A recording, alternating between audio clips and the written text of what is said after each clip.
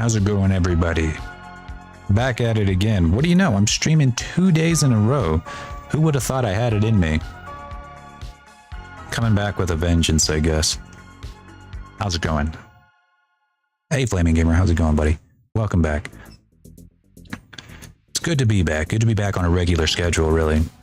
I'm always a lot more productive whenever I'm streaming. I feel like when I sit down and model, I don't get distracted by whatever other bullshit that I got going on my other monitor. I'll usually put on some kind of anime or a TV show, and next thing you know, I end up like just leaning over in my other monitor, not even looking at like what I'm working on anymore. Just like,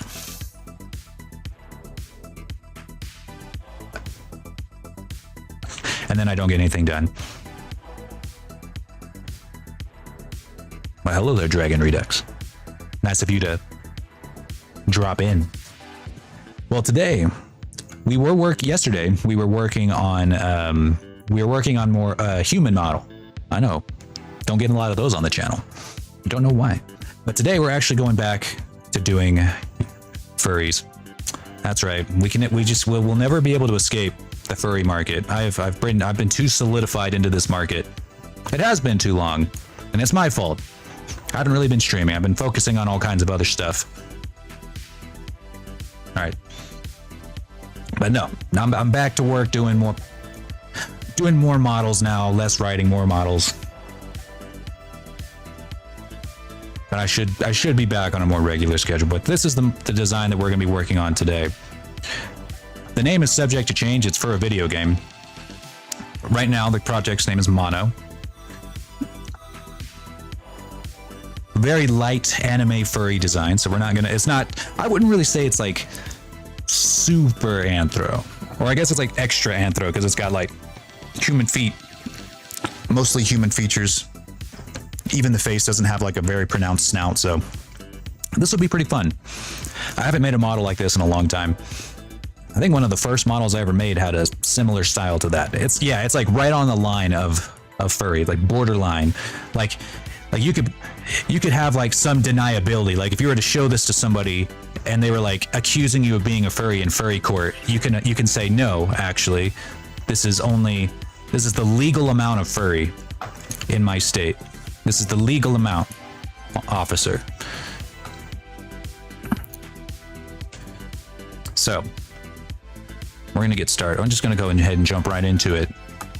So I'm gonna this is a model I made for myself. Of course it had clothes and stuff, but I just kind of took the body, and we are gonna use the body as a baseline, or as a base mesh, to make it match this, because this one's a little more muscular. I used another base mesh for the other model that I made yesterday, but it wasn't as muscular, and you didn't really get to see its arms at all. Like it was clothed pretty much head to toe, so there was no point in me, pulling out a more high density mesh for that model. But for this one, he's gonna have exposed arms, exposed abs, legs, all the way down. So I decided to use this one as a base instead. So let's start off by chopping off her head and pulling out all of her teeth. The basics. It's one of my favorite things to do to people. And we're going to kind of give it a quick sculpt. We're going to actually have,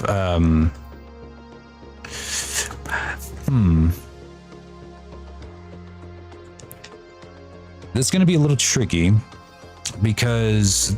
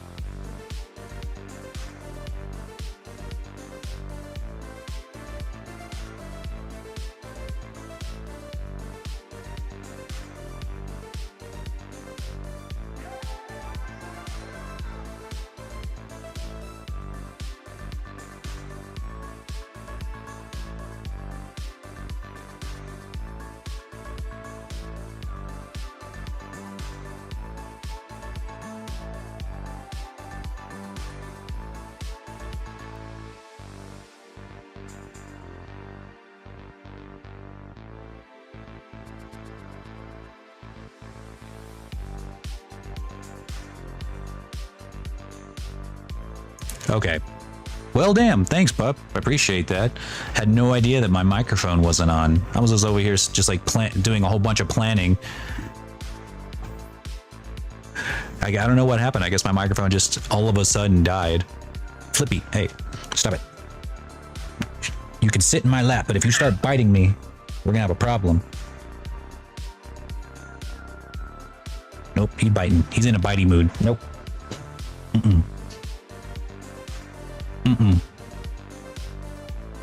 It probably is Flippy's fault.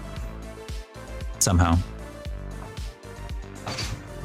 Nope, he's coming back up here. I think he wants revenge. Don't bite me. Don't bite me. Okay, all right. He's licking. He feels bad. Okay, so let's start off by sculpting the head from here. Just everything from there forward. We're gonna, and it's just gonna be like an outline. We're not gonna do like the head like in full detail. Let's throw in a mesh.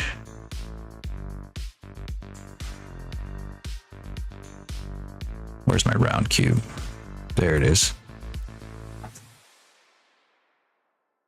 Bought a 3D printer. Well, fantastic. I'm trying to sell mine. I ended up not using it nearly as much as I thought I would. And then I found out that our local public library had the exact 3D printer that I have. And I felt really dumb.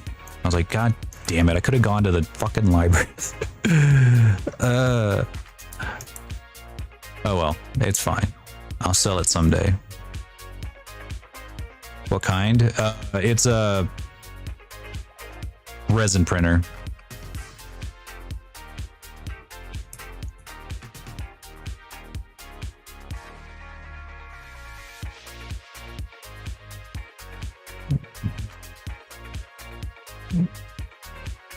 I'm trying to remember the exact brand, but I haven't looked at it in like 4 months. Like, I think the last thing I printed off of it was, oh shit, that was in November. Yeah, because I printed Nessie's birthday gift and then never touched it again.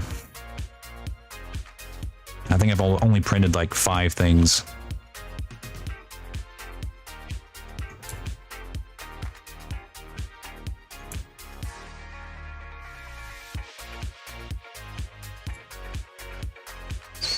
All right, we have a super high res sphere here. Let's turn it into something pretty.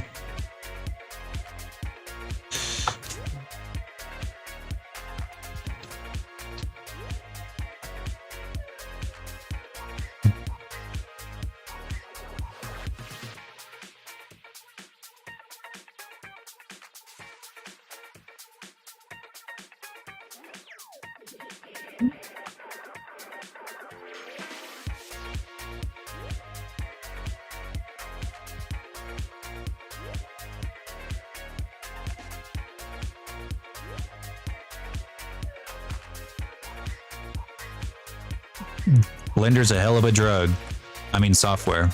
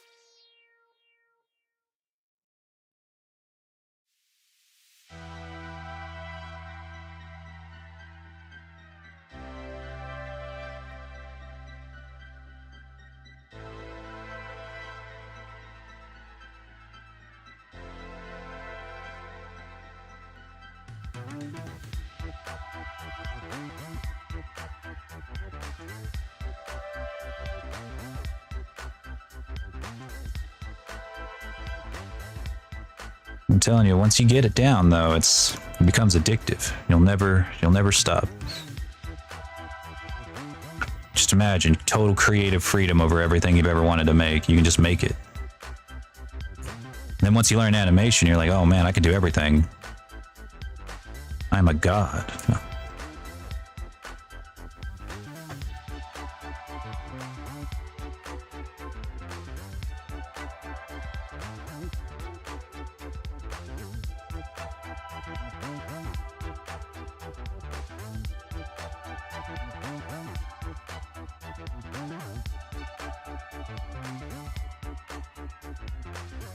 Gotta do some math.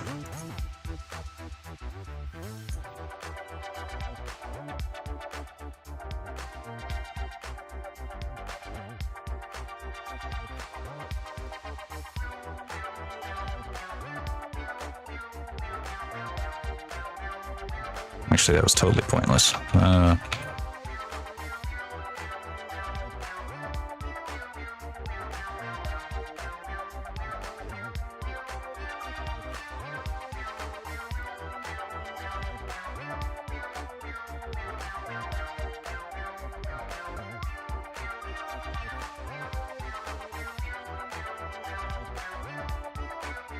There we go.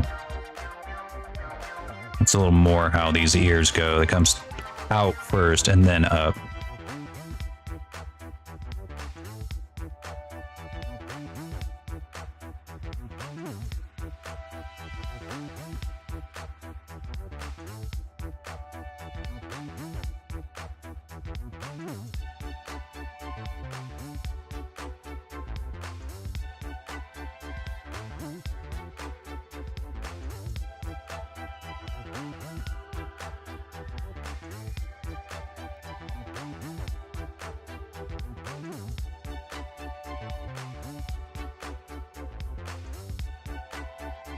Ugh, this isn't working.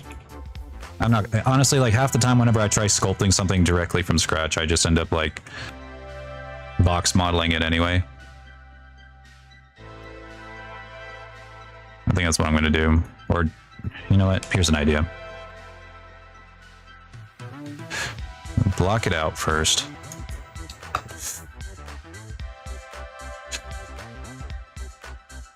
That's what we'll do.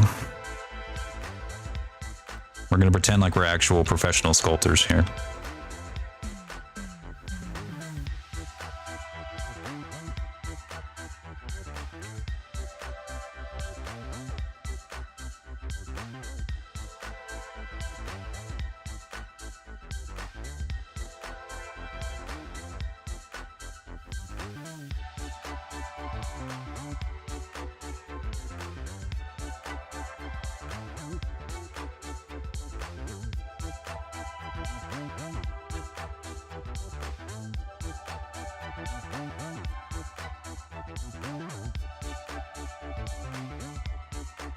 Oh, I see what you're trying to do now.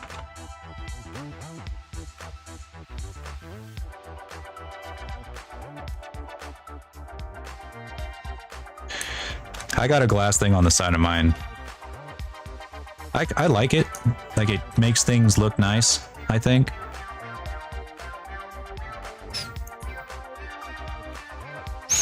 I think the big thing is like if my computer's starting to get a little dusty, I could see it. I think that's the thing I'm messing up on, is that I'm not making the head anime enough. Like, the forehead needs to be like way bigger. Anime heads are like, they're like aliens. Without their hair on, they look like aliens.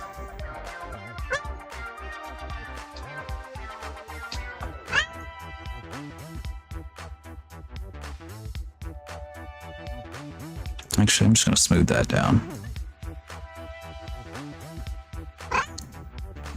Just remesh it all.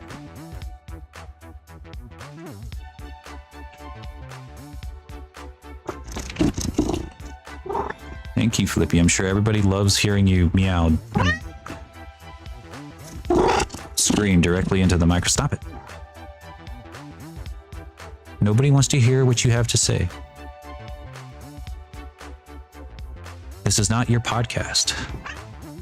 This is not the Flippy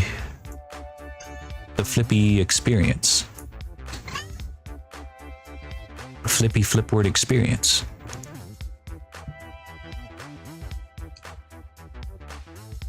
Oh yeah, I think honestly that's one of the reasons I didn't really get very much deeper into 3D printing, is because like I thought that what I wanted more than anything was a resin printer so that I could make 3D models, like actual, you know, like Warhammer models, even though I don't even play Warhammer anymore.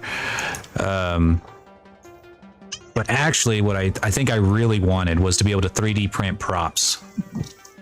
And so I should have got a fiber printer with a huge base, you know. I could have got something huge for the price that I ended up paying for my current printer. But that's what I should have done.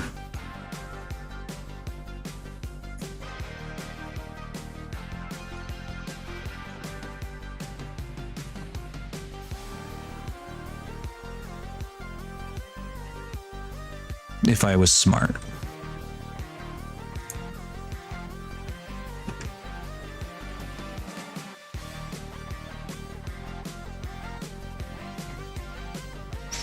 But now I'm limited to like, I think it's like 11 by 8 or something like that. And that's like, cool, I can make some really big models, you know, it's really big miniatures.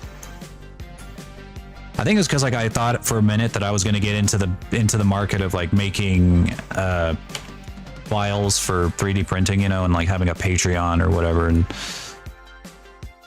selling my STL files on Patreon or something. I don't know.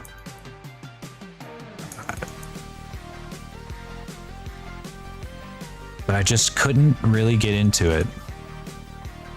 It's a strange market to get into.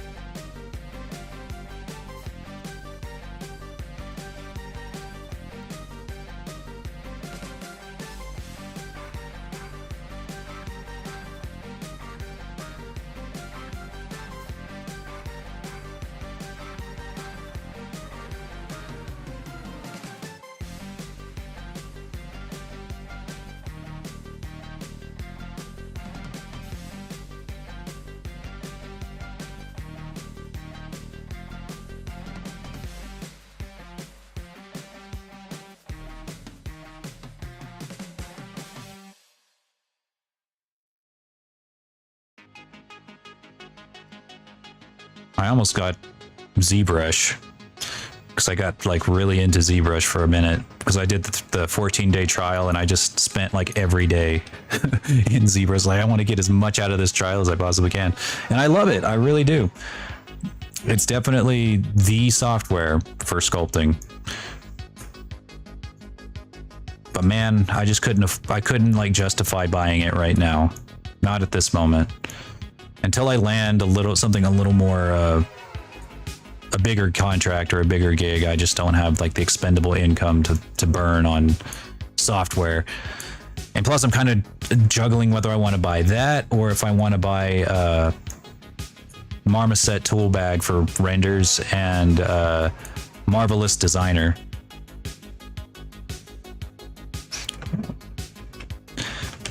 Why is everything I make throwing hands? Well, that's an easy way to answer that is because I put a little bit of myself into every model I make. So every model I make has a little bit of a extreme anger and violence deep within its mesh.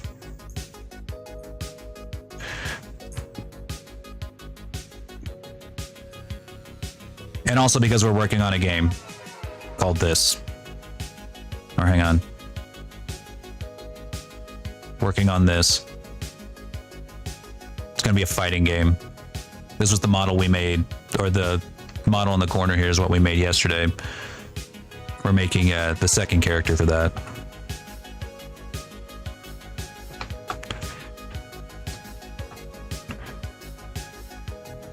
Yeah, the second I saw this project, I was super excited. I was like, oh, this seems like such a cool idea. I am so in. I am so in.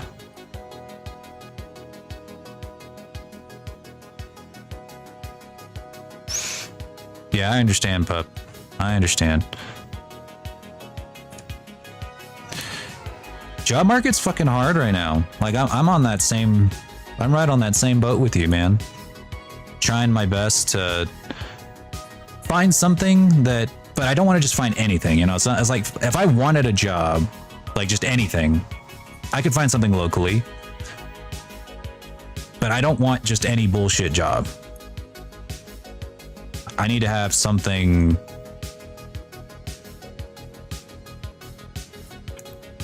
I don't know. I need something in the industry, something creative, artistic in some way.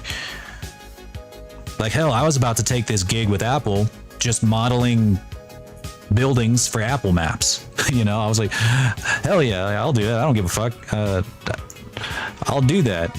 $25 an hour. That would have been fantastic. But that didn't quite work out.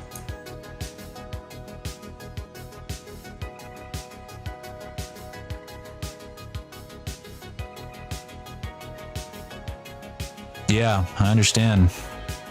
Like, freelancing's been kind to me and it's paid off most of my bills. But the only thing that I don't like about it is the uncertainty of it all. Like, sure, I make enough doing commissions. I make enough doing model edits and stuff like that, but it's not like, but it's feast or famine. Like, I might have 1 month where I'm just like rolling in cash. And then I'll have another month where I don't get anything.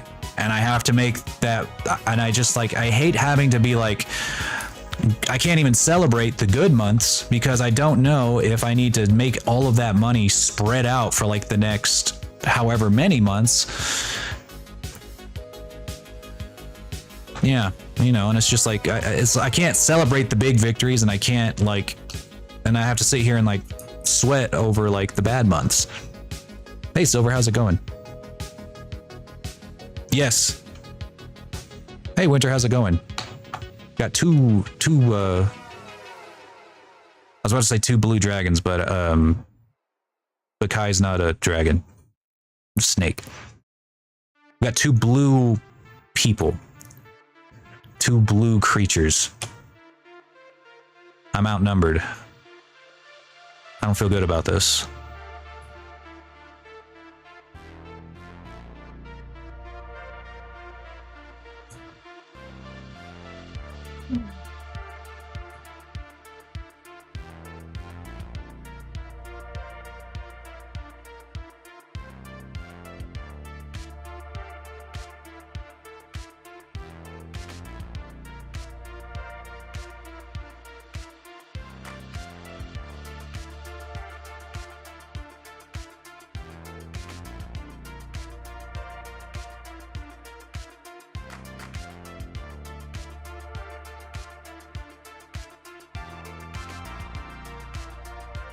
Yeah, not feeling good about this.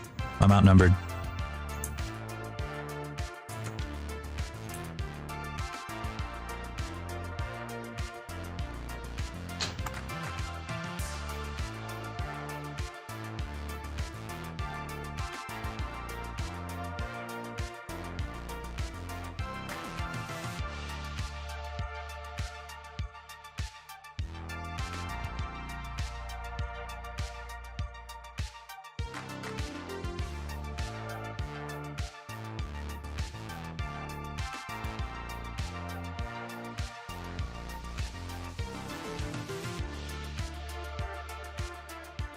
Well, if I ever get to like a really bad spot, pup, I might do that. if I got to a really bad spot, I would. I haven't got there yet. I'm just kind of job hunting right now, looking for the right thing for me. And in the meantime, I think the thing is like, that's one of the reasons I haven't really been streaming very much, is that I've been focusing so hard on portfolio work that I just kind of stopped. But I really could have just been streaming that portfolio work, honestly. And trying to find this balance between portfolio work and commissions. Hang on. Getting a call that I cannot ignore.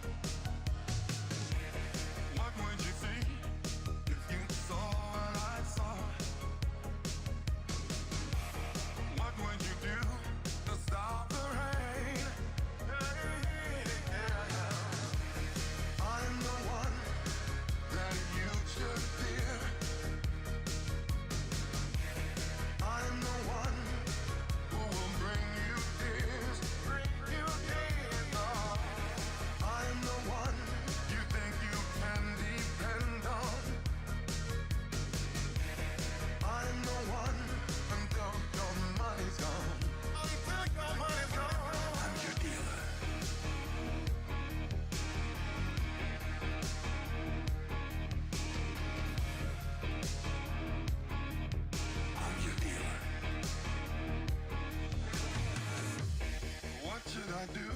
I'm not gonna lose. I fought for my life. I made my own rules. Yeah. I walk in the dark. I stand in the shadows. I'm a mystery to some and a saint to others. Oh, Lord, I'm the one that you should fear. You should fear. I'm the one who will bring you tears. Bring you tears. Oh, I'm the one you think you can depend on. All right. Sorry about that. They're planning a trip to the casino, and I'm like, hell yeah. I'm so down. Casinos are like my second home. But I'm not a gambling addict. I'm not.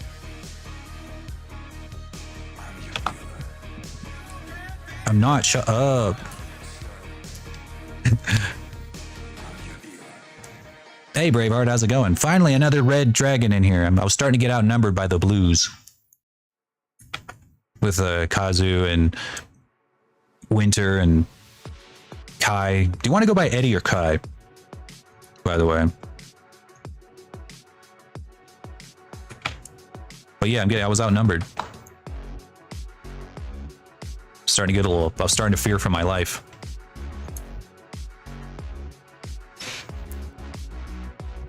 But these blues, you just never know.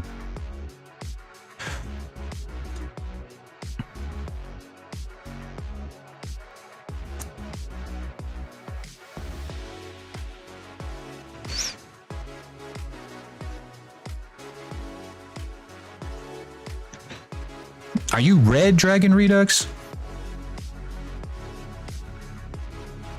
I only know their colors because I made their models.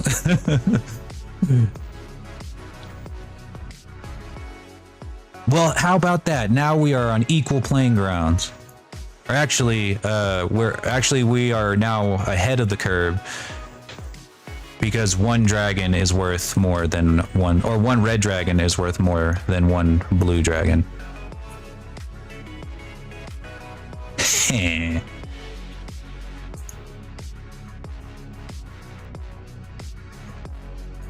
Red dragon superiority.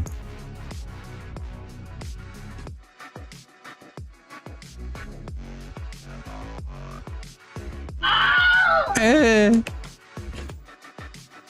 regret nothing.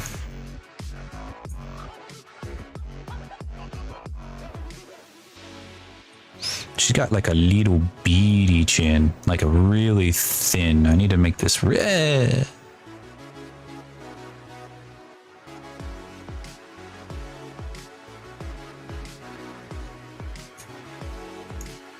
Half blues? Then you're a race trader. Abomination. Just kidding. Kidding, not kidding.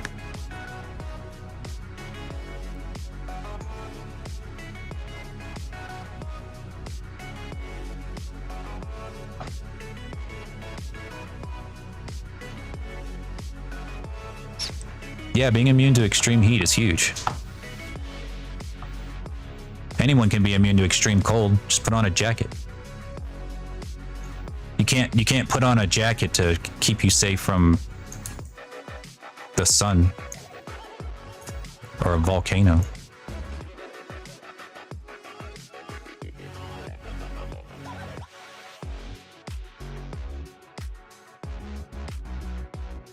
Nuh-uh.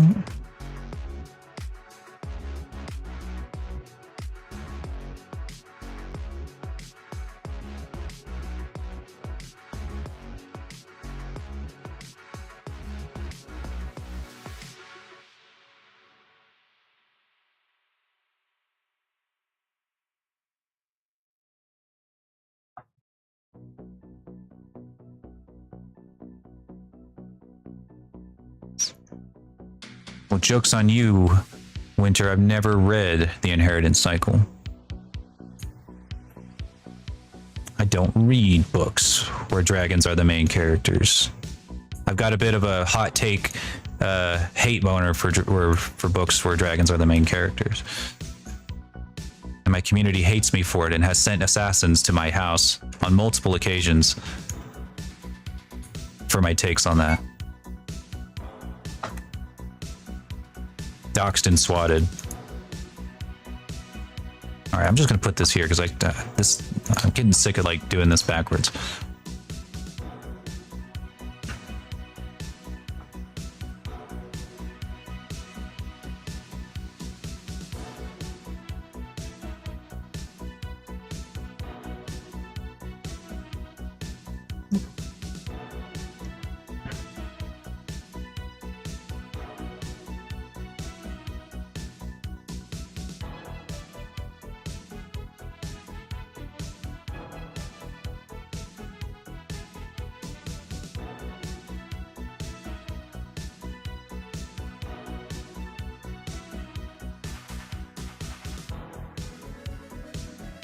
Need to know? Oh, well, do I have a story for you?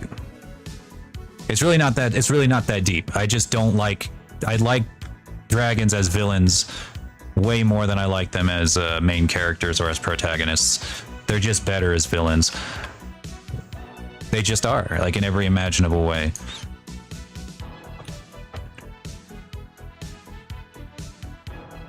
And I've heard people make this argument over and over again that like, actually, no, it's stereotypical that, you know, dragons are always the villain. And I'm like, where do we see this?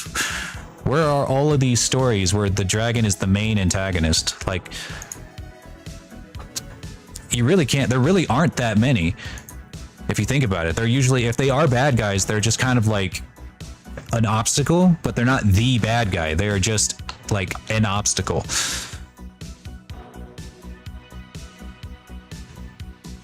I want more Dragon's Dogmas. I want more where like the dragon is unapologetically evil. And I mean like literally unapologetically evil, not this like Maleficent bullshit where it's like, or like Damsel. That's like one of the main reasons I even brought up this hot take the other day, because like I watched Damsel on Netflix the other day and it pissed me off that like in the end it turns out, I don't care if it's spoilers for a Netflix movie, if you can even spoil such a thing. Dragon wasn't all what like was justified in what it did, and you know whatever, and I'm like I don't care about that. You know, I want a dragon who's like unapologetically evil and a force of destruction, and you know that's just more interesting. I don't want a movie or a show where like, oh, the super mega giga powerful super dragon is actually the good guy and the bad guy is, I don't know, a human? Like, what can a human do against, you know, a giga dragon, you know?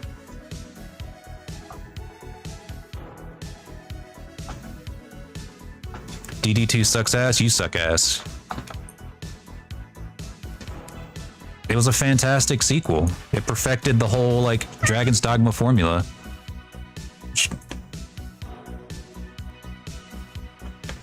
It's probably my favorite game of all time.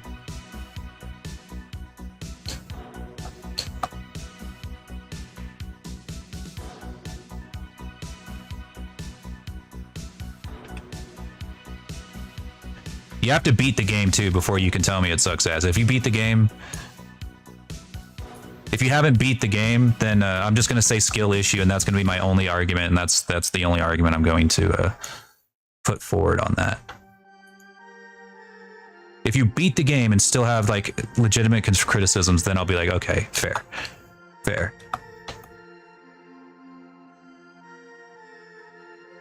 Oh, DD2 Dragon. Oh, okay. Now, okay. I thought you just said like Dragon's Dogma as a whole. I can't read because the chat is really small. Like his design sucks, his story sucks. Because I kind of like everything about Grigori. I based my entire model as it is right now, like originally off of Grigori.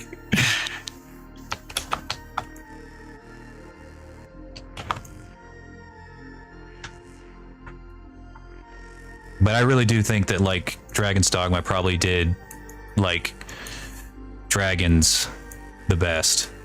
Dragons as like an allegory, or dragons as a source of destruction, an apocalyptic force, you know, like a hurricane almost.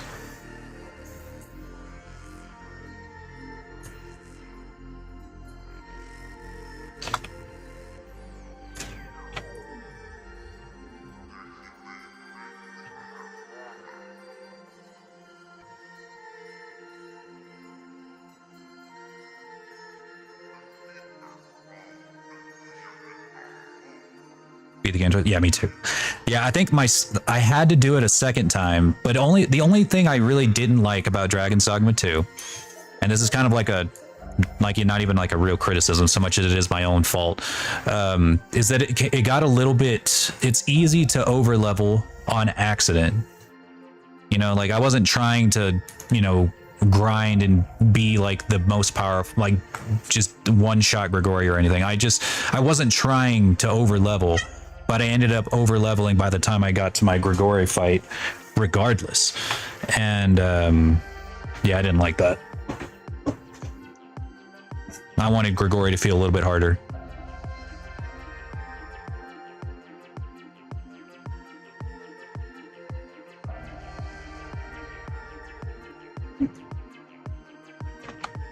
I will say the Grigori fight in Dragon's Dogma 1 is just head and shoulders better than the one we got in 2. Because like in the first one, it was like a whole thing, you know, he chases you through the castle, you know, the castle's coming down around you, you can't fight him here because, you know, the roof's coming down, so you have to kind of like run away for a second, and then you jump on his back and he flies you around for a little while, and then you end up in the final arena. Thought that was pretty good. But I do think that he was maybe a little too big, or I think they needed to adjust. They needed to adjust his fighting style, because it was pretty much exactly the same as the first one. And the thing was, is it works in the first one because climbing on monsters was like if you climbed on them, you couldn't always fight them exactly as well as you could on the ground, unless you were like a strider or an assassin or like a class that was made for that. But now it was like you can climb on anything. You don't even have to use stamina to stay on something's back anymore. You can just, you know, let go of the grab button and walk on them. And Grigori was big enough that you could do that. You know, you could just, he's so big that you could walk on him pretty reliably without falling off. And that wasn't great. Like that really wasn't super good. They needed to adjust his fight entirely in order to compensate for that. And I guess they just didn't think they needed to. I don't know. Hence why like the Drakes are so much harder, because they're smaller.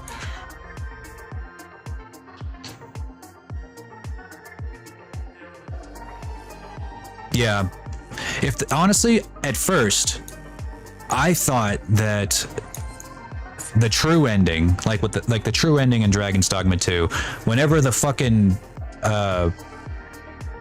the dragon, like the true dragon comes out, I thought for a second that like, oh, okay, I get it now. This was a warm-up for the real dragon fight. And I almost shit myself because I thought, oh, here we go. Now we're talking. Here we go. But then that was just more of like more of a cutscene than an actual fight. So yeah, I won't fight you on that one. Yeah, that's a legitimate criticism. Yeah.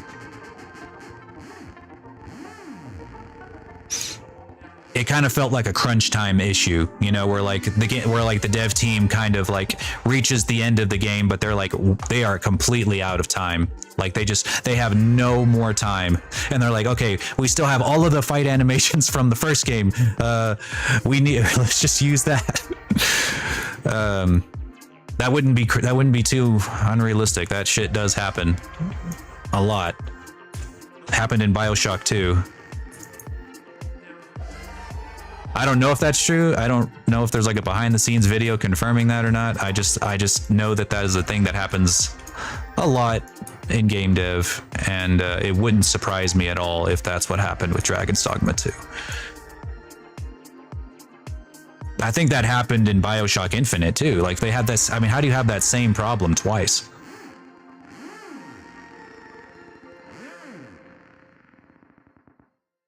They made Monster Hunter. Well, it's the thing is like, yeah, it's Capcom, but it's not the exact same like dev team that also made Monster Hunter. Even though it's under the Capcom label and under the Capcom IP, the studios that they outsource to aren't all exactly the same. Like the artist who made Grigori probably has never even met the artist who made, I don't know, the Rathalos or something. Welcome back, Vortex. Hang on, I'm going to switch out of Restream Chat, because Restream Chat for some reason like makes all of your names like dark blue and then puts them on a dark blue background, so I can't read anybody's names. I have to like squint. But Twitch Chat, there we go. Now I can read people's names. Now you are all different people and not all the same person. And it's not like you can even pick your color there. Like it picks the color for you. Yay, I can read now. Fantastic.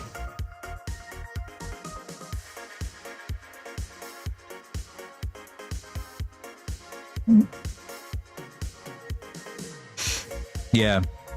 I have no idea how that fight would have even gone. Like, honestly, Grigori was like, I don't even know. I think Grigori is like as big as like the biggest thing you can realistically fight in Monster Hunter.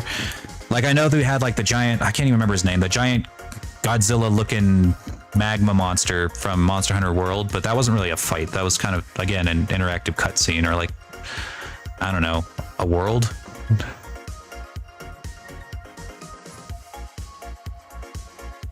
I can't think of another time in Monster Hunter where you got to fight like a real titan, you know, like an actual huge thing. Yes, there was still more to do. I do think they could have done better with that. Yeah, I won't fight you on that one. I will not fight you on that one. I'm trying to think what else.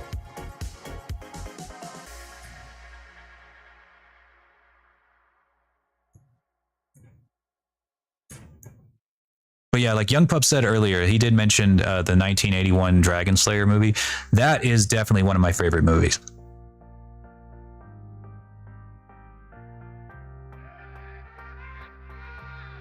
Yeah, I won't fight you on it because I agree with you. Like, I mean, I'm totally on board with that. Like, yeah, that could have been better. And maybe it will get better. Who knows? I mean, if at this point, I don't know what to think anymore, because like, I hated the final boss in Sonic Frontiers, and I thought, oh, this game would have been perfect if only the final boss was better. And then, not but like, I don't know, a year later, out of nowhere, they're like, yeah, here's a DLC where we completely replaced the final boss that everybody hated. And I'm like, oh, well, thanks. Oh, cool. I had no hopes of you guys ever doing that, but thanks. Cool. So I don't know what to think anymore. I don't know what's possible anymore. The game dev industry is completely different now. Like, you can just tell if enough people are like, hey, this ending really fucking sucked. Maybe they'll, I don't know, decide to do one good thing and give us a free DLC, by the way, that completely fixes the final boss fight. I don't know. Or like whenever we get Dragon's Dogma 2 Dark Arisen or something, I don't know, and then the game is just instantly better than it ever was.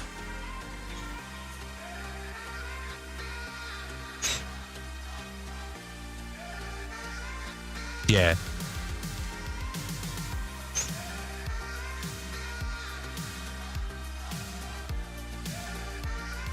Do another release? I mean, I don't know. They might. It wouldn't. I mean, if Skyrim can do it 17 times, I think we can give Dragon's Dogma the allowance to do it one time. They get one. You get one special edition. That's it. If you get anything more than that, if a game ever gets more than one special edition, I hate them. I hate them, and I hope that their studio burns down with nobody in it.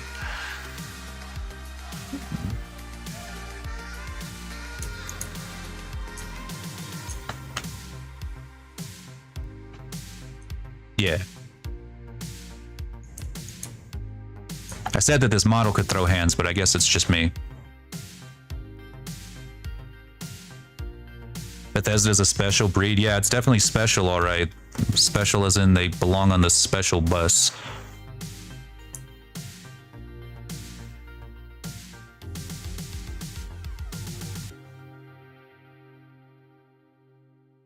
I hate Bethesda so much. If they didn't make, or if they didn't, I hate to give them credit saying as like Bethesda made Doom Eternal when it was actually the artists who made Doom Eternal.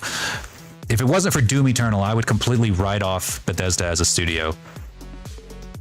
Just completely, like entirely.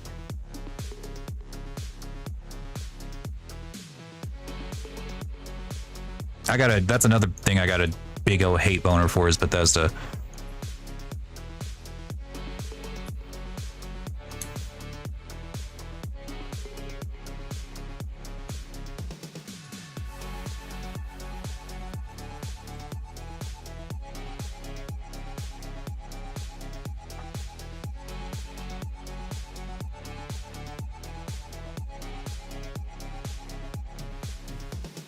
But it's fine. It's not like we're ever going to get a Elder Scrolls 6. We're just going to get another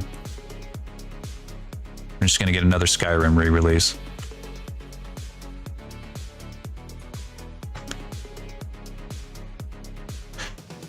Yeah, true. ZeniMax.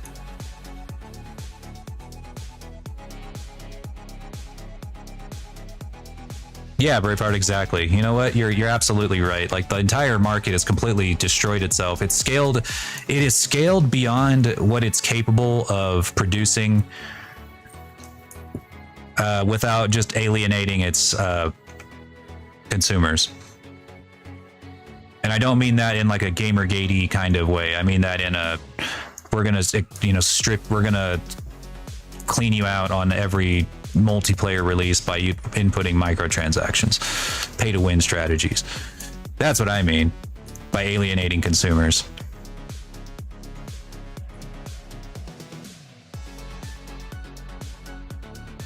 And Bethesda just straight up puts out broken games, just like entirely broken. People are like, no, it's not broken. They just give you so much freedom that of course it'll be broken. You can't have a game like that with that much freedom without bugs. Like, oh yeah, Cyberpunk. Was it buggy in release? Yes, but it's not buggy right now, is it? It's not buggy right now, is it? No, it's not. It's about as buggy as you would expect, but like nothing crazy, nothing more than any regular video game.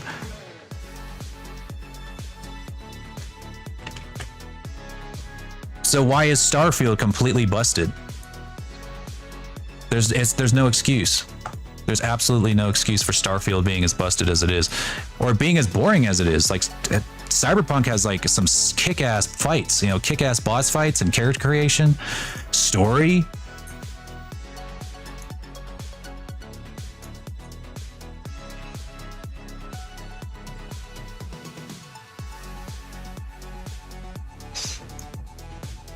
Well, they release it because they know people are going to buy it anyway. Like they think they're untouchable and that they can just do whatever they want.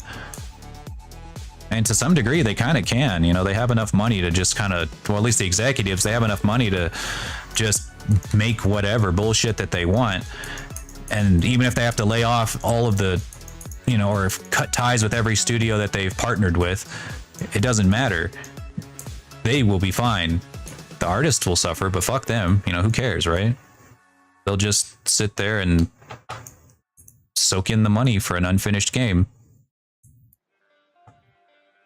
Oh yeah, Cyberpunk is fucking excellent now. It was busted at launch. I will not argue that it was busted at launch, but at least if you played it on PC, that's for sure. If you played it on console, you probably did okay. But yeah, now it's good everywhere.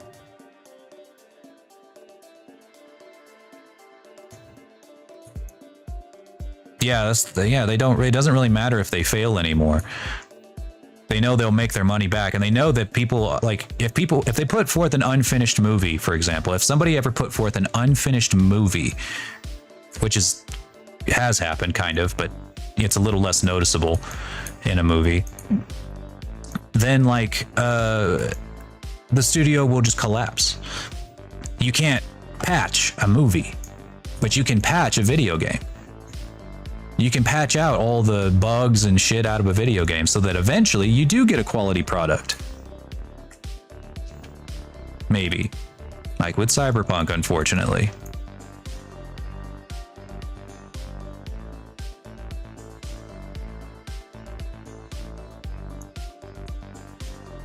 But we don't get that. So the video game industry is kind of busted right now. And it probably will be, at least the AAA industry is going to be busted forever. However, the indie market is booming. Oh my God, is it booming? Fucking Helldivers coming out here and just like making gold. I never played it, but I know that they're making a lot of money. Pal World coming out here making a lot of money. Say what you want about Pal World. I don't play it, but I don't like games like that. But good for them. I'm still happy for them. Slay King. Slay. Go out there, get your money. What else? I'm trying to think of another big indie success off the top of my head.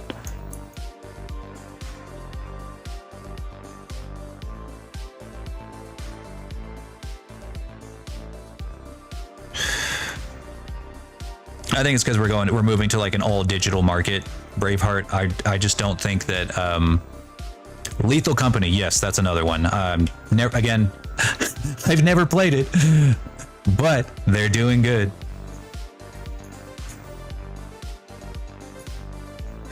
They're doing pretty good. Hey, Toe Muncher, how's it going? But yeah, now we're in a totally digital market where all games are, well, digital. You know, there's no...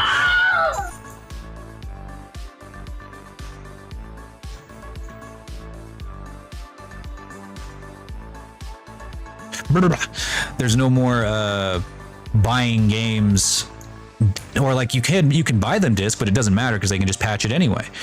It's not like everything is connected to the internet, which really sucks if you don't have internet and you buy a single player game and it's busted. You can't patch it in. Like you can't get the patch that fixes it. So anyone who's buying Cyberpunk or who bought it at launch and has no access to internet is now stuck with a busted ass game and will never be able to get it fixed.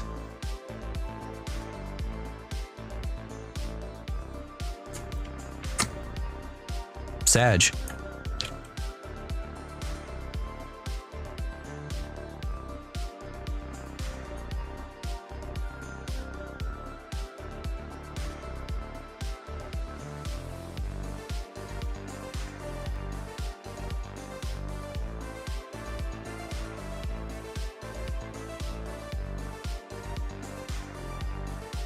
No, yeah, that's never going to happen. Like the only reason that the indie market is booming as much as it is right now is because they are able to go entirely digital.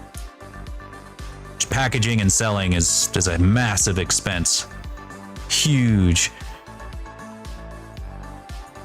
And if you're not just like guaranteed that the game is going to be a banger, then like you could be out a shitload of money just to package and sell the thing. Because that one you have to have a distributor. You can't distribute your own shit. You could try, but I really don't think it's going to work out. She looks very upset.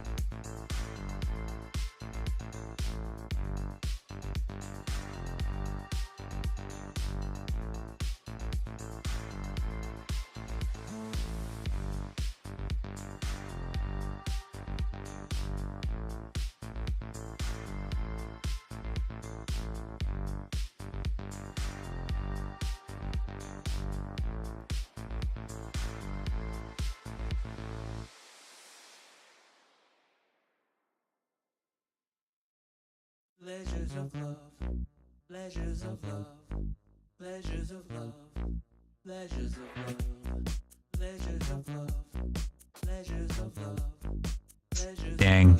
Yeah. Yeah, maybe sometime Toe Muncher. I haven't really been on my VR set in a while. well, I guess I've been kind of using it for exercise and stuff, but I haven't really. I think the last time I was even in VR was testing out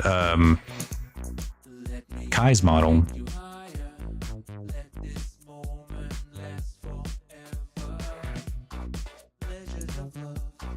Pleasures of love. Pleasures of love. Pleasures of love. Pleasures of love. Pleasures of love. Show me the pleasures of love. Just let me hold and touch. I want to caress and excite you. I know how to please you. Just let me hold and touch. I want to caress and excite you. I know how to please you. Just let me show me the pleasures of love. Show me the pleasures of love. Oh yeah, the Dragon Braid. Damn, that was a long time ago. Show me the pleasures of love. Figured you'd be in Neos or something. Or the new Neos, I guess. Not whatever they're, I guess. I know they got kind of replaced or something.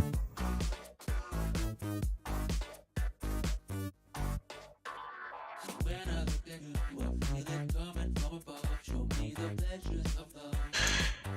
Yeah, there was a lot of quality testing back then, pup, for sure. Not no more though. Show me the pleasures of love. That's why game testing was a career back then. Like, it was a legitimate career to be a game tester. Show me the pleasures of love. Because you had a very important job to do. You know, you had to make sure that like these games were ready for market. You know, you couldn't just, you weren't just there to fuck around and play video games. You were there to actually work and like make sure that this game can be sold or is ready to be sold. But now they can just patch it. Fuck it, you know?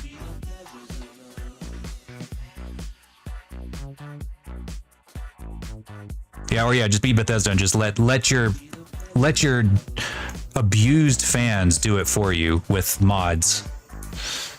And then like just be like, yeah, look guys, we've fostered a, look at us, we're so cool. We've fostered a beautiful modding community, and call it a modding community like it's a good thing.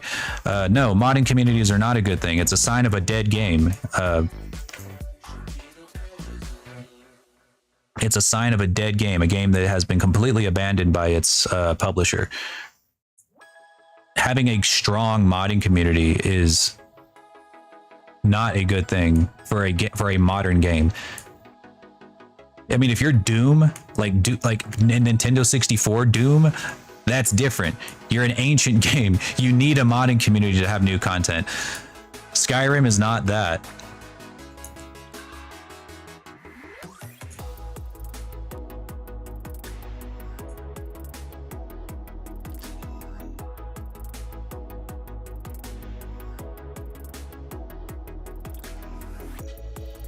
Sheesh.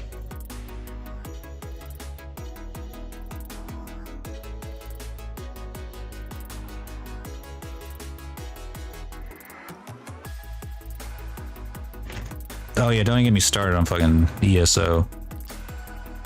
I think honestly, the fact that ESO succeeded, unfortunately, is why we will never get an Elder Scrolls 6.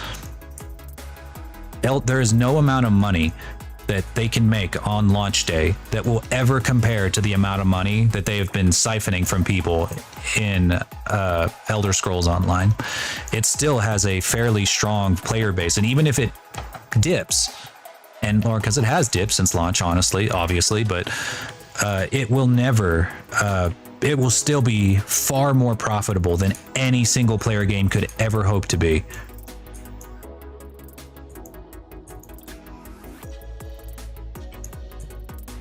And that is a very unfortunate truth. I don't know why I'm going to such detail on this eye. I'm not going to use, this is not a usable model. I'm just going to retopologize it anyway.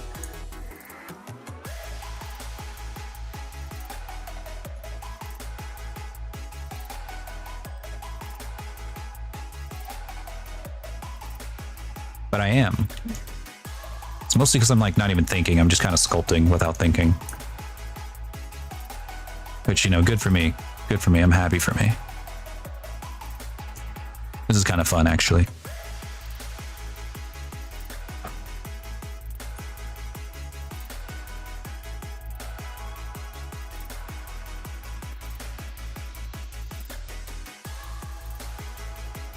I'm not sad. Good riddance. You know, just let the franchise die. Let people move on to better games. Let it die. Just like the guy in Godzilla was like, "Let them fight." I'm more like, "Let them die."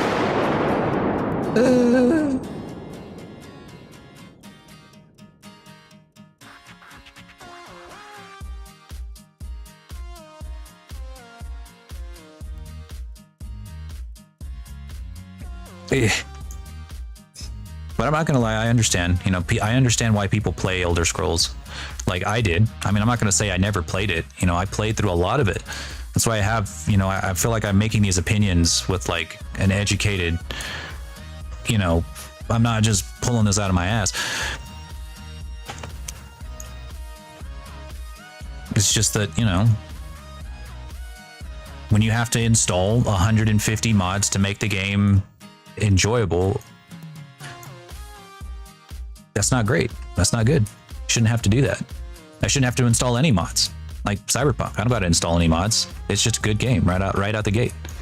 Well, not right out the gate, but you know what I mean. I don't have to install mods. I can just boot up my PlayStation 4, 5, and be fairly certain that I'm going to have a good time playing this game because the mechanics are just good.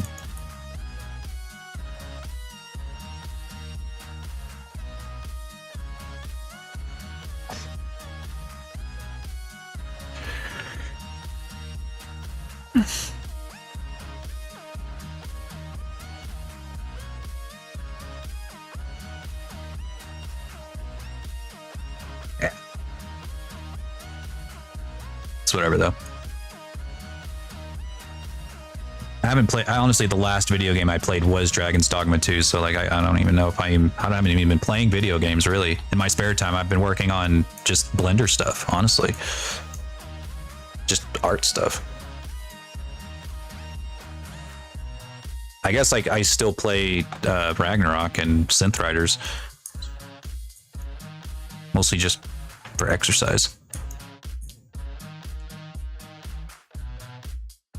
But yeah, I think I'm kind of done. I don't think there's really anything else that I'm excited for. Dragon's Dogma 2 was like the last game that I ever like. I don't know, the last game I was really looking forward to. I can't really think of anything else right now that I'm like just super excited about.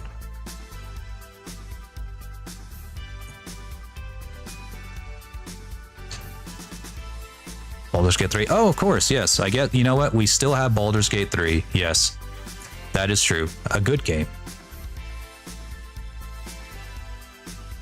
that has no problems. Unironically, it's just so good.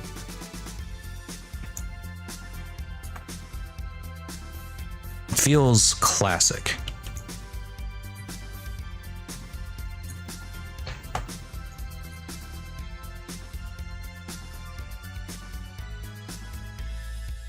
You need to. It was Game of the Year for a reason. It deserves it.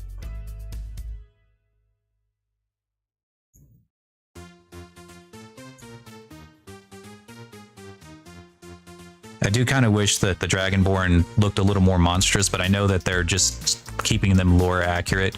I know Dragonborn don't even have tails in the lore. But still, I liked the lizards from Divinity Original Sin a little bit better,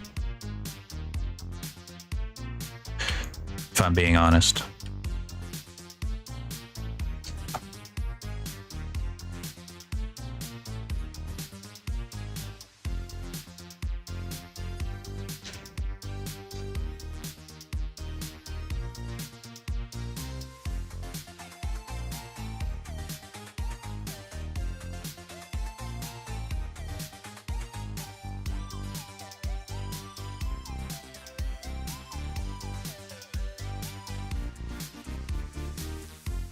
I don't really know exactly what it is that's bothering me about this. I think it's just that the eyes are not big enough.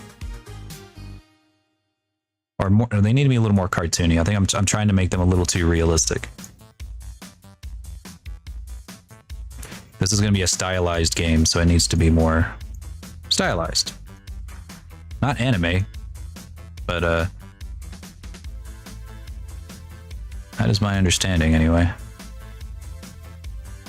Yeah, there we go. Oh, yeah. Oh, yeah. It's coming together.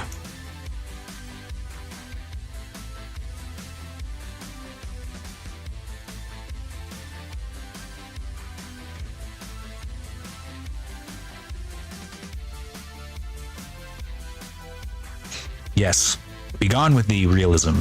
That is my thing.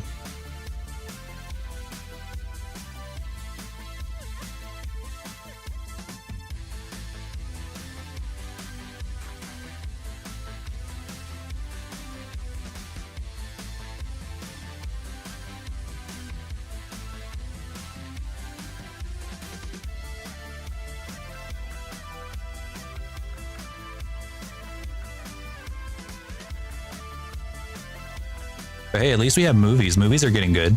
Yeah. Those are still getting pretty good. The last several movies I went to go see in theaters were actually really good. Dune, fucking good. Godzilla X Kong, yeah, it was alright. It was pretty good. Not the best of the series, but it was still pretty good.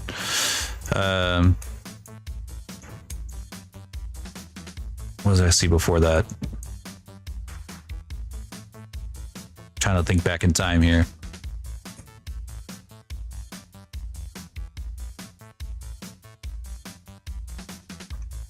What'd you complete, Braveheart?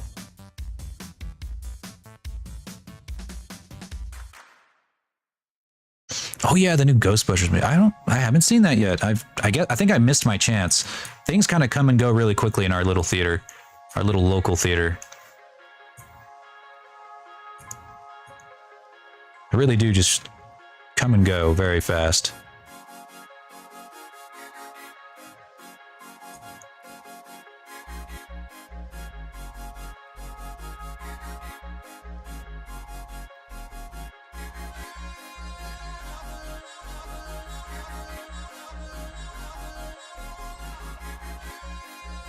A certified computer scientist. Hell yeah, brother. I really wish that I stuck it out. Congratulations. Fucking congratulations, seriously.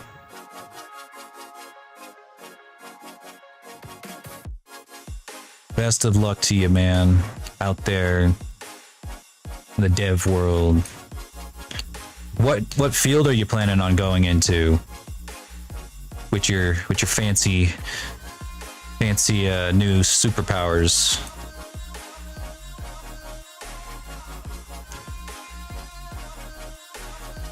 Operating systems. I don't even remember what class it was that really just knocked my ass out of the whole major. I don't remember what the exact title of it was, but it was I went through like a panic mode scenario where like the class probably was, I probably would have done fine if I had just not panicked and stuck it out. But it had something to do with like how, like the more inner workings of hardware. When it came to coding, I had no problems. Like coding, like I understood programming and coding. I don't know, it just kind of came to me. I did not have a problem with that. But the second we started getting into like hardware specific stuff, it seemed like everyone else in my class was just so far ahead of me. I knew nothing. I'd never built a PC before. I never done anything with hardware. I've only by that point in my life, I had only ever coded. So I don't know. Something about that just made me go into panic mode. And instead of being smart and talking to my professor and getting some help like a smart person, I went to a career counselor who happened to be in another major, and they convinced me to drop that major and join their major. And that was the biggest dumb fucking mistake of my life.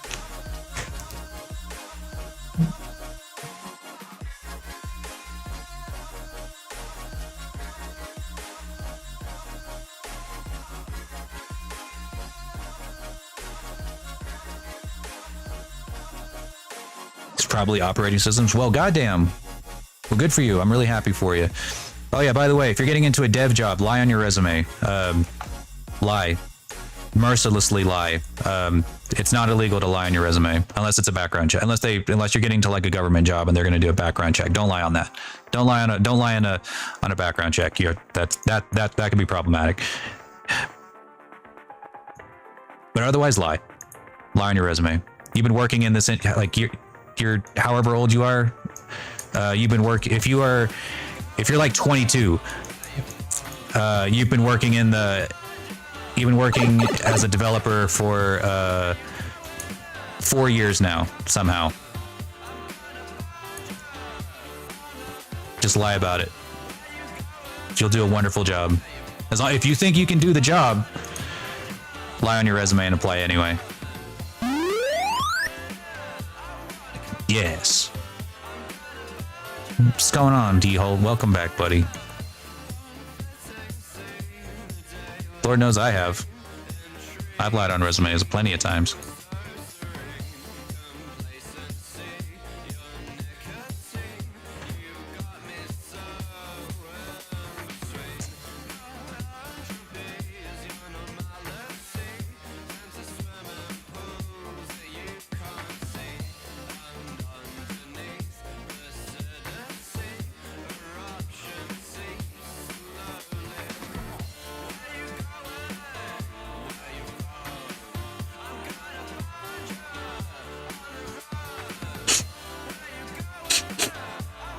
You guys smell that?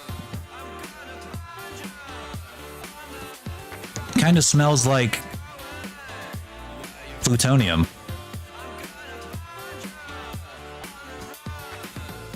Weird.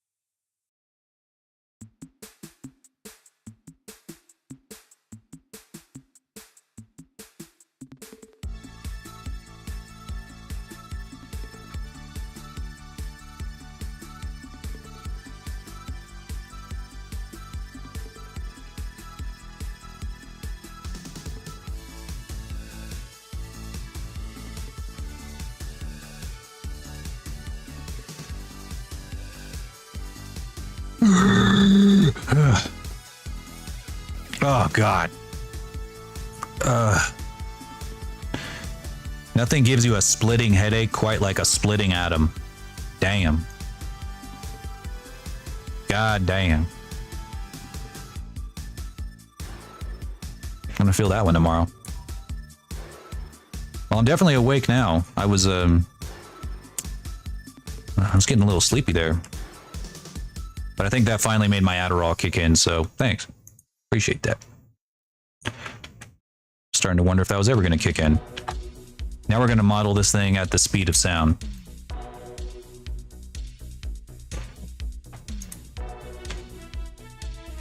Actually, hang on a second. This will be helpful.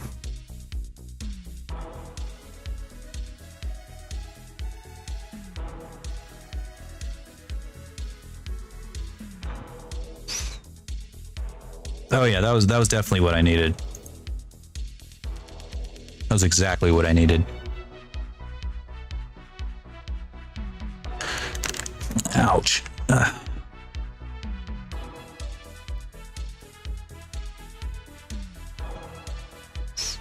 Don't worry, I downloaded all of my books to the cloud.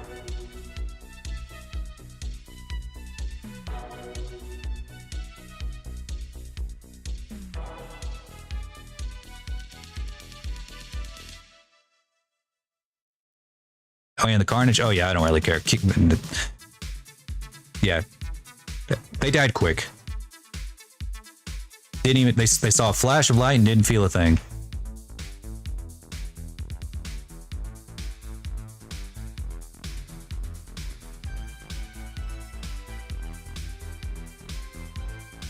If the cloud still exists?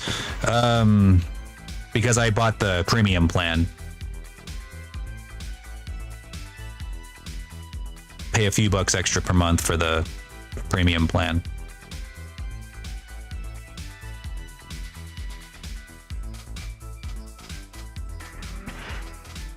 What was I doing? Oh yeah, I needed my eyes, my procedural eyes. That'll make this a little bit more, look a little more complete.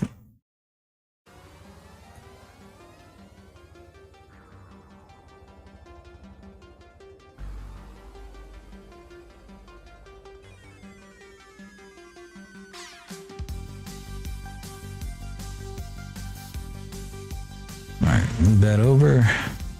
This is the one I need.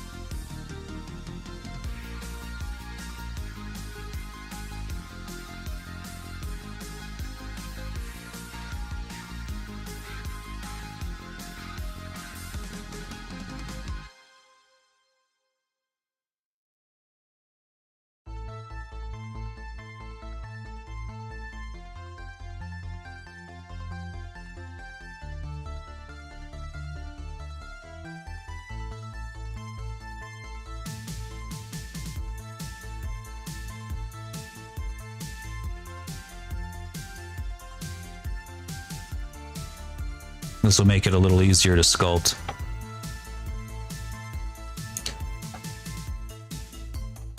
Especially if I can like see the actual eyes.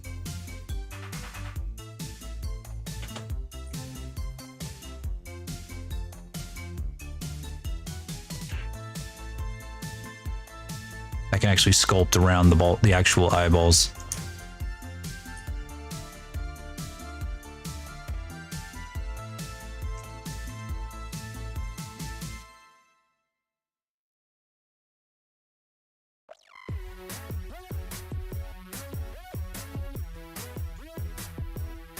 Are you planning to get into game dev with your programming degree, Braveheart?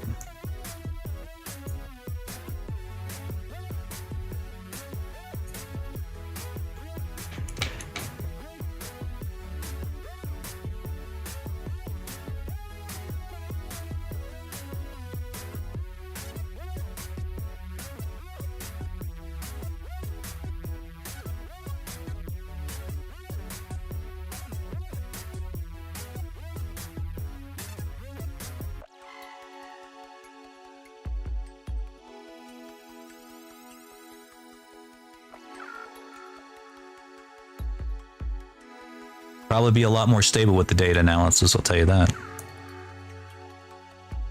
Game dev is rough industry, rough and tumble. They're always looking for new programmers, but not too new. Technical artists count too.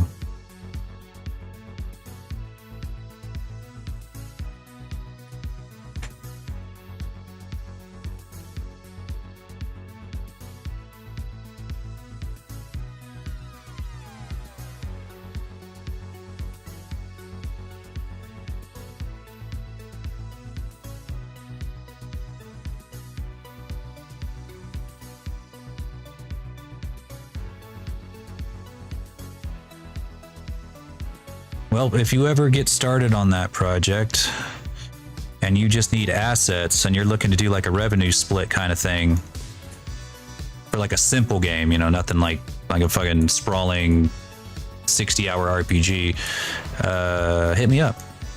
That's kind of what I'm doing with this Magical Girl for Hire project. You know, we're just, you know, found this guy would put up a little ad on Polycount saying he needs a character artist for a revenue split deal. So no money up front, but it's all going to be revenue split. Sometimes you can find people that are just excited about being a part of a game dev team, even if just to be, you know, and they're excited about the project, and even if the money's not super great, you know, it's fun to have something on your portfolio that's a complete game. Something playable on Steam is fantastic for people's portfolios.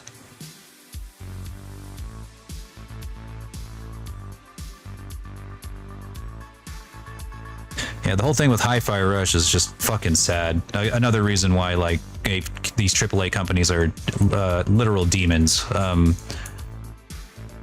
Actual demons. Game can be fantastic, well received. Doesn't matter though, because it's not profitable year by year.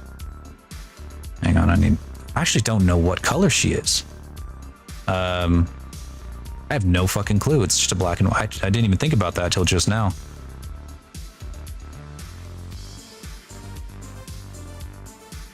Just gonna do this so I can actually see the shading.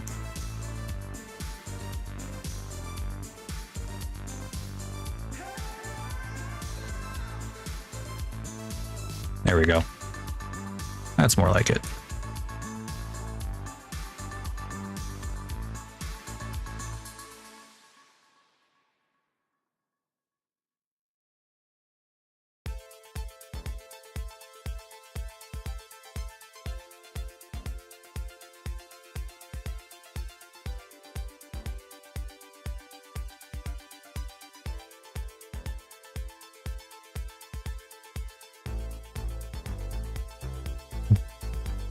There you go. Now that I can actually see the shading, I can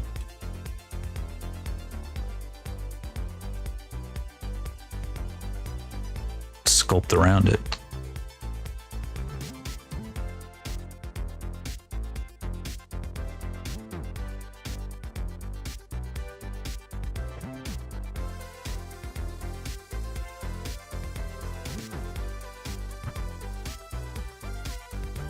Yeah. A lot of these indie publishers really, you know, like it's kind of the reason they form is because they got laid off. So they all kind of partner up together and say, fuck it, we'll just make our own game. There's really nothing stopping us, especially if we, you know, get a good Kickstarter. It's more accessible than ever to be a game developer. And it's even more accessible when you have a team full of people who already know the industry, who you've worked with in the past, who happen to have also been laid off just like you did.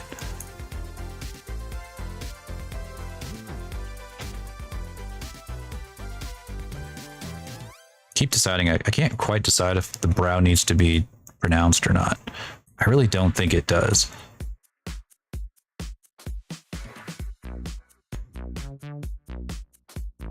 Because it is a girl, so they really shouldn't have strong features.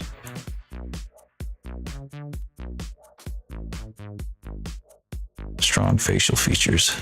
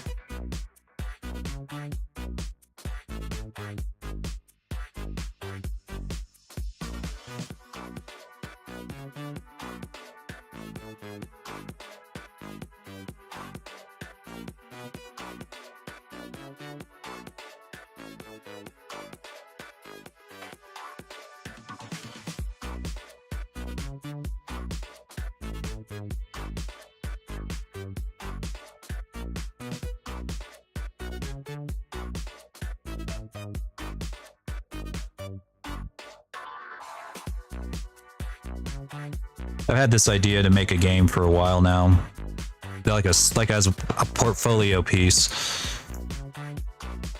just like a simple on the rails or on rails shooter, kind of like Star Fox on 64, where you're playing as a dragon, trying to reconquer the world after you've been imprisoned for like 3,000 years, but the world's different now. The world's not just a medieval world anymore. It's embraced technology, so you're fighting planes and tanks and rope mechs and shit. Dragon Fox 64, yeah. Hell, if I had a good team, like an actual programming team to set it up, I'd make all the assets for it. I'd split the revenue. I do like a revenue split in a heartbeat for that. Make it. I wouldn't even take like a majority cut. I would just I'd split it evenly, like a worker co-op, because I'm based like that. I'm based in worker co-op pilled like that.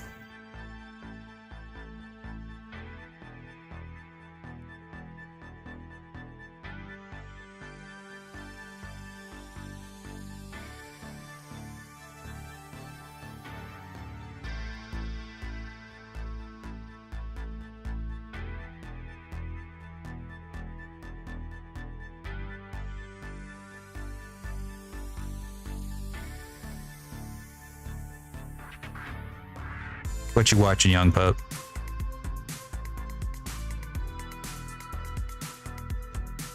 Yeah, I had this idea that like the dragon wants to use, he thinks he can conquer the world on his own because that's what he used to do. It was just a medieval world. There was nothing that could stop him, But now he's in a modern world with technology that can't just be, it won't just roll over for him anymore. He actually has to try. And like the descendants of his old cultists are still there today, and they're trying to help him out by getting him to upgrade. It's time to upgrade. You can't just rely on magic anymore. You need to fucking upgrade. So the dragon starts adding synth parts, upgrades, guns, metal armor, so that he can go into space and shit. So he starts to look less and less like a old-fashioned dragon and more like a robot, I guess.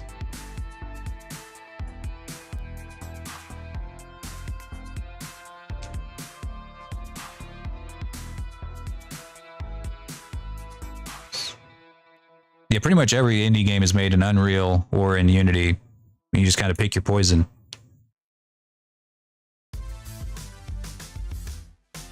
That's one hell of an anime name.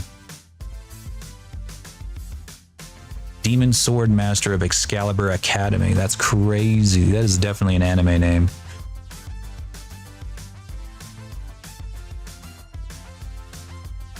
It has a dub, so I might actually watch it. I am a dub enthusiast. Hey Cal, how's it going?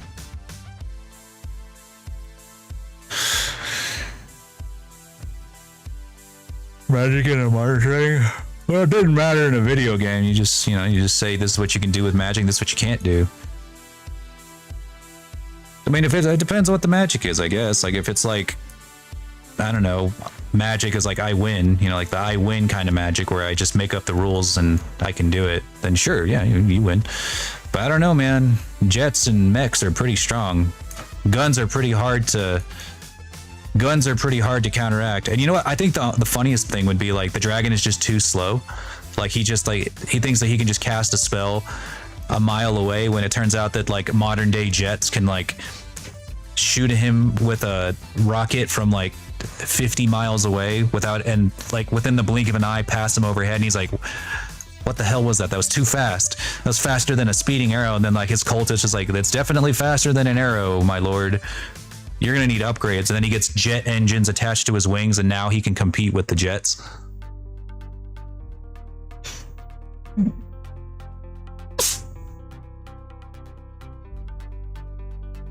I don't know, Braveheart. I've had this hot take for a while, but I really don't think that dragons in 3.5 or like in D&D would really stand a chance against the modern US military.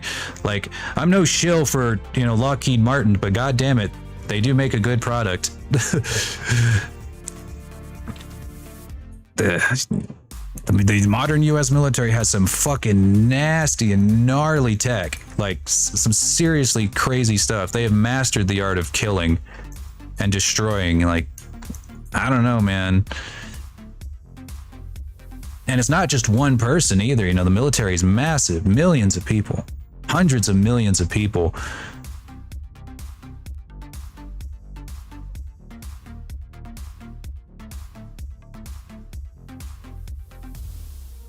Oh, that's so much more than that. Like, I'm not even gonna talk. I'm not gonna go into like D&D mechanics because it doesn't matter. Like, we're not talking about a D&D game. We're talking about like in a real life scenario. Explosions are not like the fireball of a nuke is not anywhere near what like is not even close to the damage and impact that a nuke creates. You know, it's an evisceration. It's a ripping apart. It's an atomization of things. If anything, it's like disintegrate.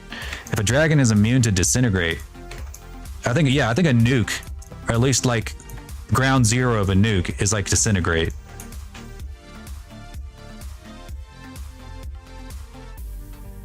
If they have like specific, like even if you wanted to use like video, like D&D mechanics, and because we're doing, I don't know, doing like we're giving the U.S. military, the modern U.S. military, like stats somehow, I would still say that like the nuke is disintegrate, and then the fireball is just happens to also be there. I guess it's the natural aftermath of what happens whenever you when you disintegrate on a mass scale. And even if they don't drop the nuke, like even if they don't take the literal nuclear option against the dragon, modern jets are absurdly powerful, like to a point where it's boring. Like seriously, to a point where it's boring. The only reason that Godzilla and Ghidorah can contend with them is because they're nuke proof, because they're so unbelievably durable that they can't. That doesn't matter how fast they are. Jets just can't compete.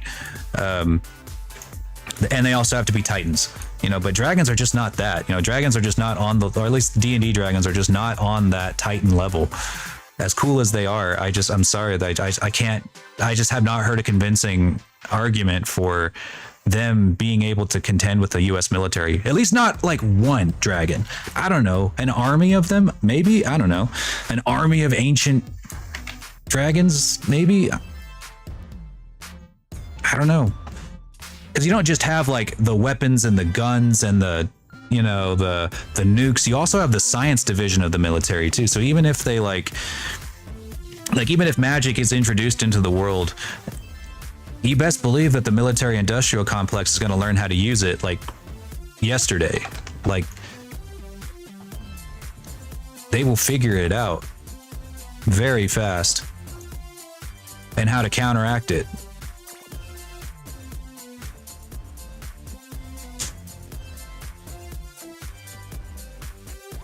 Rain of Fire? Yeah, I remember Rain of Fire. I didn't really like it that much. It was an alright. It was an okay movie.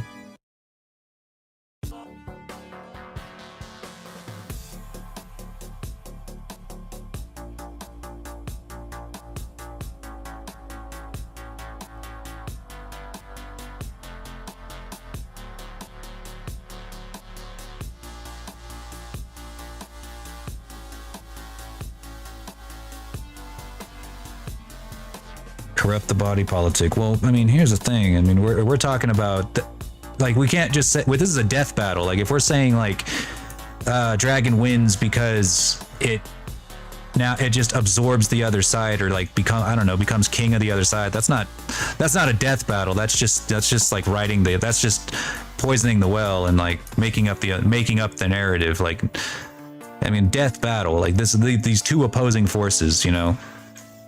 Compromise or manipulation is not a death battle thing. That's a story writing thing. You can write that story if you want to, but that's not a death battle.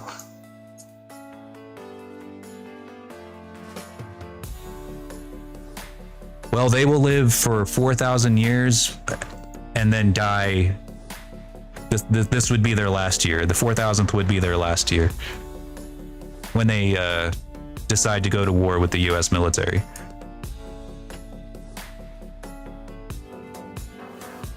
I know it's not the fun answer, it's the boring answer, but damn it.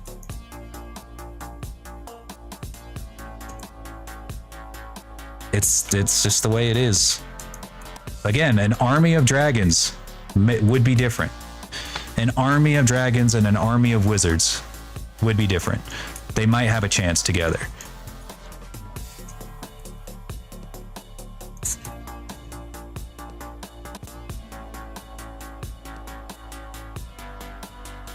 Yeah, like this is a conflict. This is already a war. Like, if the dragon wins by becoming the U.S. military, then the U.S. military kind of wins because they're still around. You know, they're just now that if anything, it's just the dragon is also there. It's not even a fight anymore. It's not even a versus battle anymore. It's just they are one and the same now. Dragon wins the election, becomes president. Like, like, okay. Then the dragon became the U.S. military. Couldn't beat them, so he joined them. I don't know why I'm struggling with these brows so much. I think it's because I need to sculpt them in. Like actual eyebrows. That'd probably help. Ah!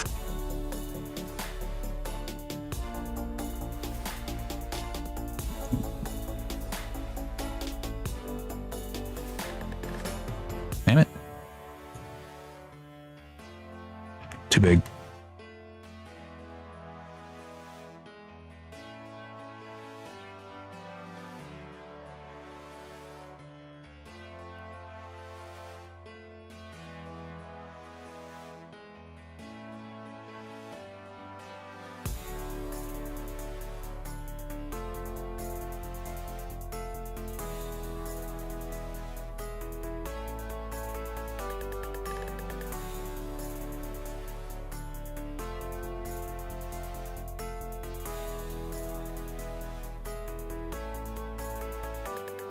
Yeah, I guess if we're writing the story, I mean, if you make the rules to Magic, then yeah, you just decide who wins. But like, I just don't know if there's any single spells in D&D that really are just like. I know some people have made this thought experiment before, whether like a level 20 wizard could defeat the U.S. military, and I don't know.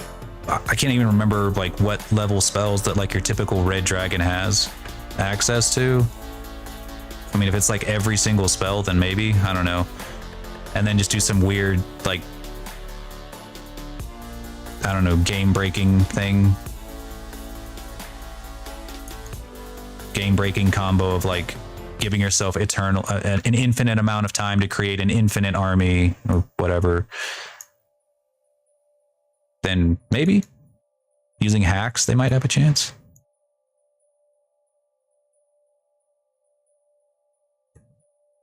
But even then, I still got to give it to the U.S. military. I mean, you only got to kill one guy. You know, you only got to kill the wizard. You just got to kill one dude. Hang on, I'm switching my playlist. There we go. Something a little more upbeat for me.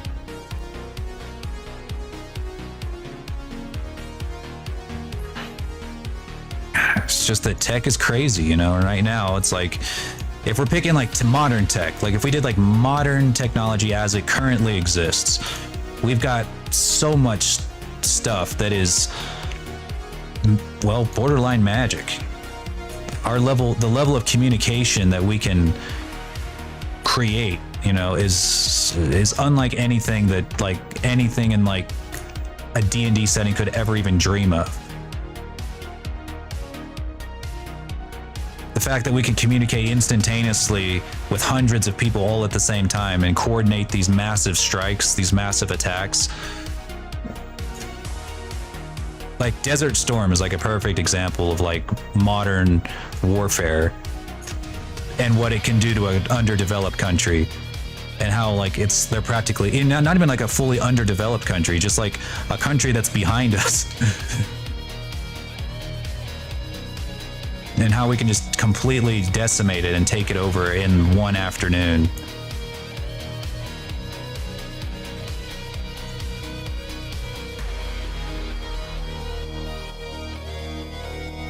They're gonna do Desert Storm, but to the dragon.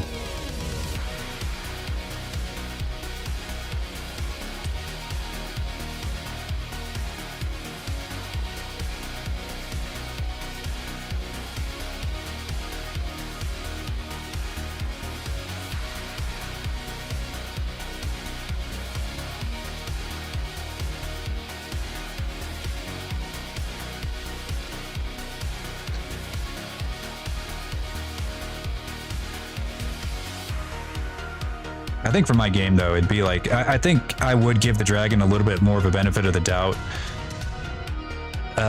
Because I would probably want it would need to be a little more interesting than just him fighting the US military. Because I want them to have mechs, because I want to model mechs too. So I'd probably move it up to like cyberpunk technology. And put the dragon up against that. And whatever that entails.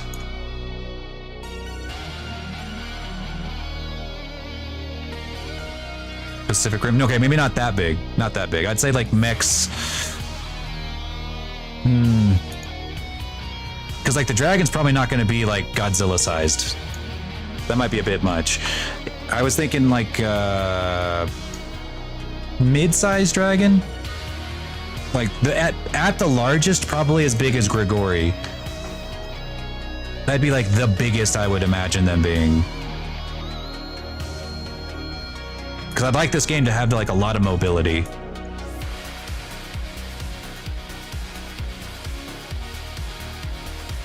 I don't know.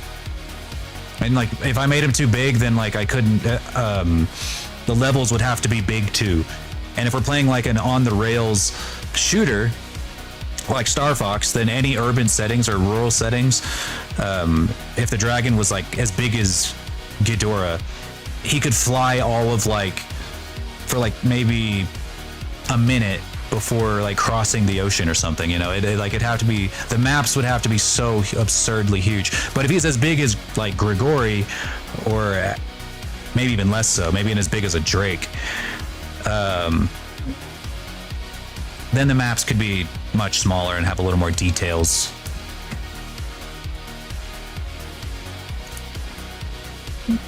And the mech's, you know, about that same size, if that makes sense.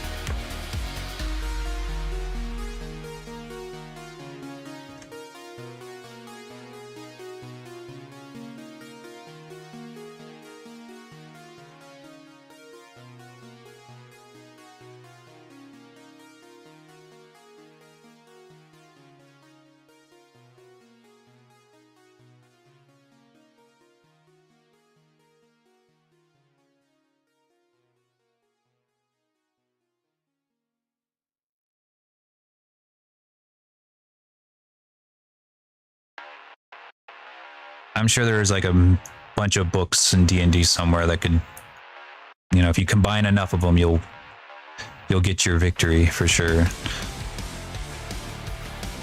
That's why I always, like, when I play D&D games, like with friends and stuff, I always have to limit what books are available, because like if they're allowed to use like every single book ever published, they're just gonna make this Frankenstein monster of a character that just breaks everything.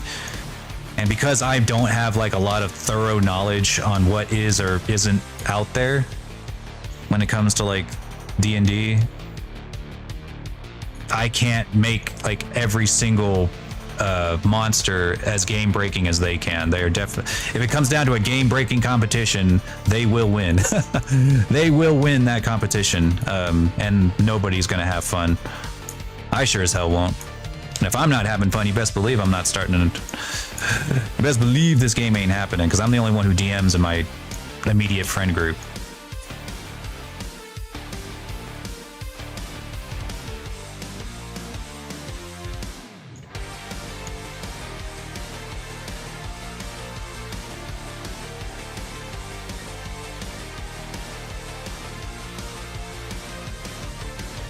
Yeah, I think the US military would have a little more of a difficult time killing the Lich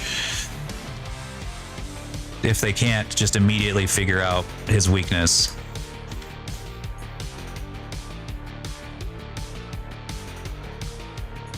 I don't know. I guess it would come down to the science department.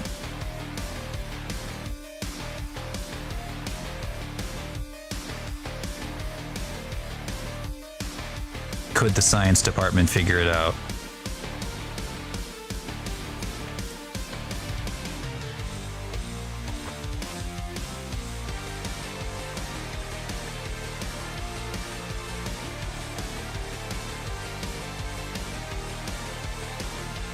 I don't know. I really don't know if they could. It's hard to say.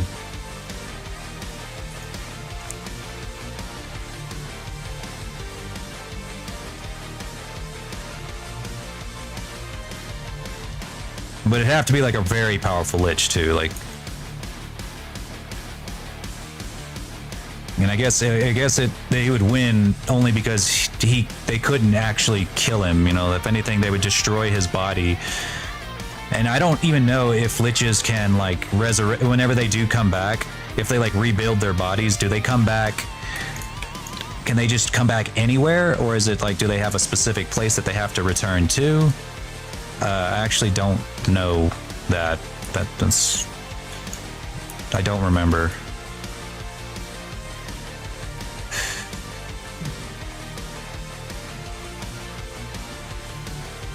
Because I don't know if containment is even considered a victory.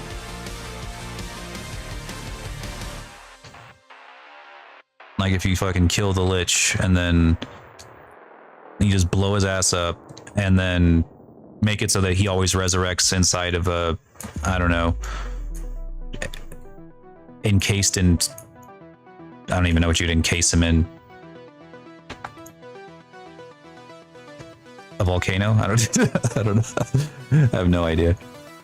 A volcano, nuclear fusion core. Well,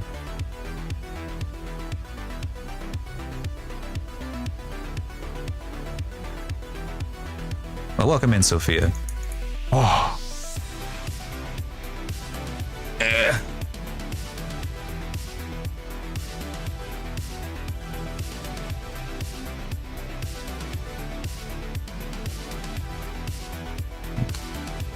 I don't know. I think I would consider like the reality warping stuff kind of on the table, but it's hard to say because like I don't really know what that entails.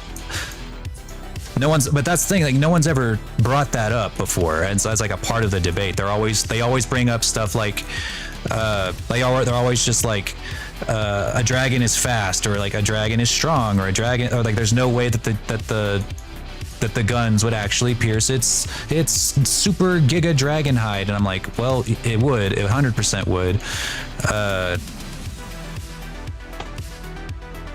Like they bring it to like a physical fight, and most people's arguments are just not convincing as to whether or not the dragon would win in a physical confrontation with the US military. In fact, I know for a fact they wouldn't. I have kind of budged though on whether or not a red dragon could defeat a modern jet. and I've been moved over on that one. I think they could, but only using magic. In a straight up physical brawl with a jet, a modern fighter jet, U.S. fighter jet. They would have to use magic. Like there's just no way around that.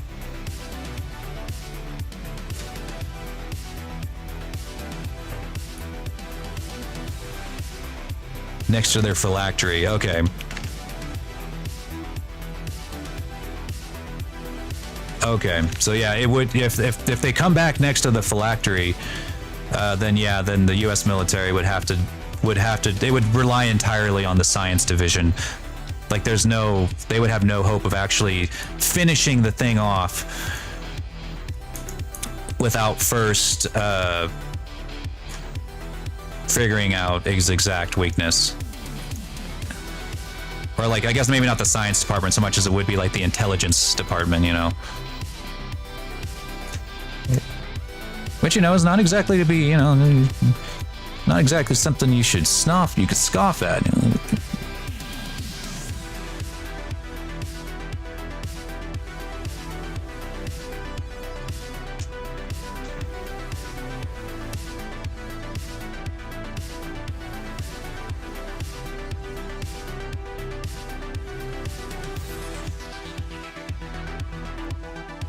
Can you res yourself?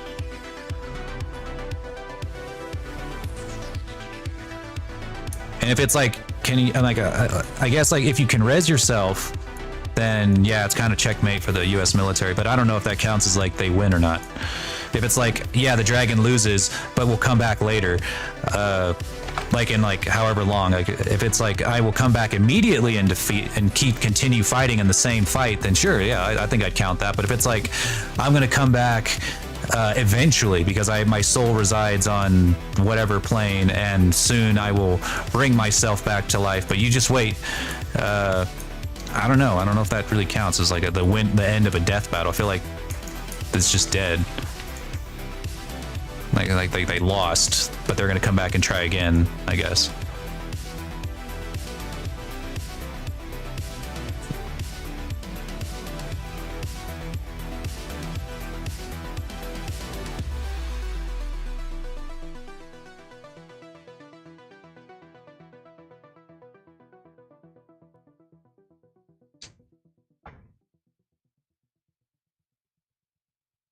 See, that's the combination of spells that I've heard is like the most convincing argument in favor of not just a lich, but just a level 20 wizard versus the U.S. military.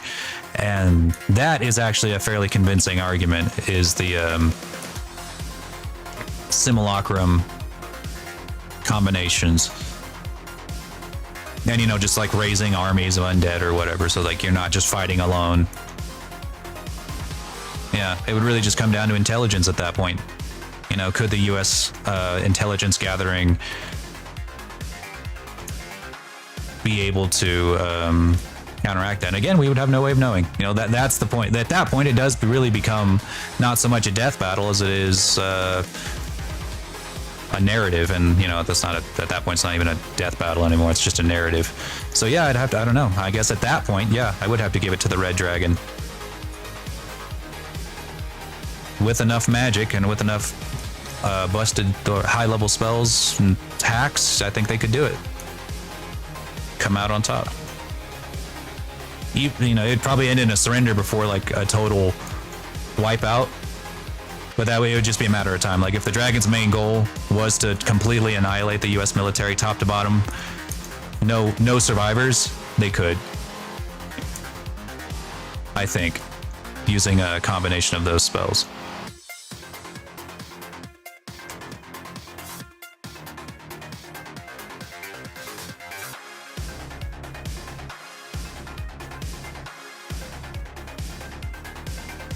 Yeah.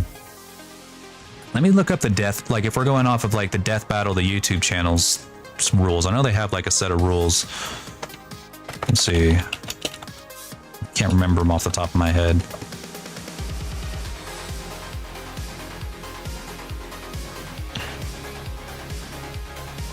I know they're not like the standard, but they got the biggest YouTube channel, so they get to make the rules.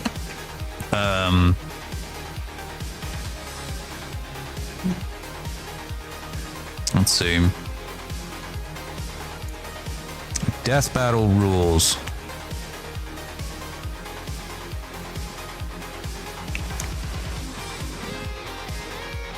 Combatants have no prior knowledge of each other unless specified.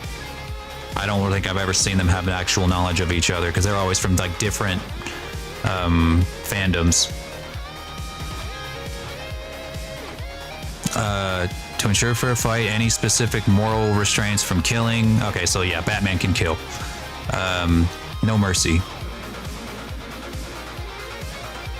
A combatant's maximum personal potential is examined unless specified otherwise. So yeah, they're basically like if they survive getting nuked once, then they'll survive getting nuked again, even if it only happened once.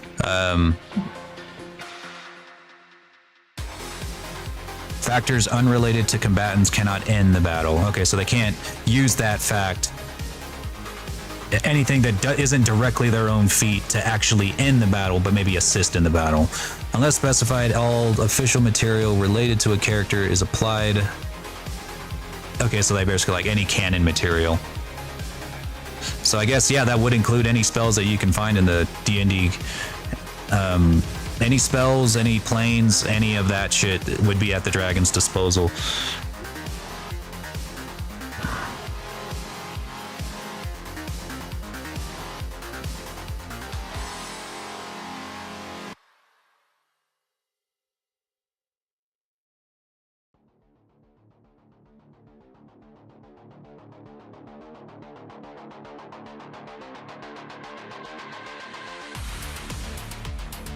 Yeah, I would have to say, like, if it's a god, then, you know, it's whatever. It's not even a fight. You know, the military is done, is cooked. You know, they're cooked.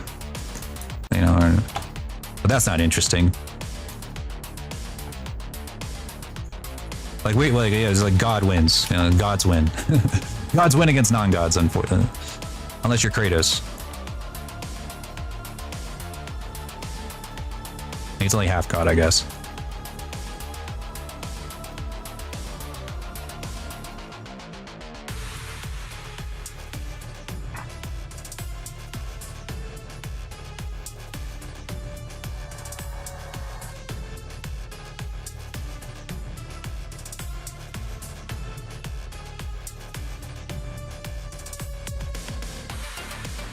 Oh yeah, he was right. It's been a while since I played the original God of Wars. I kind of forgot that there, for when I was playing like the newer ones, that there even was a story before the Viking stuff.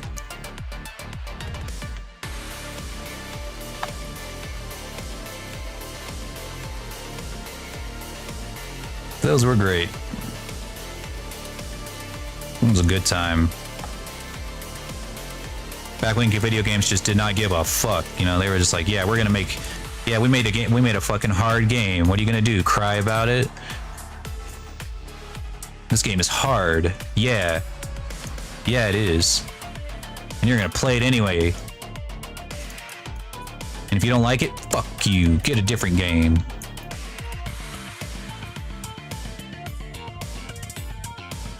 Like Devil May Cry 1. Like, Jesus Christ, Devil May Cry. The first Devil May Cry game was a bit... that game was frustrating, to say the least. But once you got good at it, like, you felt it. You knew. You knew.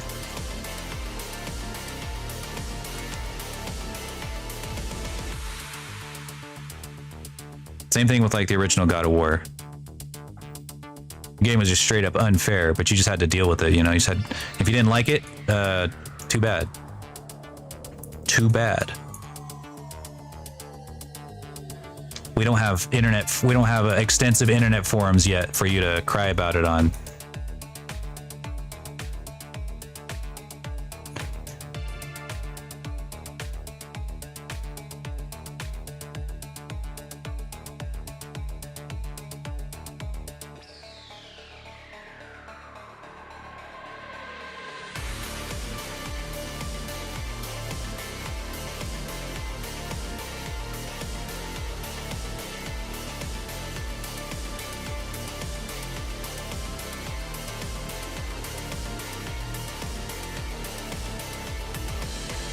I've always wanted to make like a Souls-like game.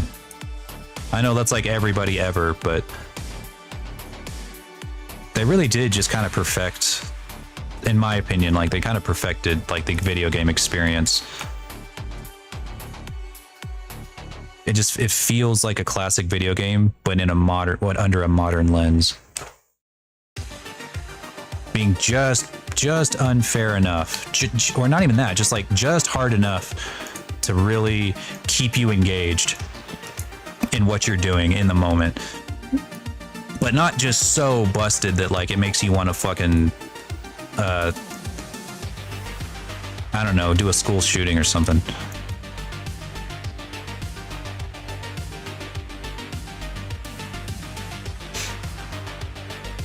Yeah, you know, and if I did make a Souls-like, I wouldn't make the dragons look ridiculous. Like, I don't know what it is about these Souls-like games and Elden Ring and all that, but they're like, hey, look, this is a dragon and it looks like a fucking slime monster. And I'm like, okay.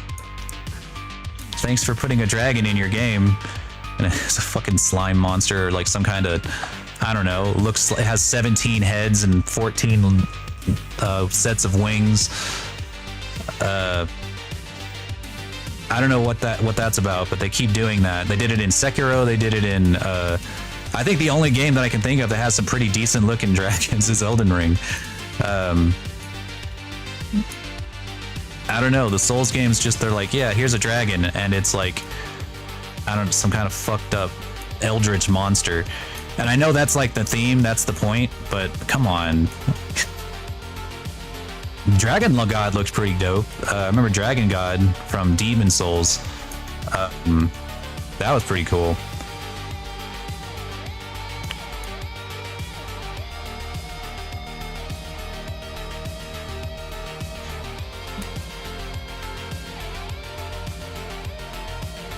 Or like whenever they finally do give you the ability to turn into like a kind of a dragon hybrid looking thing, like in the first Dark Souls game, I remember they gave you like these pieces of I don't remember, I don't think they were pieces of armor, I can't remember, where they let you put on a dragon's head body and you don't really look like a dragon, you look more like they kind of look like,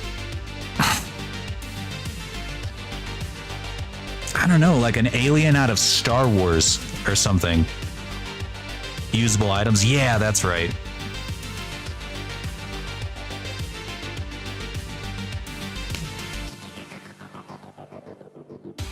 Yeah. Yeah, if I were to make a Souls-like game, I would make it so that like at least a playable race, if not like the main character, like the main race that you're playing is a straight up anthro dragon, just like by default. I'd make $1 billion.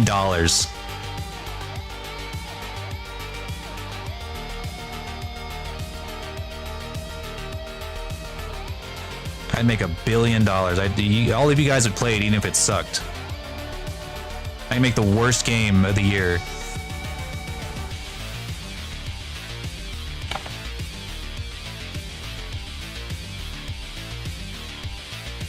But you guys would still just like buy it just to make your character. If I made like a, no, here's the thing. If nothing else about the game was good, but the character creation was really good, like Dragon's Dogma good,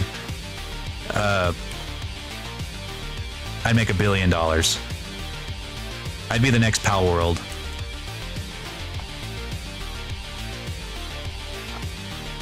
And the whole rest of the game just sucks. You know, just like it doesn't matter because you get to walk around in your super awesome high-res custom dragon or a custom character, and I don't know, take renders.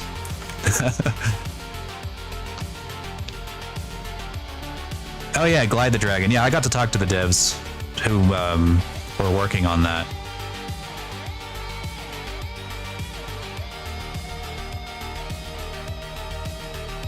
I think they're gonna make $1 million if you want to tell me, if you want to be true, tell you the truth. I think they've got a quality product on their hands, and they are gonna do very well. They're also a pretty small dev team, just straight out of just a bunch of dudes who got together in college and started making something really good.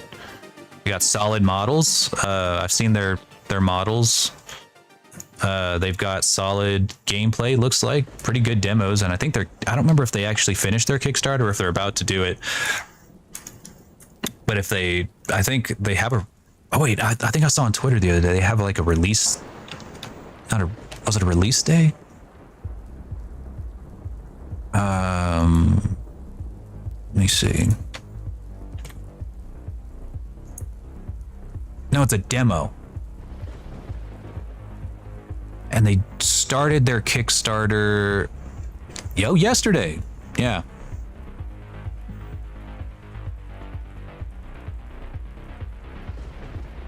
Yeah. And it'll be a demo sometime next month. Yeah.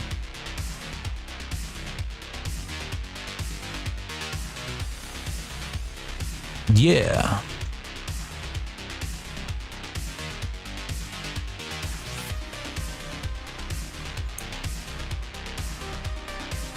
But you get to make your own dragon. No. Yeah. I think they'll do well. I wonder whatever happened to Draconia. I remember that game was being hyped up a long time ago. It's like make your own dragon. Did it ever get made, or did it ever have a Kickstarter or anything? Does anyone know what I'm talking about, or is it just dead?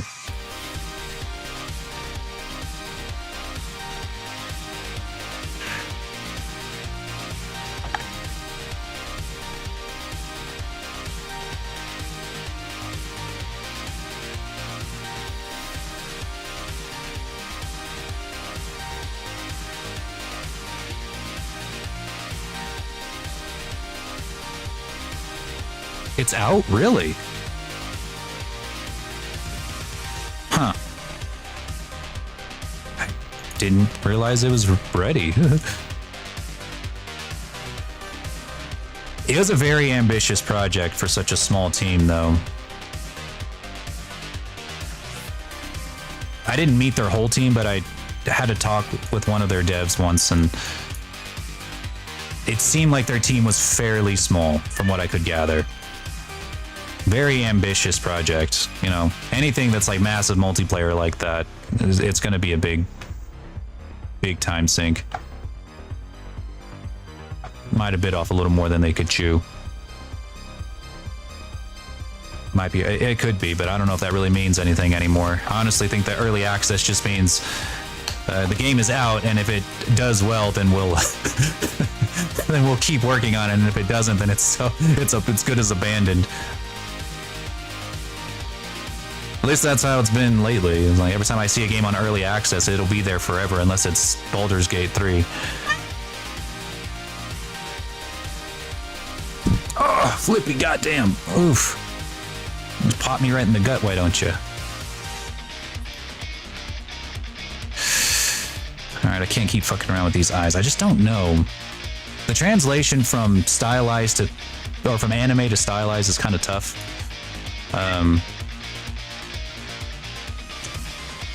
It is a very difficult thing to parse.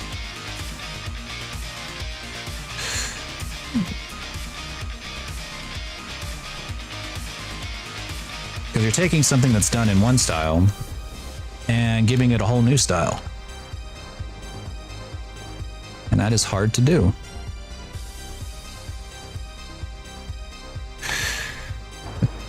It's kind of like whenever people do caricatures. You know, caricature artists are insanely talented people.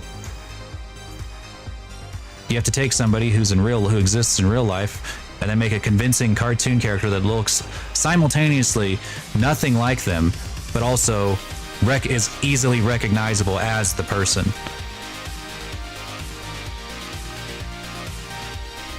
Yeah, like no matter what, it's difficult. It's a really difficult thing.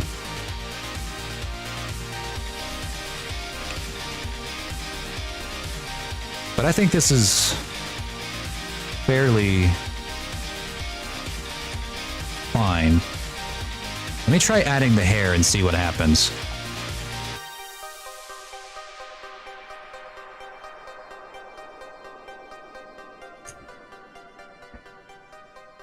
Yeah, character artists or caricature artists are very talented people.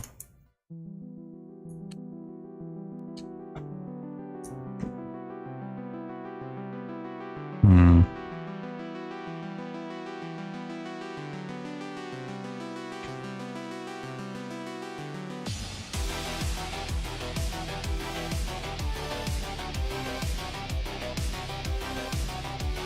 I think that's one thing right there. And that's why I'm sculpting it out right now.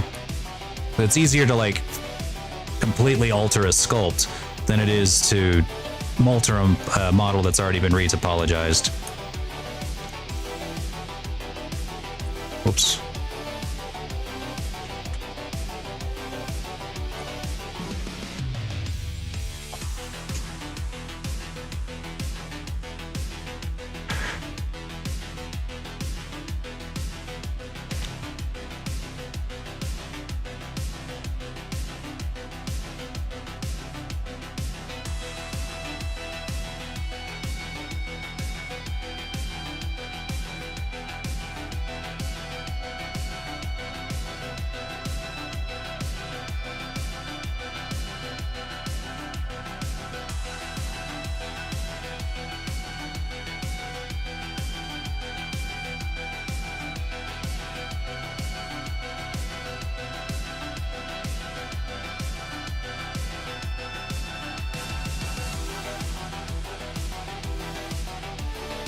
Another thing too is like I got this thing looking metallic and crazy and stuff. Like but if you can make it look good metallic, it's probably gonna look fantastic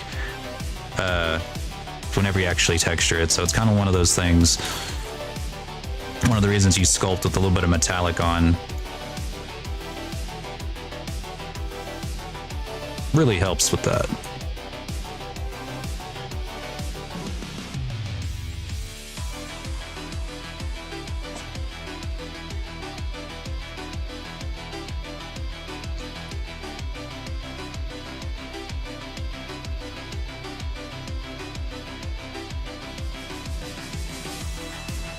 During one of my interviews when I was when I was still job hunting, I made it to like the second round of interviews, and they asked me, do you know how to work from reference? And I'm like, oh yeah, I absolutely know how to work from reference.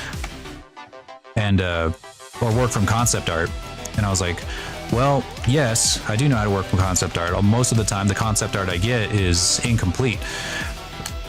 Where, you know, it's just like somebody gives me, I don't know, just something that some other artist drew, but they didn't draw it to be concept art. They drew it to be like, I don't know, like an illustration or something, and having to work off of that. And they're like, really? And I'm like, yeah, that's pretty much the majority of what I do is I have to either design the model myself or, you know, draw my own concept art, or I have to just go off of whatever concept art I happen to have and in that moment. I thought that made me look super good on my in my interview. I still didn't get the spot because I don't know, could be for any reason. I think it's probably because I don't have a degree in this, and also because I imagine that the other candidate was able to relocate and I couldn't. I can't relocate. I have to work remote. I am not moving to Austin. It's just not going to happen.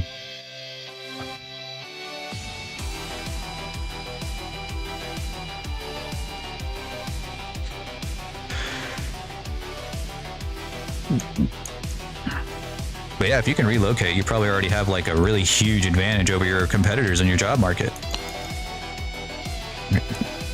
Regardless of experience, they're going to want you in that office.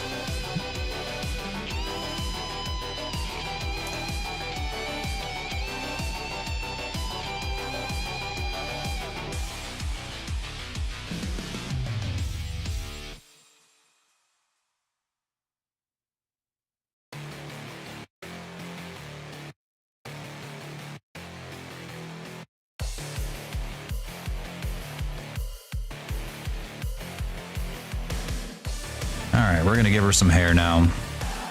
I can sit here and fuck around with the face forever, but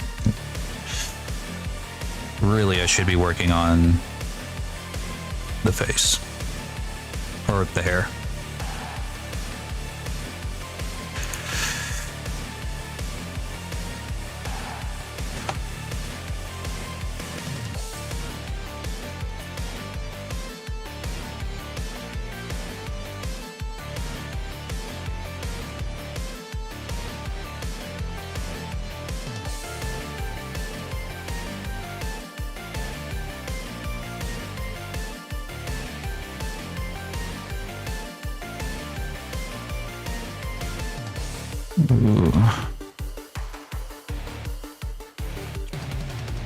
If I wasn't married, I'd be open to relocating. But that happens to be the case for me. I am married, so like I don't want to say tied down. It's just that's just not an option for me. I just can't. You know, it is what it is. I can't I cannot relocate. My wife has a career job here, and asking her to move so that I can have my career job somewhere else is not fair.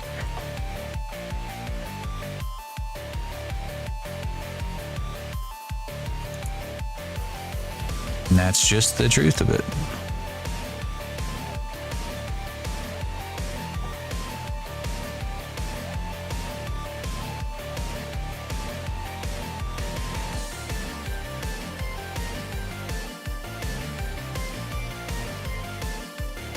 Never getting into a fight that you know for a fact you can't win, or that you can, or you don't know, or bleh. Always willing to get into a fight that I know for a fact that I can win. Hey 13, how's it going, buddy?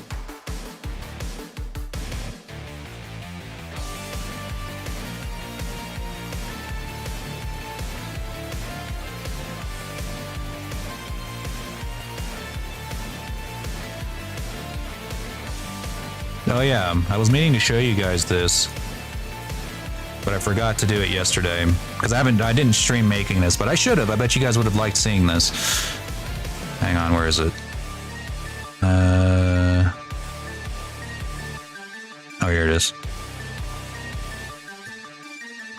This is the sword of the spring. Hang on.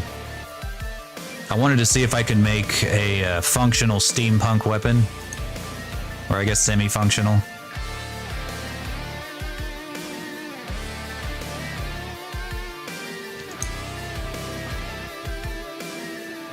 It's supposed to be like a steampunk S-stock that can go from being like a short dueling dagger to the full, like to a full-length S-stock by pulling this handle here. And this magical super spring will power this gear mechanism that makes the sword extend. Let's see if I can play this animation while I'm streaming. I might not be able to. Hooray, it works.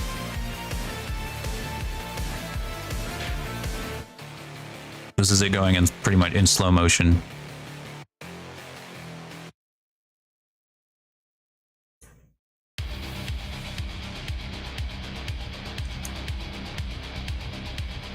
But yeah, then it becomes a full S stock.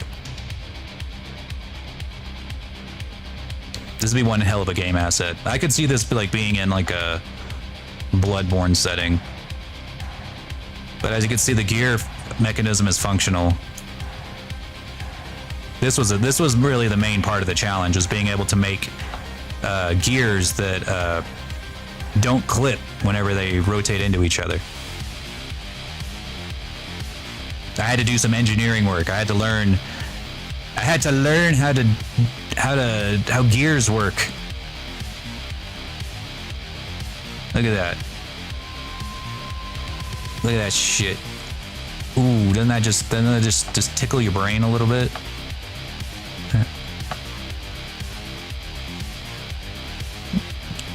Tickles my brain.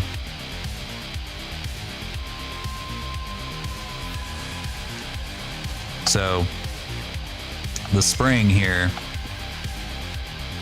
So as soon as this is let go, by pulling on it down here.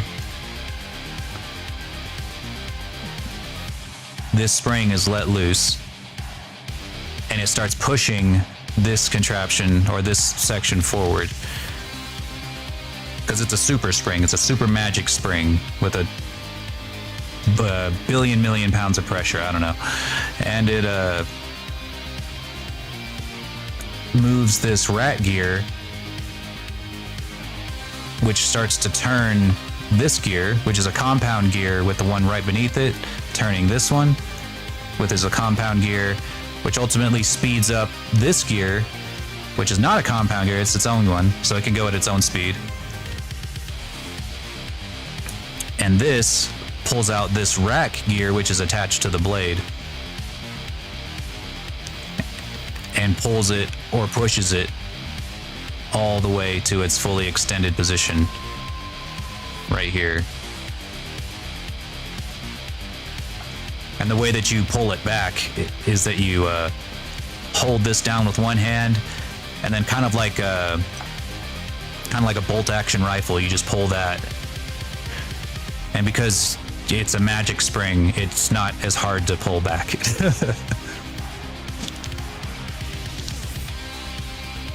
Oh, it wouldn't work in real life, pup. It wouldn't work in real life. This spring would have to be so absurdly strong.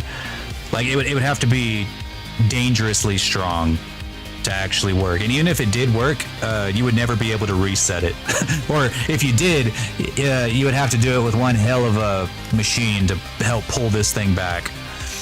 Because the friction and resistance that these gears provide, to go from, I think this is 8 teeth, back down to 8, it would take, I don't know the exact number, but it would take a lot of force.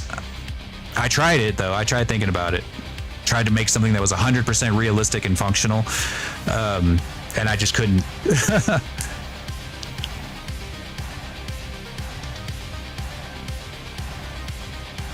Well, maybe like a toy, actually. Like if these gears were plastic, and like the blade was plastic, I think it could work. You couldn't sell it, because the gears would be dangerous. Like this gear right here would be spinning so fast that it'd be like, even if it was plastic, it'd cut you. But it'd be fun though. Yeah, the springs would have to be metal, but they wouldn't need to be nearly as strong. Like, I think it could actually work, because like this is how spring-powered engines or spring-powered motors are made on when you're using Technics or not Technics. Was it Technics? Like the Legos that are like gears, and that's how they make their spring motors. That's kind of where I got the idea.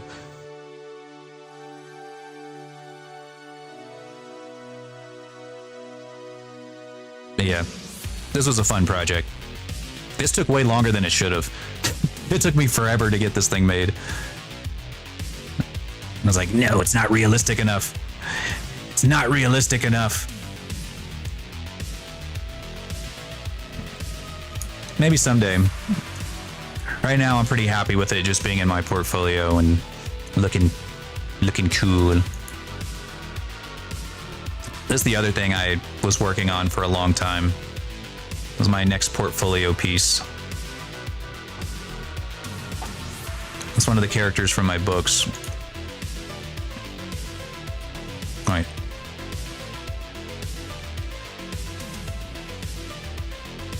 Let's see if it renders out.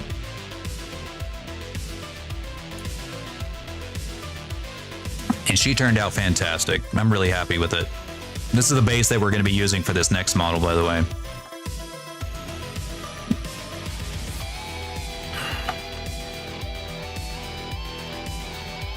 Again, just a touch of furry, just a sprinkle.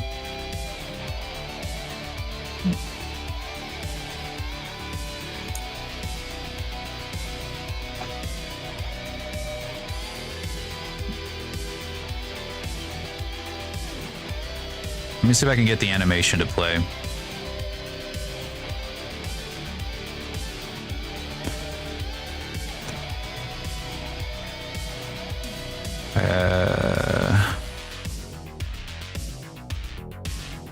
Oh.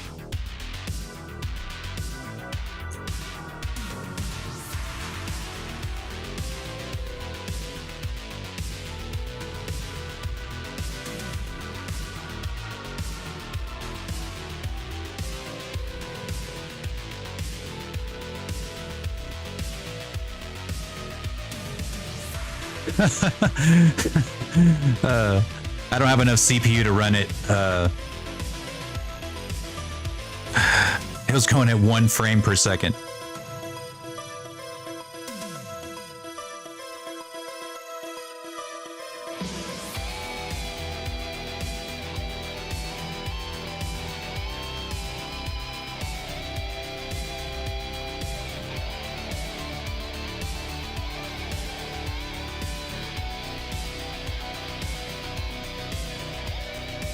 You know, it might be because there's 3 of them. Hang on.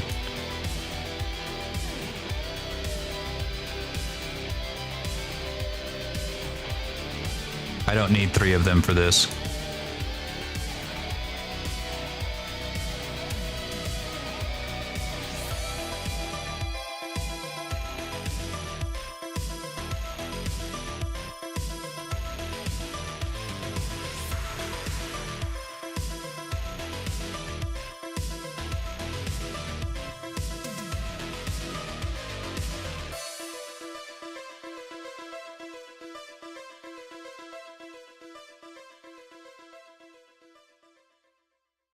Alright, it's still going at 6 frames per second, but there's an animation there.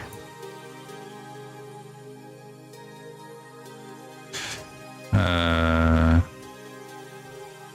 was thinking about doing some streams where I just work on animation, but it's kind of impossible. I just don't have a computer powerful enough for that.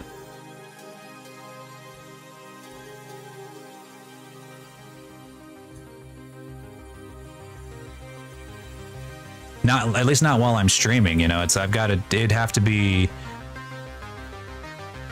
I mean, I could do it when I'm not streaming. Obviously, I'm over here animating, but the most I could do is like animate it and then show it to you guys and like, look what I did forever ago. Can't remember which one was like my favorite one.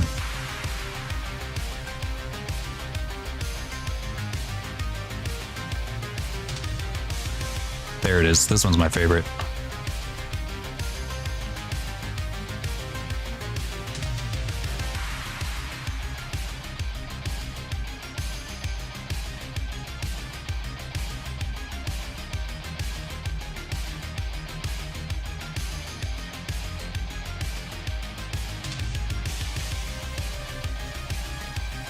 Yeah, like you could see, this is just barely moving.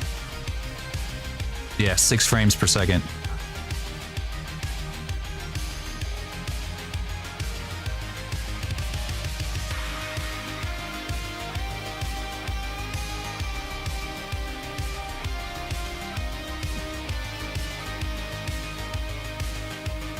I really don't know if there's anything I can do to like make that performance better. Well, I guess I could apply some modifiers. Let me do that. Or turn off some modifiers.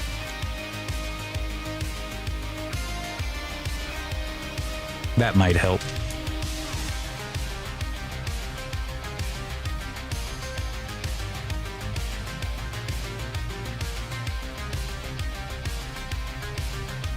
Be a little blocky, but you know, whatever.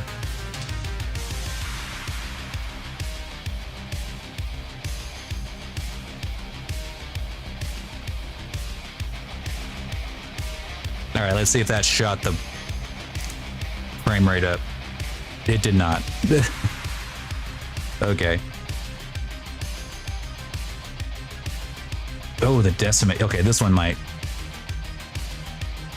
Okay, that doubled it.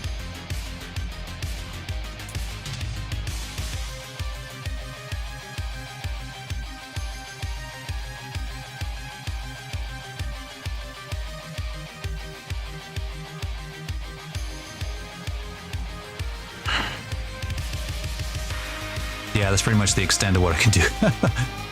For Dio, what's going on, buddy? Yeah, that's pretty much the extent of what I can do. 15 frames per second for animations on streams. What CPU? Good question.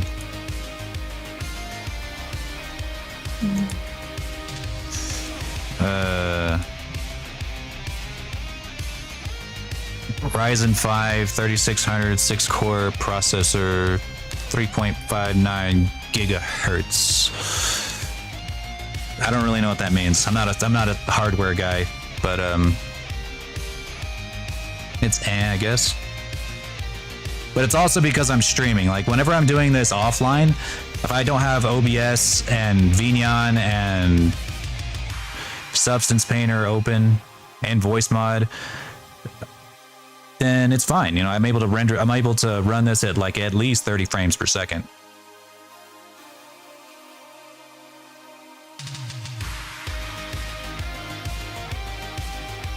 But yeah, this is what I've been working on in the meantime while I haven't been streaming.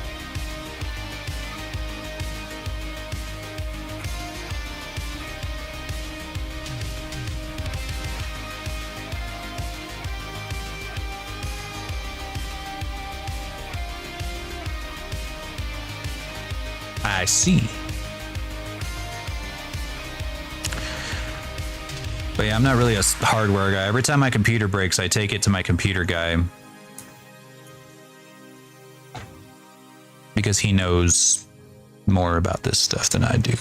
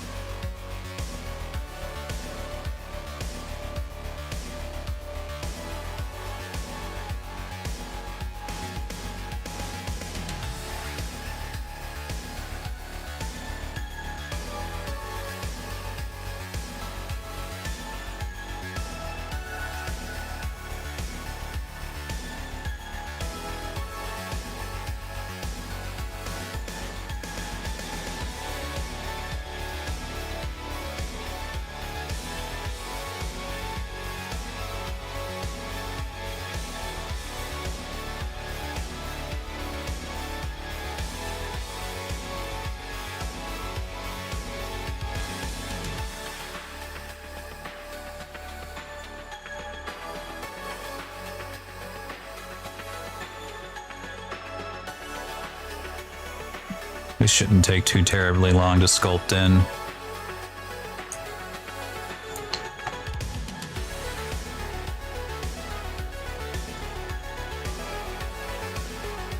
It's kind of like taking a big old glob of clay and then just slapping it in, like what you already have, like into the model you've already made and baked. That's why I love digital sculpting so much.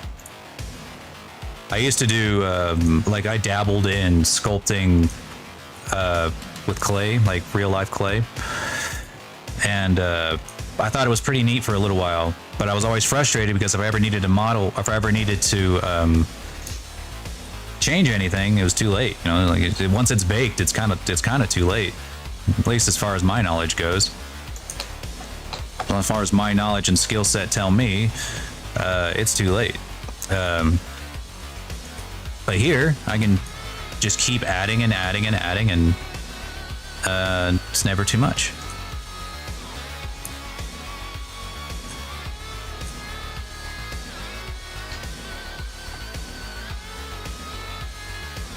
Dang. Well, I did buy this PC with the intention of gaming when I first got it, but that was really a long time ago. It was before I ever started doing Blender full time.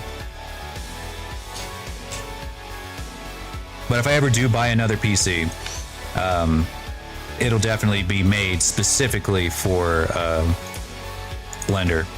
But that's good to know. That next time, I'll know what to ask for.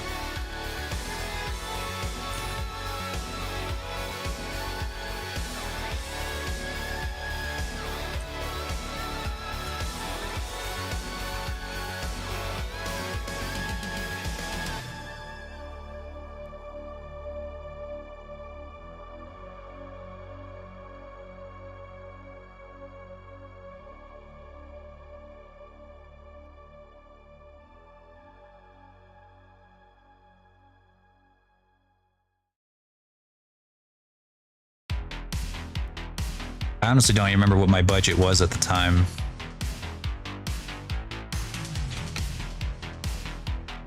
I can't remember what exactly I told the guy that helped me build it. Probably wasn't too terribly high.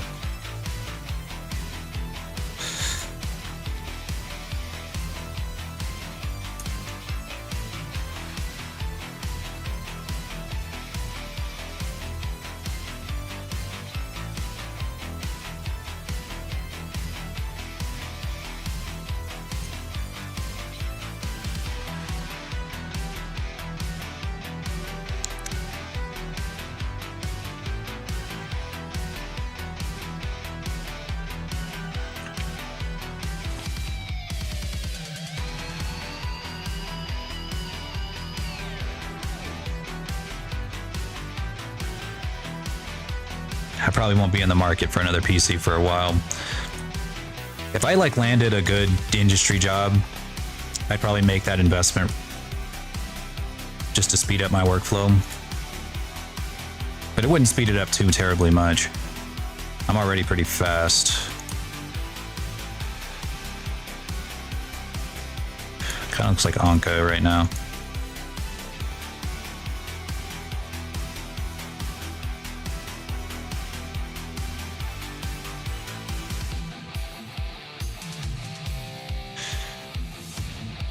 Well, like I said, if I ever get into the market for one, I'll probably hit you up, but probably wouldn't be for another few years.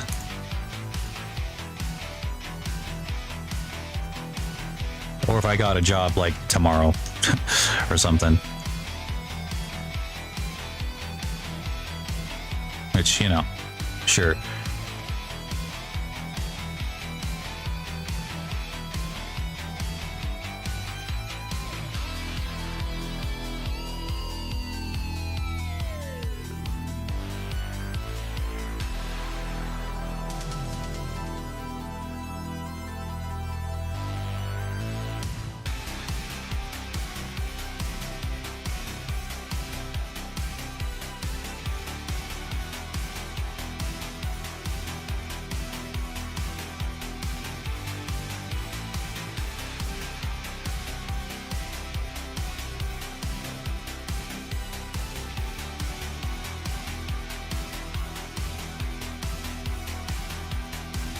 I see.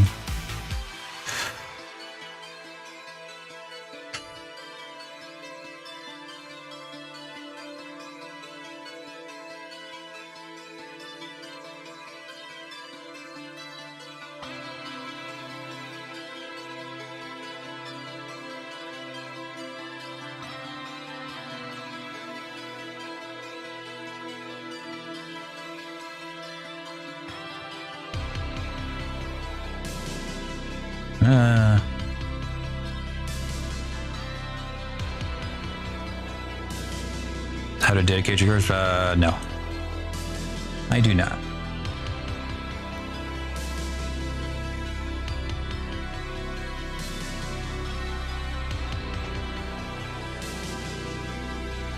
Actually, this would just be infinitely faster if I do this before subdividing. Damn it. Fuck me.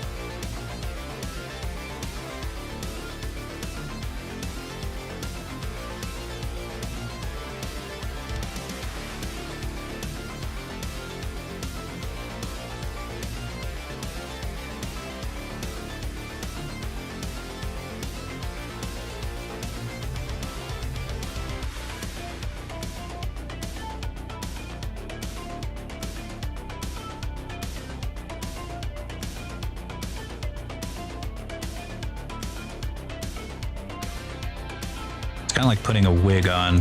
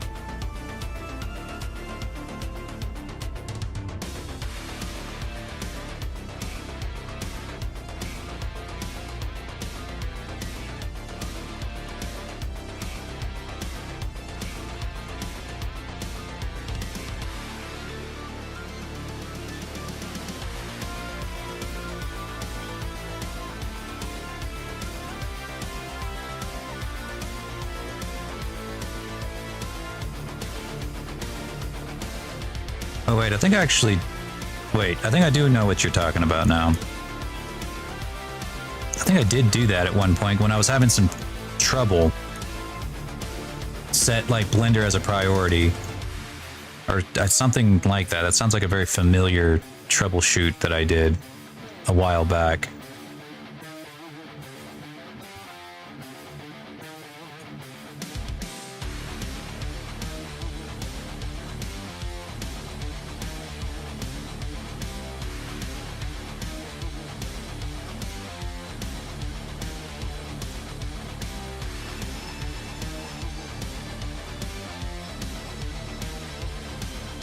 I think I did that for Substance Painter and for Fignon at some point too, I think.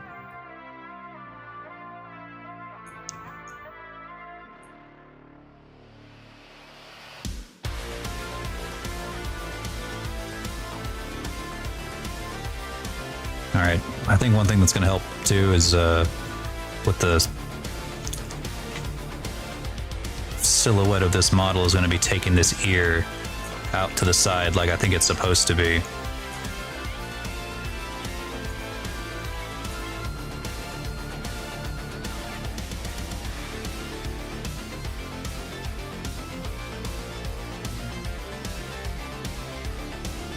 Okay, this is not how to do it.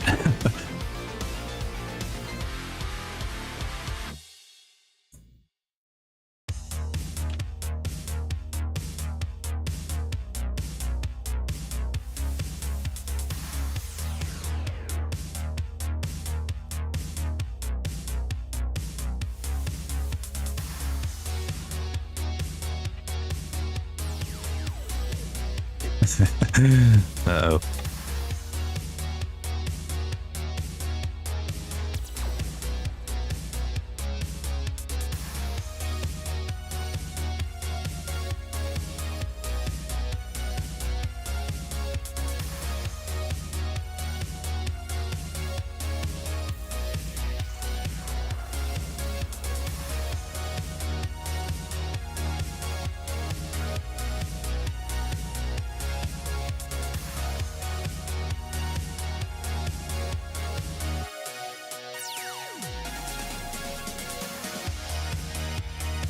I also need to add some fuzz inside the ears too.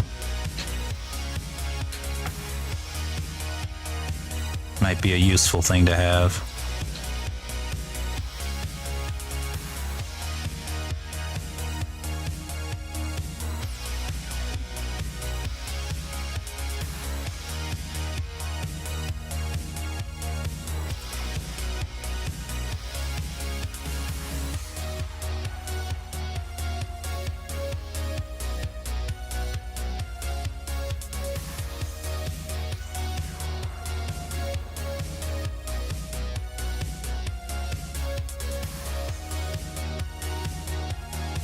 It's such a classical anime design. I love it.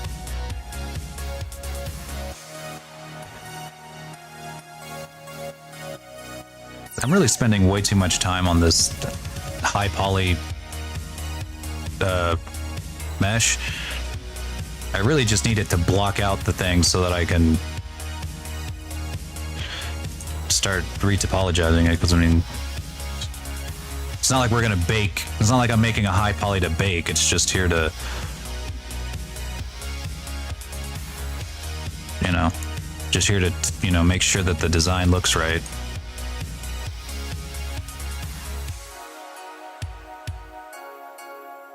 Oh, hey, Multibird, how's it going? Welcome in.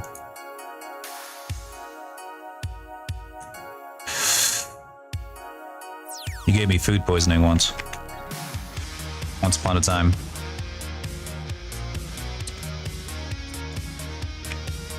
That's okay, I forgive you.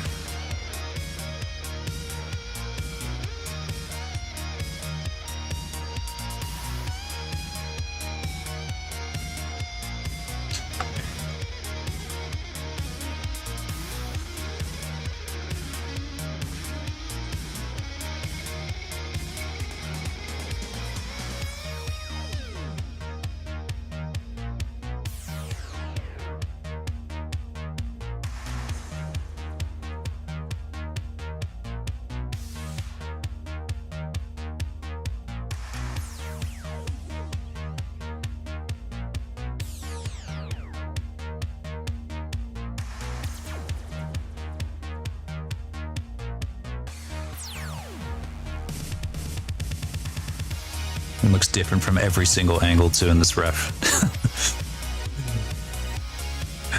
God damn it.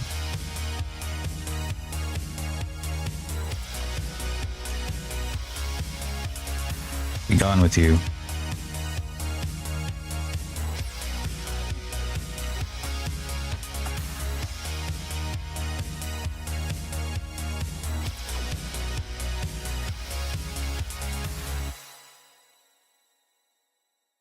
Ah!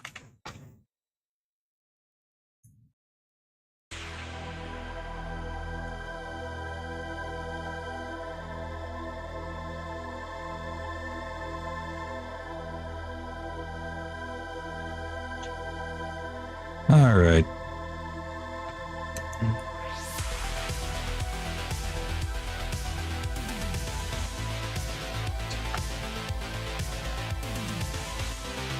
All right, all right, all right.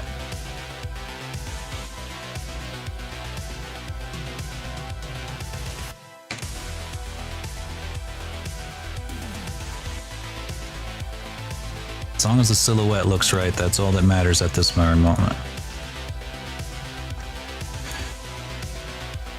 Tell you what, if this model was toon shaded, this one would actually be way easier if it was toon shaded.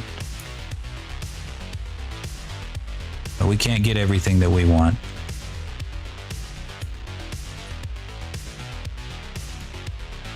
The other one was actually easier. Solid body. Or PBR.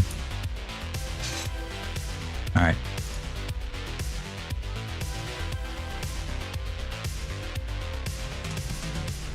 I don't think I want to touch the ponytail just yet. I don't expect I'm going to need to do any retopology on that. I might just box model that. Yeah, that's what I'm going to do. I'm tired of this. Tired of sculpting. Let's get to the real shit.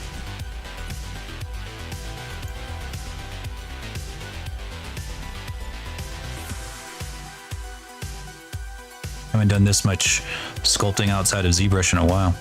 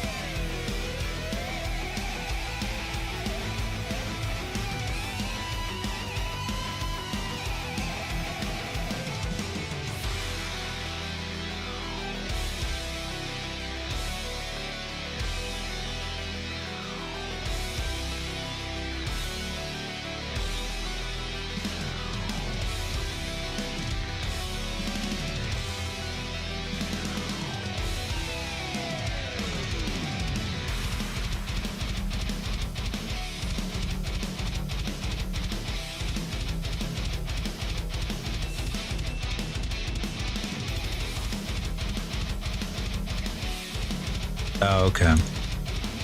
I see.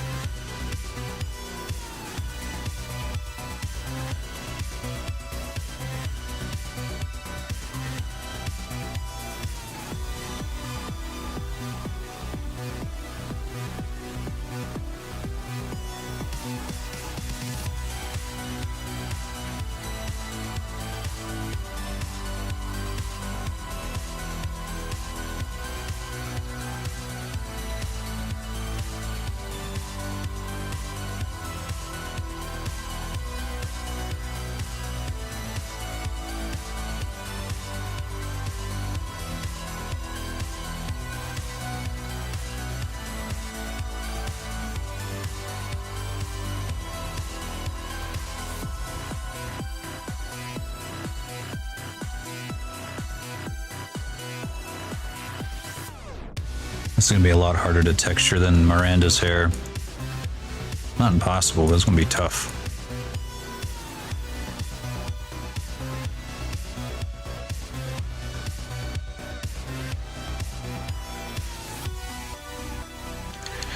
All right, let's fuse them together and see what happens.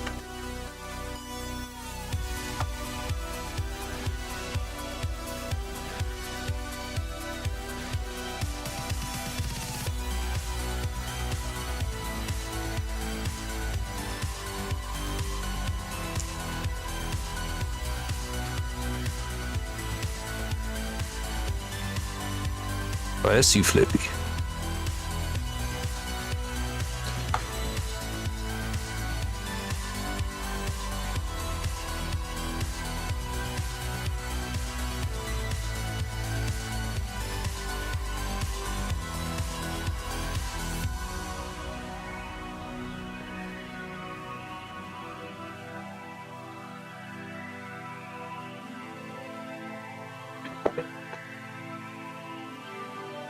Flippy made me drop my camera. That's a bad boy.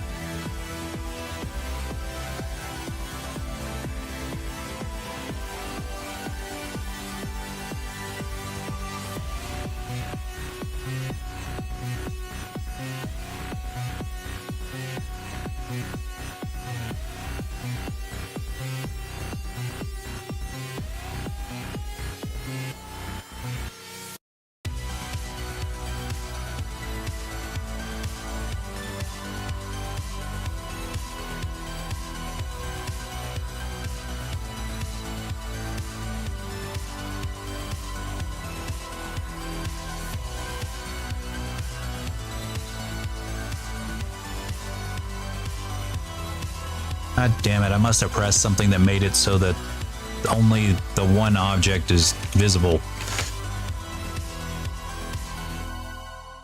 There we go. I don't know what I did. I did something.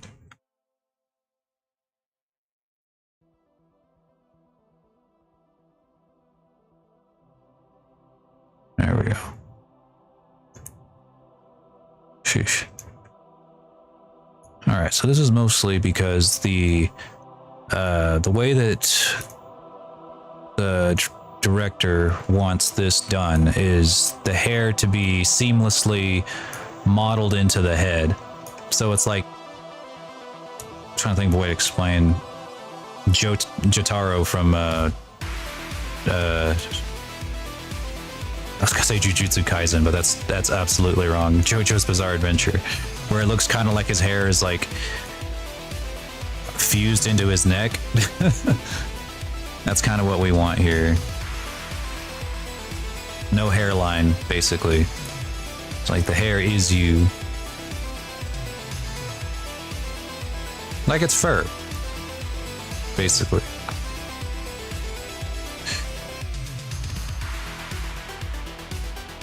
Something along these lines.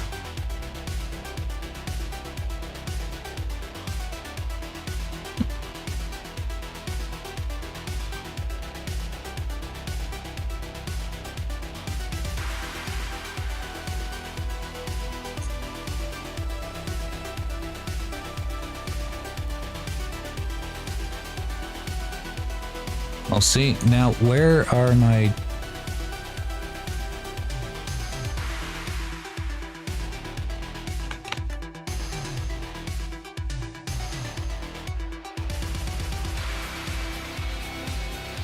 There we go. Don't know why that kept disappearing.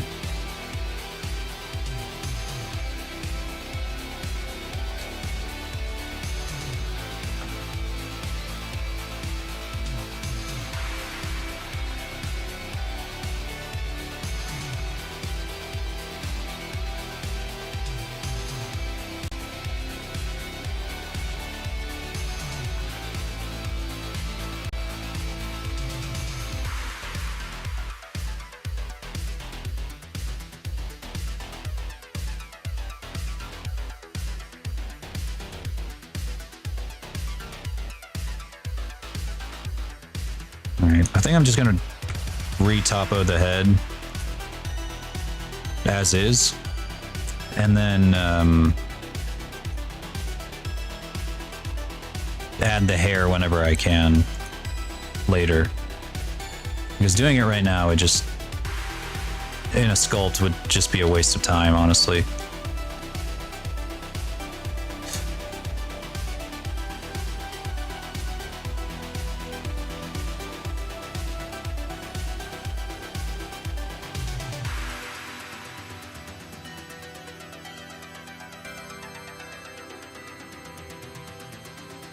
Let's see if I can do that fairly quickly.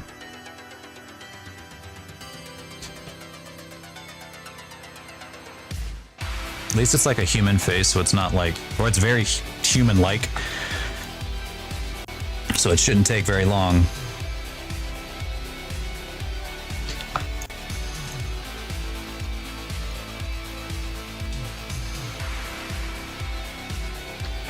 Oh no. Our head got caved in. No. Mono, no. Let me reinflate your head.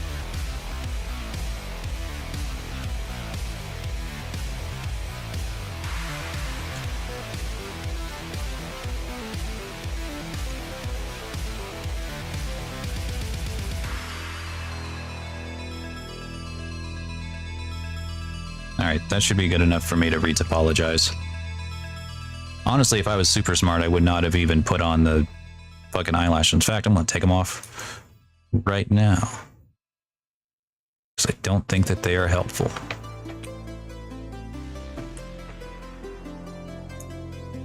Well, they'll at least not be helpful in retopologizing. They're just gonna get in the way.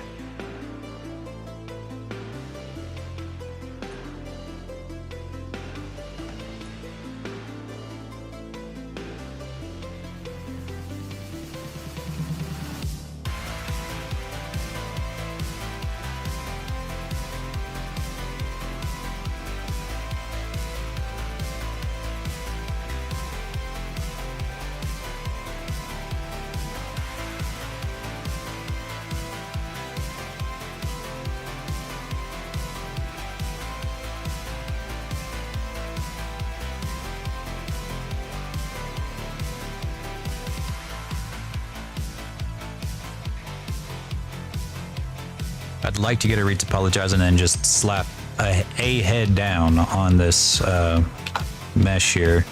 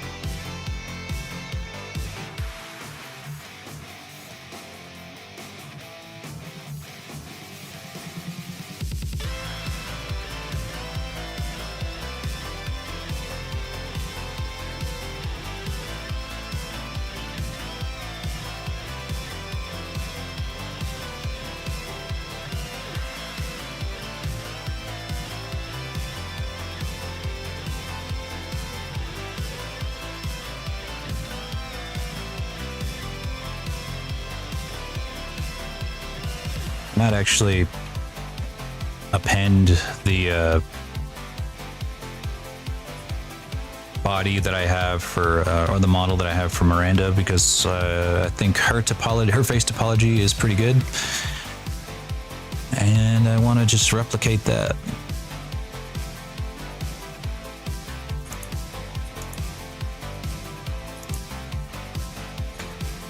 I think she's right over here.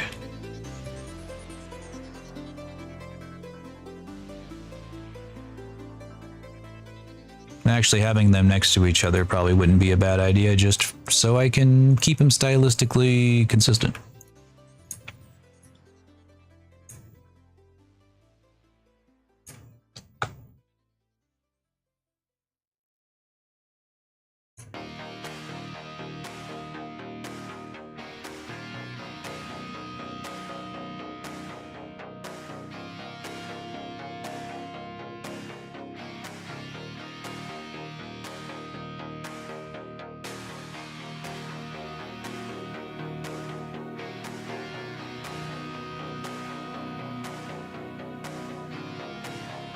Ah, damn, she's subdivided. That's okay.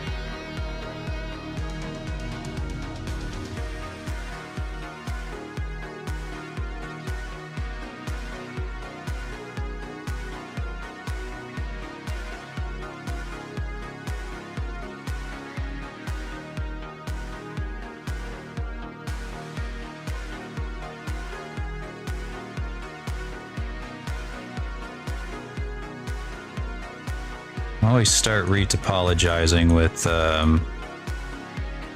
as if you were making a very low poly model. Like, I don't mean like really low poly.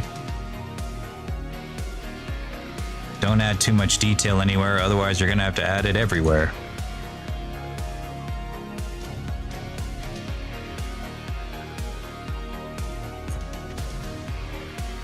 And that's not good. Or it's just a very massive pain in the butt.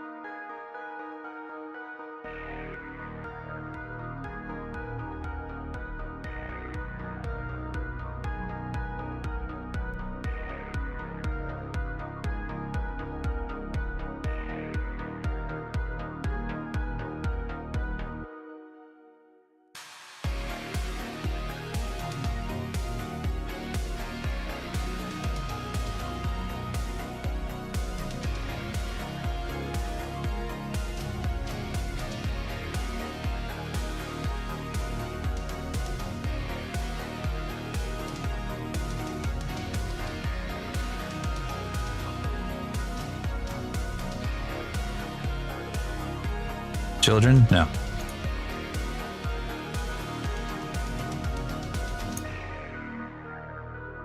No.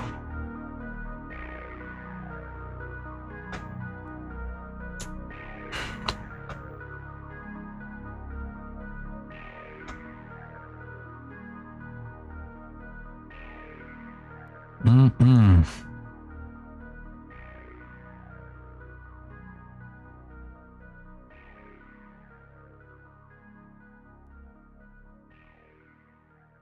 Not yet. No kids yet. Married, but no kids.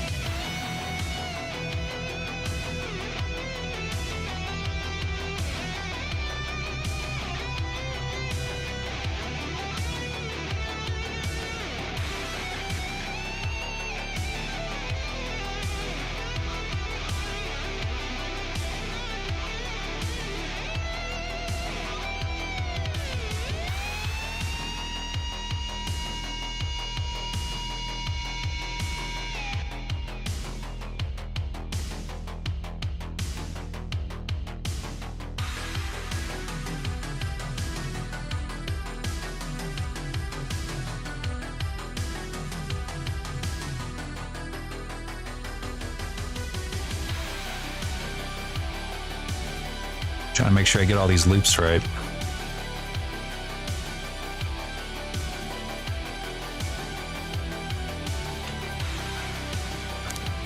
I did one set of good face topology, and I'm gonna just keep doing that instead of having to figure it out all over again, over and over.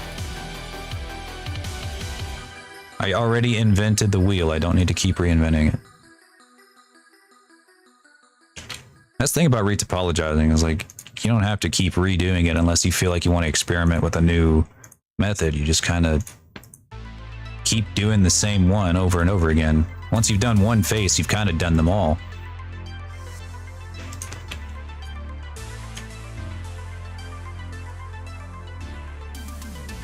And even if you're not an animator, you should animate at least one face. At least one in your career. Otherwise, you won't really understand why you do, or why we need a certain type of retopology in certain places.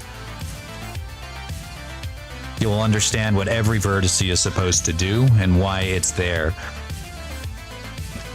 Like for instance, like why is this one a pole? Well, it's that way because that's where the cheekbone is. That's where like if you think about like the muscles of the face, there's a muscle here that pulls up on your upper lip. So whenever these faces deform, it looks more natural because it's going up a line here, like that. So we put a pole here because that's your cheekbone. That's a spot that will not deform. It's a cheekbone. It's a bone, bony landmark. Same thing with right here.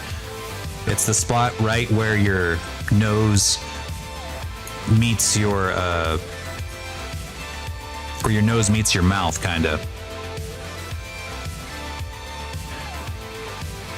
That's another spot that doesn't really deform. It moves. You can move it, but you can't really deform it while you're talking anyway. It's a tricky thing to figure out where to put it on this specific model because the nose is the mouth. The nose and the mouth are kind of like the exact same.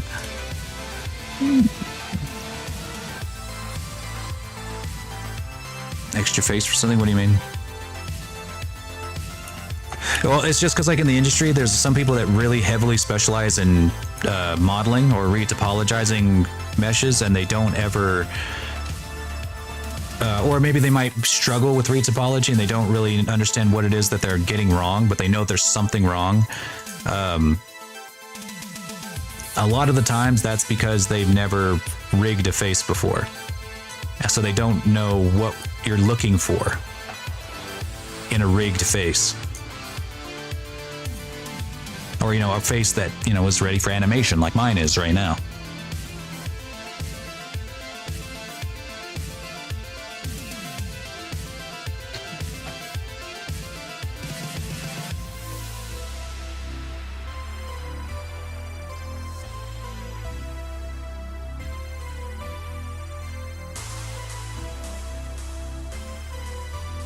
All right.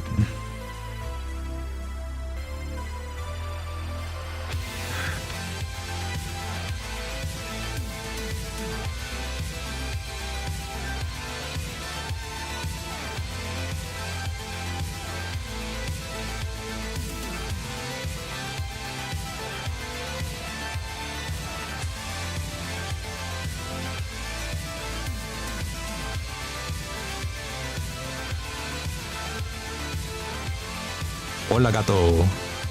What's going on? Welcome in.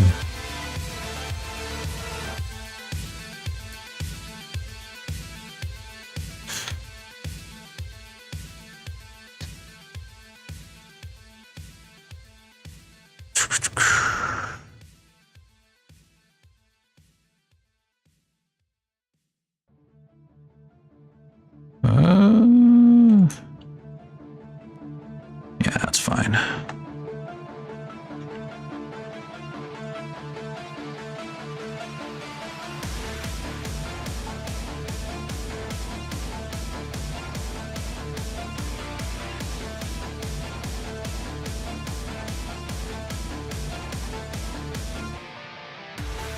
There we go.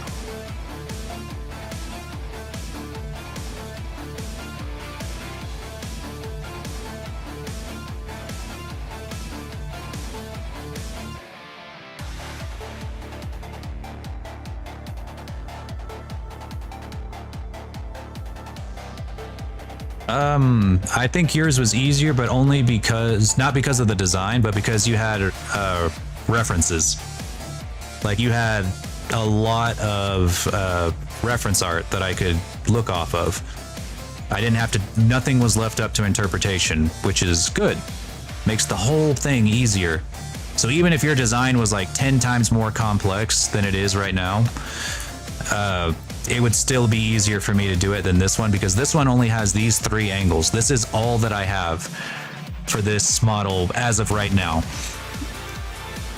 There might be more coming later, but we'll see. And because of that, a lot of it, and not only that, but I'm not even, he doesn't want the model made in this style. He wants it made in Overwatch style. So yours, you wanted it pretty much one-to-one, like I want it to look like this, just like it looks like in this picture. Same shading, same painting, same everything. So I didn't have to guess. I didn't have to guess anything. I didn't have to adapt the model to a different style, which is what I kind of have to do here.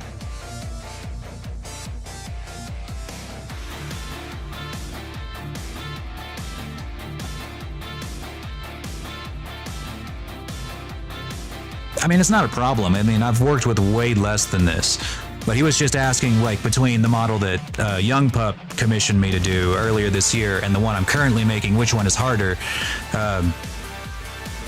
Definitely this one right now, strictly for that very reason.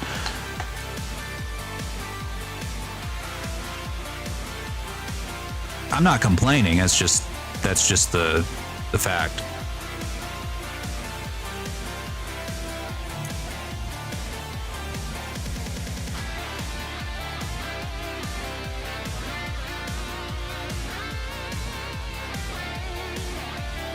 Well, yeah, there are a lot of model creators that don't do creatures at all.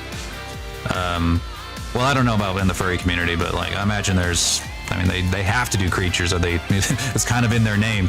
But I know in the VTuber sphere, there's not a lot who want to do creatures because they're harder to rig, or specifically harder to retopologize. Like the human face is pretty much like a settled science when it comes to topology. Like something like Miranda is just like, it's not even a question. Like I know exactly what to do. It's just a human face. You know, people have been modeling human faces ever since we got 3D graphics. You know, they have figured out human topology for the face. There's nothing left to learn there. Nothing left to pioneer there. My wife is calling me again. Doesn't think I work. Hang on.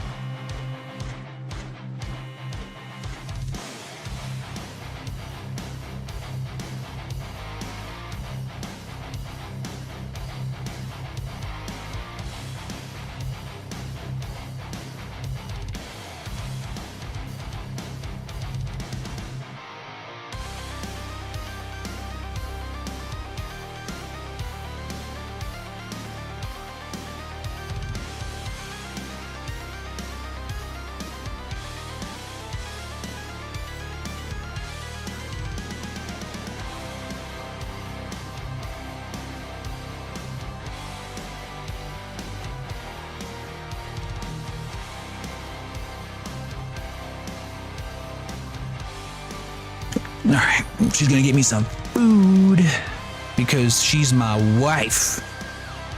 And when I'm hungry, she gets me food.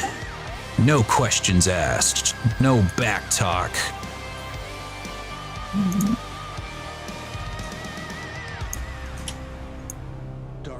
Just kidding, I actually cook most of the meals.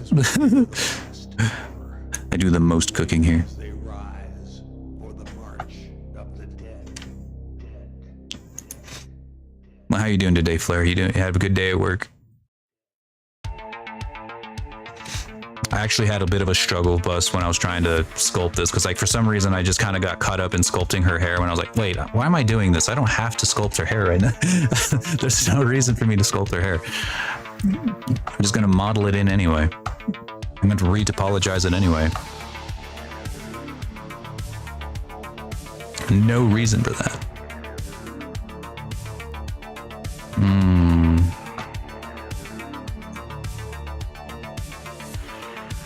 But yeah, I'm going to repurpose her body.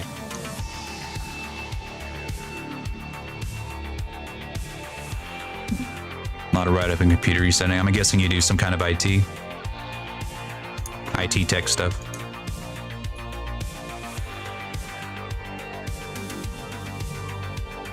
Oh yes, of course. Giggity, of course. Right. Yes, quite. Yes. Giggity indeed.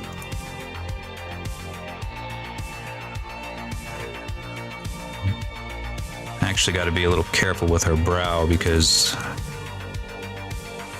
her ears are like that. We want the face to be more or less entirely mirrored if we can get it that way. It's easier to rig.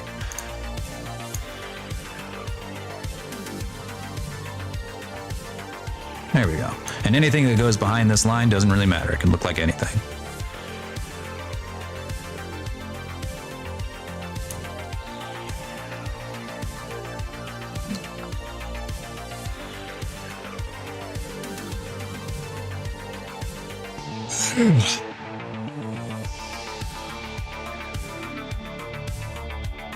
Neat.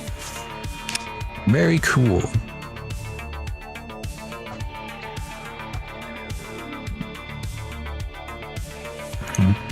Tell Bill Gates and all them I said hi. And also fuck you. And also why does my computer need an update every 10 days?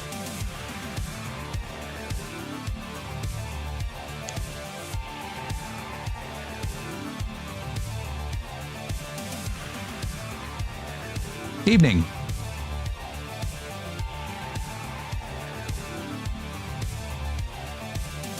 Sound like a jet engine? Oh, that sounds wonderful for your hearing.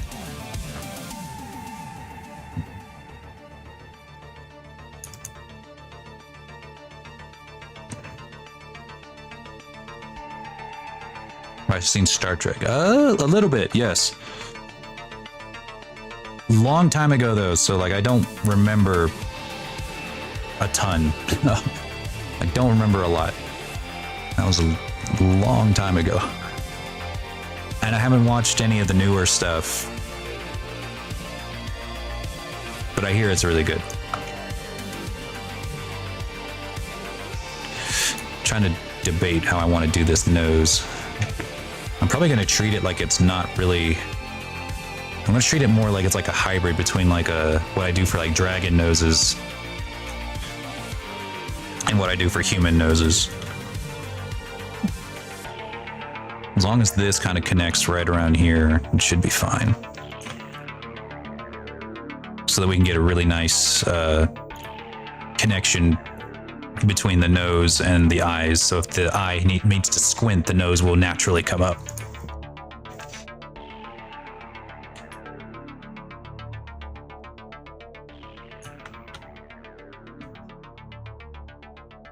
I'm sure whatever happened to Spock is quite sad.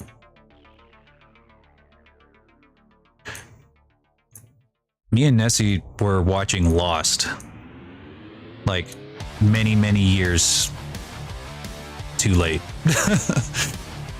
It was my first time watching it. She'd watched it before, but I can see now why people watched it so much, and why like it was such a cultural phenomenon at the time. But I gotta say, man, talk about falling off. Like, oh my god. The fall off of Lost needs to be studied.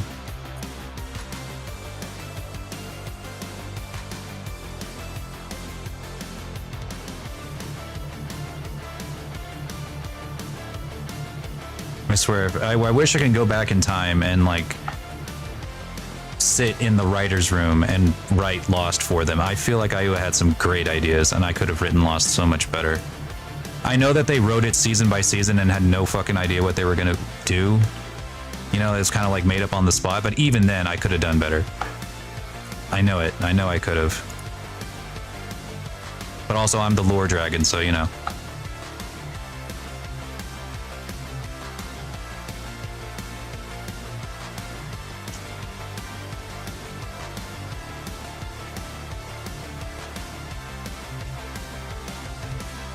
Want to make video game assets. Okay. What kind of assets? Props, environments, hard surface, organic, hair, photorealistic, stylized like this.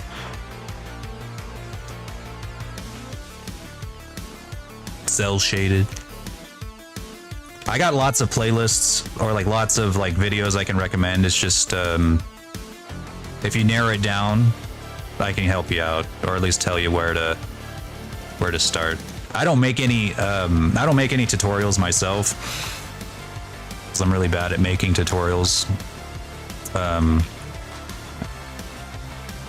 But I do like, I feel like I can point I do like know a lot of tutorials, you know, like I know what to look for. Like if someone asks me, hey, I have a very specific problem, I'm like, hey, I got just the tutorial for you that somebody else made.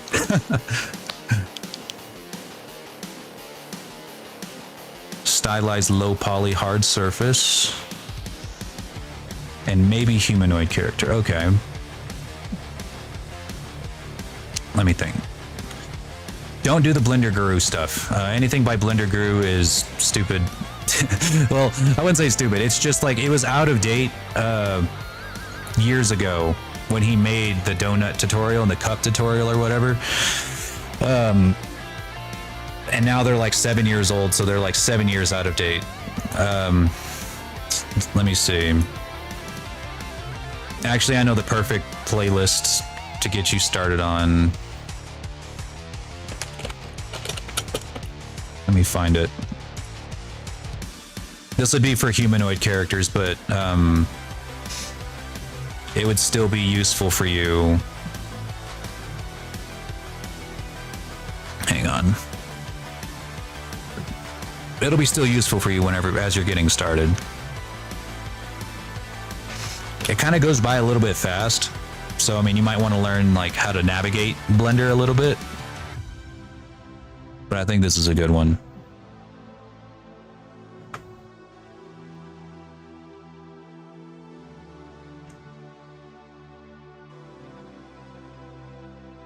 For hard surface, yeah, Blender Bros, that's kind of what they specialize in.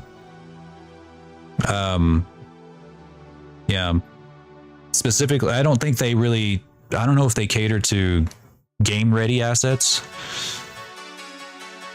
But as long as you can make an asset that's like really low poly, you know, you can probably, anything that you can make in high poly for hard surface, you can probably also make in low poly. You know, it's easy to go back down in hard surface. It's easy to decimate down because the topology isn't quite as, the edge flow isn't quite as important as it is for organics when it needs to deform and stuff.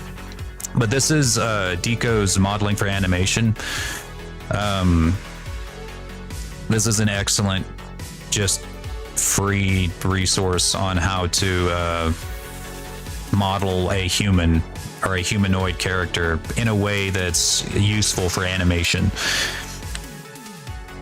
There are a lot of tutorials out there that teach you how to do topology or teach you how to make characters, but they don't do it in such a way that's like, okay, well, what if I wanted to move? You know, they're like, here, this is how you sculpt a human hand. I'm like, great. Okay, but how do I, what if I wanted to move? Like, oh, you want to do animation? Oh, I don't know. I only do renders. Like, oh, well, fuck, thanks. Like, gee, thanks.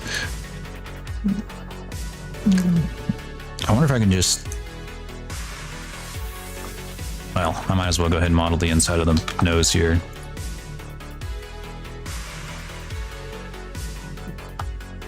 Actually, no. Actually, not yet. We're gonna subdivide it first.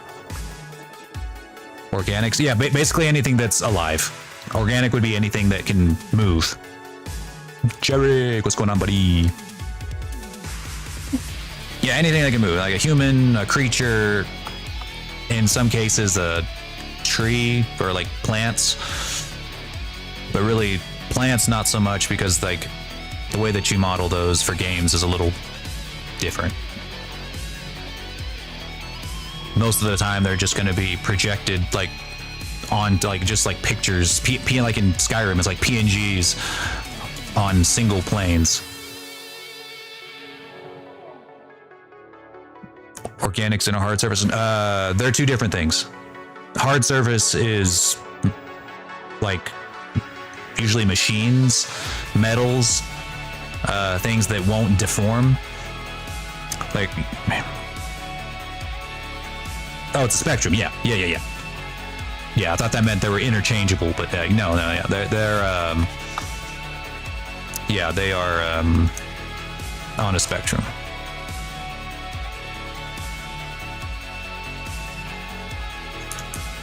And you just model them entirely differently. You approach that situation entirely differently.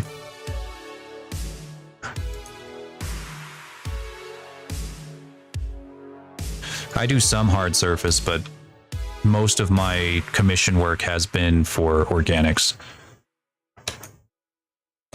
The kinds of people who typically do hard surface, like, do so for like industry stuff, like,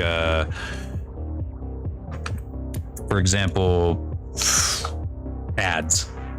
You know, because a lot of the stuff, like they might be, because a lot of what they're going to be making are products, like watches and cologne bottles, cars, lots and lots of cars, maybe parts, tech demos, that kind of stuff. So they're the kind of people who are very employable. They are very employable. Character artists, on the other hand, they get to have some fun, but they're not as employable because there aren't as many jobs for character artists, and it's very competitive.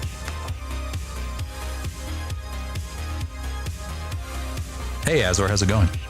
Cars are mid. Trains though, trains are cool. Trains are pretty dope. I'm train pilled. Okay. I'm based in train pilled.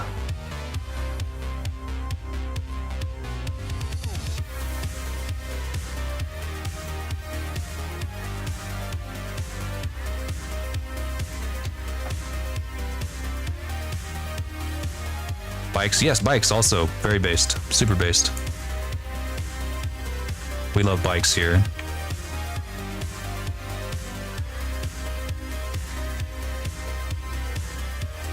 Get all the money from this. Yes, get all the money from being a very, very employed hard surface modeler, and then hire me to make all your characters. That is exactly what I'm saying, unironically. Let me do all the fun work. You do all the employable work.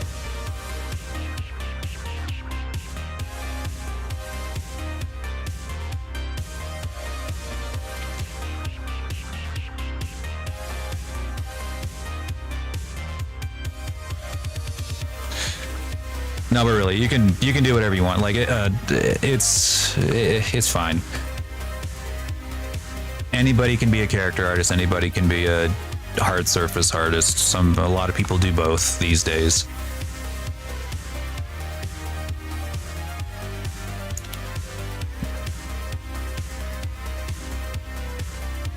When are we getting high-speed rail? Honestly, I actually heard something about a high-speed rail being built here in Texas between Dallas and Austin, which is kind of funny. You know, the two most based cities in Texas are getting the high-speed rail, but nowhere else.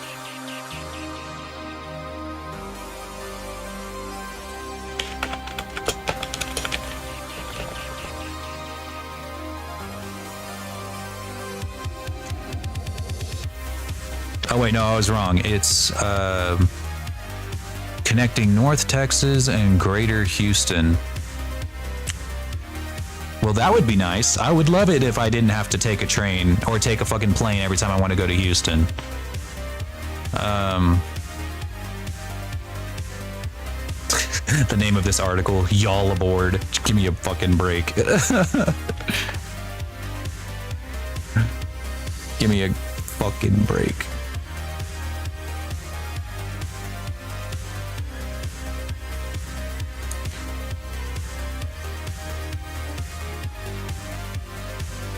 Let's see. Okay, it's Houston and Dallas. Well, that's less useful to me, but I'll take it. I'll take it. Because at least if we get one and it makes a lot of money, then, yeah. Oh, yeah, absolutely. High-speed rail is way cheaper than flying. Way cheaper. And the Dallas airport gets lots of traffic. So imagine it this way, the way that I see it, the way that I, you know, if I was sitting in this room and I was doing like state planning or like infrastructure planning for Texas, which if I was, this state would be, it'd be a utopia, all right? It'd be a utopia amongst men, all right? People would be climbing over each other to live here. But no, what happened? What I imagine is that the central station in Texas would be in Dallas, or maybe San Antonio, one of those two cities. Doesn't matter which, pick one. And there would be a high-speed rail going to every major city, including El Paso, San Antonio, Austin, Houston, and maybe Amarillo. Maybe. If you had a high-speed rail going to all of those cities, my God, this state would be self-sufficient. But yes, high-speed rail is very sufficient, and it wouldn't need government subsidies to keep the prices of the tickets down like the planes do. Planes need, or just air travel in general, need to be heavily subsidized by the government in order for people to be able to afford them at all. Plane tickets should be like 10 times more expensive than they already are, because planes are highly inefficient.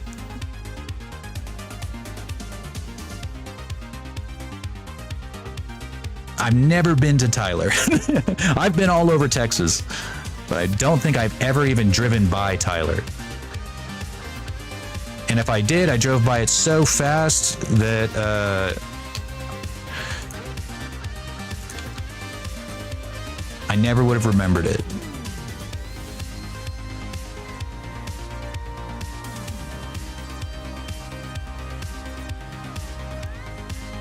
Yeah, I'm actually the one that's like actively sabotaging SpaceX on purpose.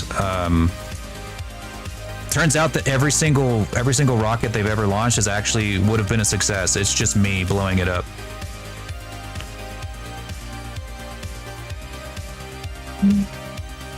I don't really have a really good reason for doing it. I just hate Elon Musk and I just want to see him fail. That's it. That's really it. That's really it.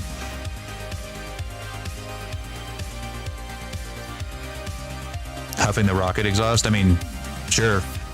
If I'm having a rough day. pop an Addy and huff some rocket exhaust. Yeah.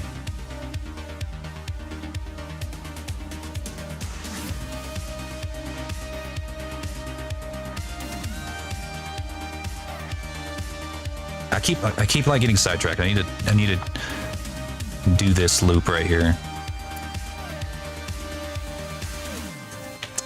Don't look at me. You're distracting me, people. Don't look at me. Don't look at me.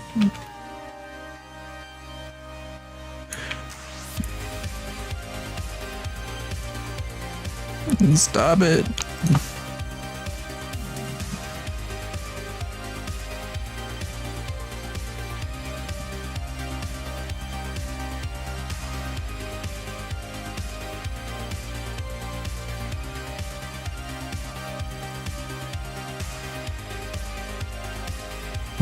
Fucking red rage, but turn it on the camera.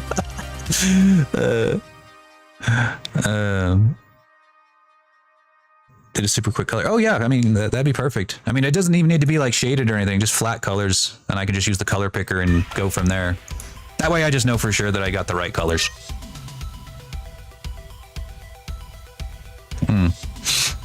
Oh, this is what I'm working on right now. I recently partnered up here with P-Flare. We're working on a game. And it's going to be super cool, super based. I actually don't even know entirely what I'm allowed to... I didn't really see...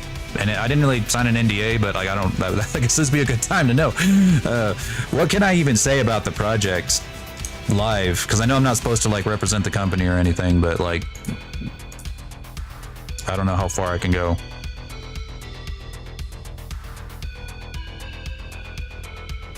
Yeah, Godzilla? Godzilla, you say? Godzilla. Godzilla, yes. Godzilla, indeed, yes. Godzilla, Godzilla, Godzilla, Zilla.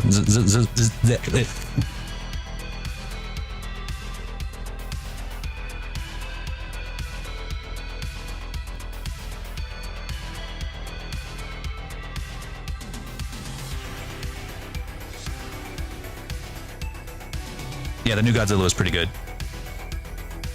It was all right. I mean, you can't really make a bad Godzilla movie. Like you would have to try really, really hard to make a bad Godzilla movie for me. Or actually, never mind. I think you could. There are a couple of ways, but I'm not going to tell y'all how to do it because y'all are just going to start sending me like fanfics or something. Don't do it without permission. Yeah, permission. All right. We're making a super awesome game called Pending. Name Pending. But this is kind of what we're working on. Magical Girl for Hire. It's going to be a multiplayer, beat 'em up kind of game with lots of hero characters that are based on like magical girl designs.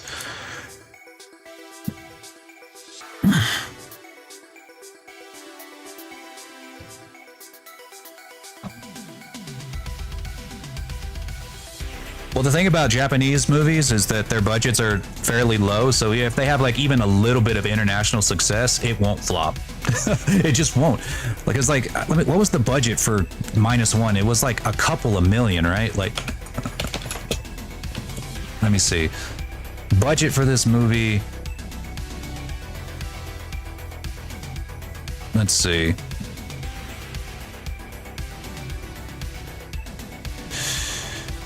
Yeah, the budget was 10 million, and that's on the upper end of like your typical Japanese produced movie.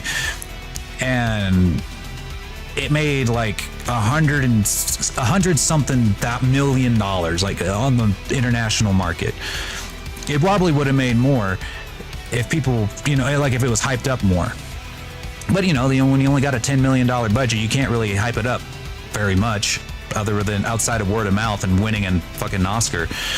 But yeah, even if they made like 20 million back, that's a huge success. So like these Japanese films are kind of like, or really just foreign films in general, are low risk, high reward. Hey, Ninewind, how's it going, buddy?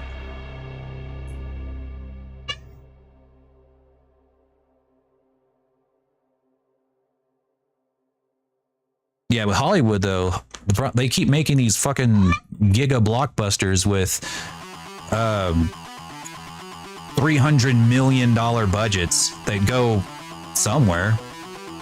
Obviously not to special effects, obviously not to their art department. And you, in order to make a movie with a $300 million budget, not technically a flop, you can't just make $300 million back. You've got to make roughly 2.5 times the budget of the movie to make a profit. Because not only is it the budget of the movie that you're trying to make back, you need to make back the money that you spent on marketing and distribution too.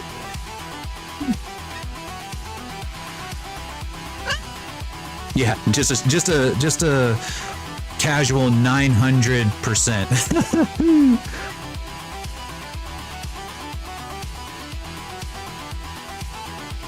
That's okay. I've had to redo a couple of projects in my time. From nothing, yeah. Once or twice.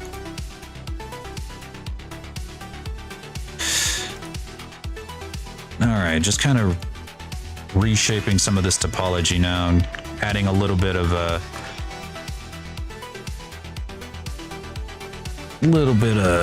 loops here and there.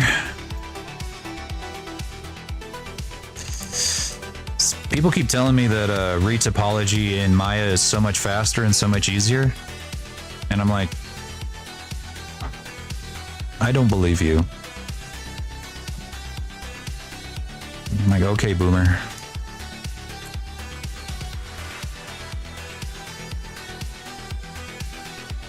Last guy I told that to got really mad. He got real defensive. He's like, industry standard. I'm like, all right.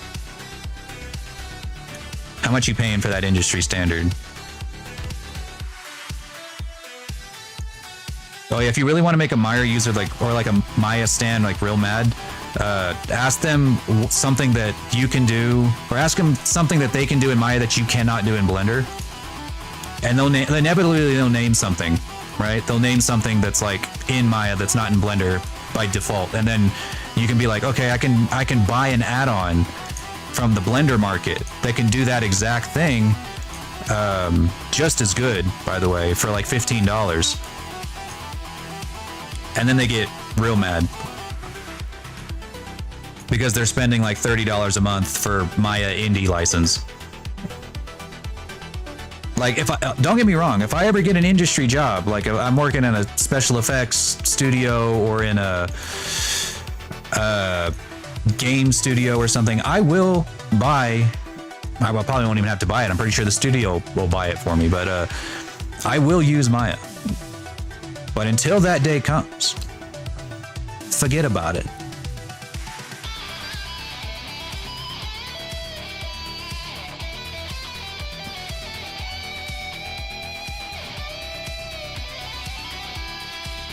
Okay, Marvelous Designer, on the other hand, I will say, Marvelous Designer has a purpose.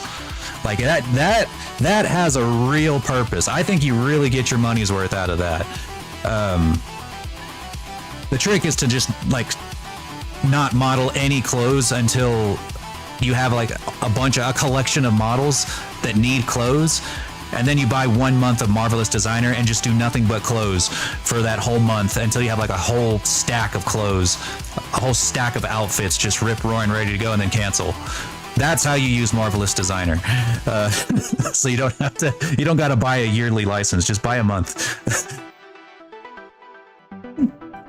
Yeah, I will defend Marvelous Designer, but Maya is completely worthless, in my opinion, because look, I've used ZBrush before, and even though you can sculpt in Blender, sculpting in ZBrush was just a wonderful experience. Being able to sculpt in ZBrush was just head and shoulders better than sculpting in Blender.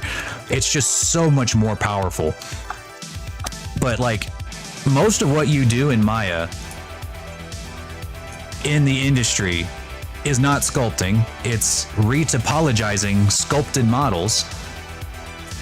And it's like retopologizing sculpted models and animating, rigging and animating. I can do all of that in Blender for free, just as well, just as fast. Probably better.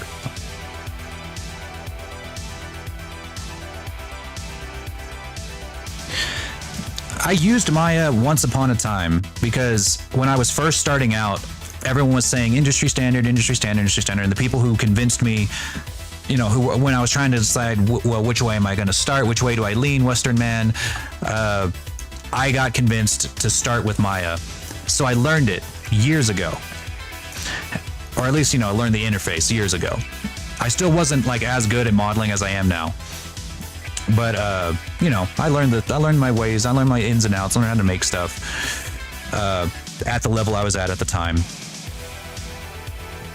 But then I was like, I got to a point one day I was like, kind of struggling for cash, and I was like, I gotta get rid of something. I'm not using Maya right now. Maybe it's time I gave Blender a shot. I did, and I never looked back.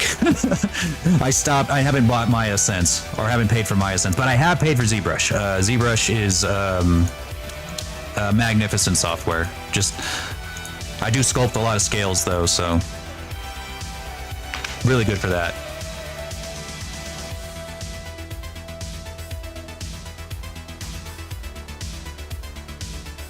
Yeah, every day you're not making clothing is money burn. Yes, so that's why I tell people, make prototype clothing. You know, make something simple, maybe kind of like how this is right now. And you know, once you're getting ready to like finalize something, or if you're planning on making like a bunch of outfits at once, then you just buy a month and then make just a year's worth of outfits in a month, and then cancel and never touch it again.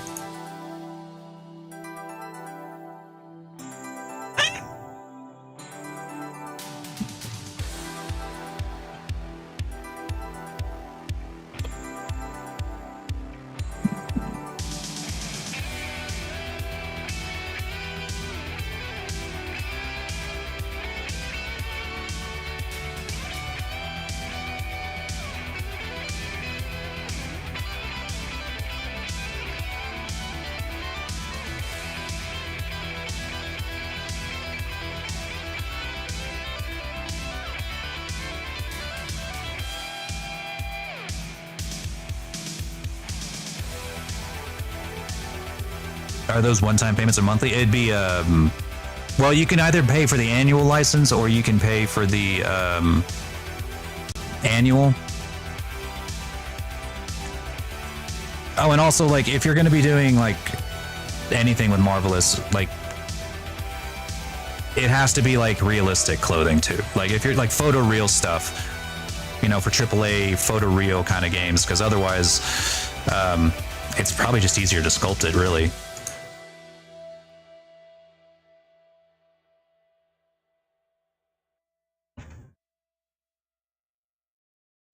Stylized clothing nightmare? Oh, stylized clothing, like, I guess it really depends too. Like, if it's some, like, I think stylized leather, something about stylized leather just rails me.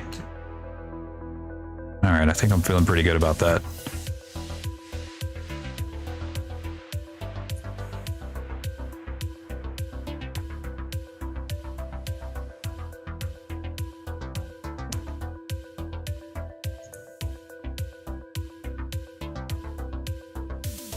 There's our face. Let's add...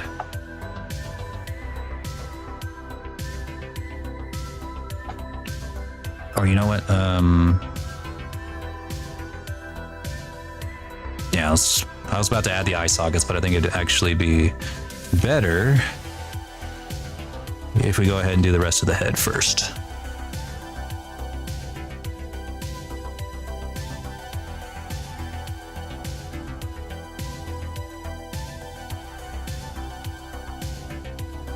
Forget to make game clothing. Oh, well, the thing about it is that, like, it gives you a high poly mesh with very realistic, like very real looking folds in the clothing, and baking that onto a low poly game ready mesh is how you I mean, you're gonna have to do that anyway, but at least this way you don't have to sculpt the folds by hand. So if you gotta like really like areas here, or like this, right around here where the clothes naturally fold, that can be hard to sculpt. I mean, you can do it. It's just, you know, Marvelous Designer. You press a button and it does it for you, and probably going to come out better than what you can do on your own. So that's the real like industry usage of if you're going to use it for like a game engine, for Marvelous Designer. At least in my opinion. I can't, other than that, like if you're trying to do like a very realistic cloth sim for like just modeling clothes for say like a designer brand or something, like an ad, then you know it's perfect for that. I think that's what it was made for, actually. Like that's its primary purpose. I think. I could be wrong on that. I might be thinking of Cloth 3D, or however you say it, Cloth 3D. What the heck? Nah.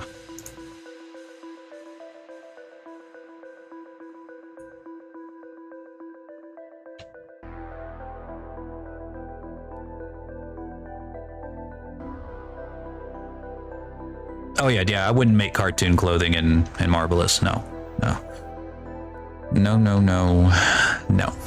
Would not do that.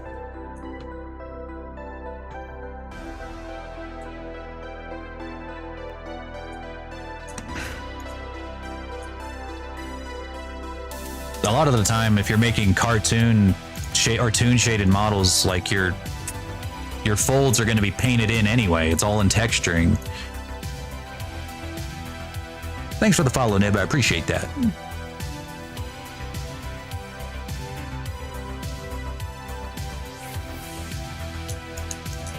I hope you have a good one.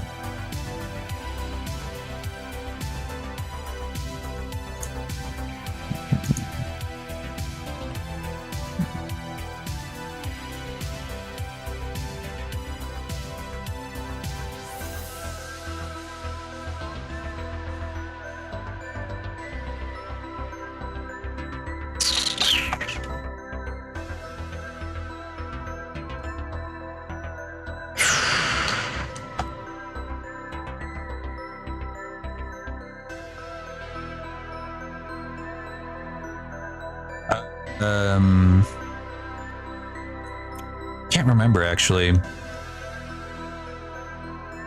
Let me see. I can actually double check in my VTubing software. I might be able to actually switch between the two. OpenGL and DirectX.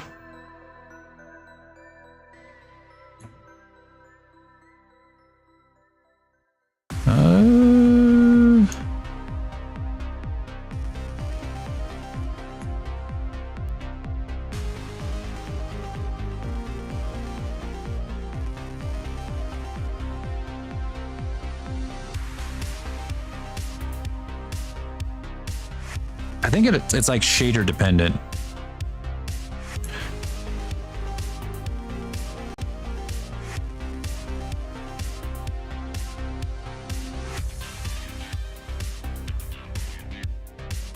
That will be helpful, yes. Any sketch, really. Any references that you have will be helpful. Just so I can get like an all-around, you know, idea of what she's going to look like in the 3D space. And everything I do here in the retopology section is not even like set in stone. Can always extrude and add more hairs and sculpt around it as needed.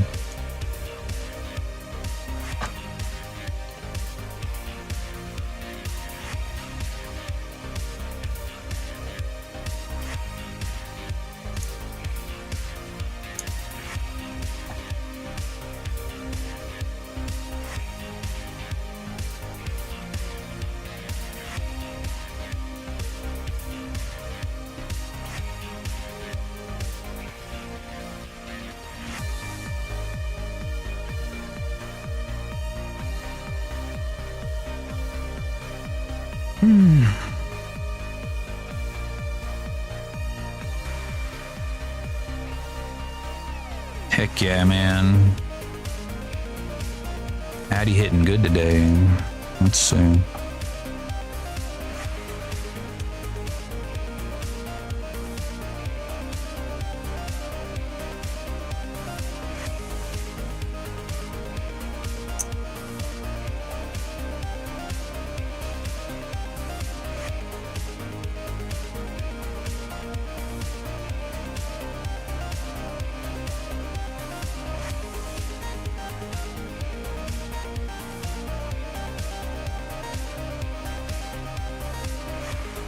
Yeah, when it comes to the room, 9-win, I don't think it's really going to matter. Like I'm pretty sure that the shader, I'm trying to open up Unity right now to check it. It's just, it takes its sweet time to open whenever I'm streaming.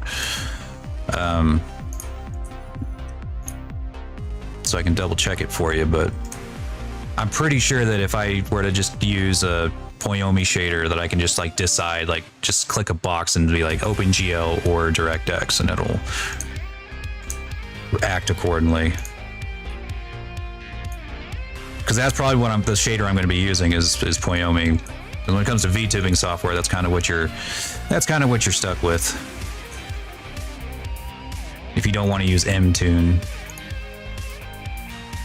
or standard standard roughness.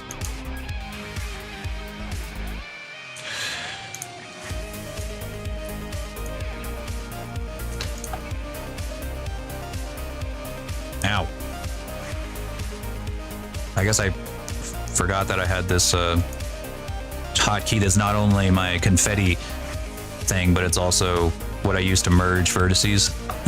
So I'm probably going to confetti myself every single time that I merge vertices, which is going to be a lot because we're retopologizing. So hooray! I'm going to get confetti all over the cave.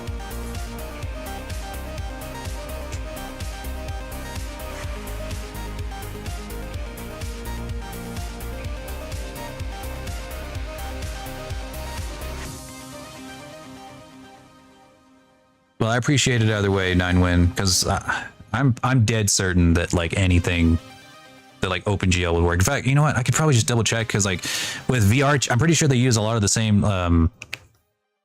tech as VRChat. So if I can know which one that VRChat uses, it'd probably be the same.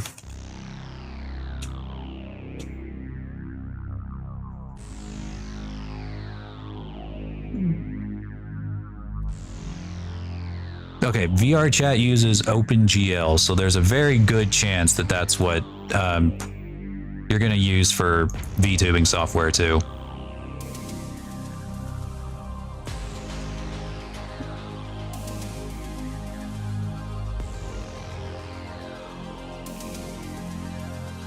Yeah, we know it uses Unity. We're trying to figure out which method of normal maps, or what kind of normal maps they use.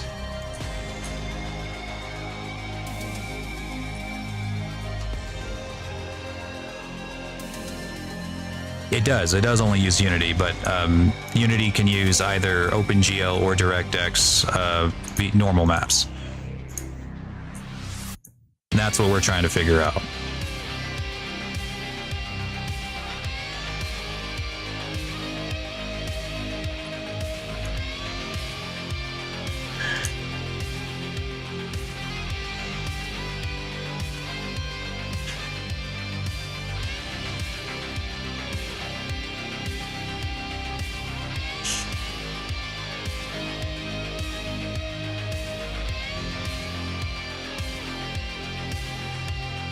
I actually think I want these spread out. Actually, no. No.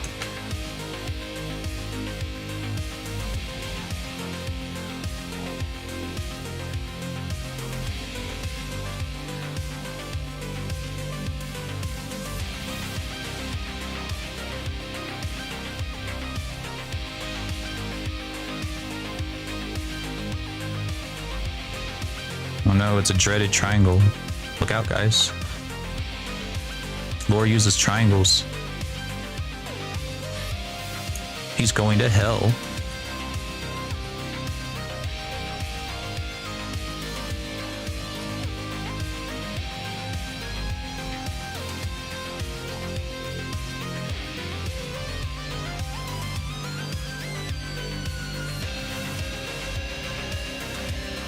I have forgotten the name of my father.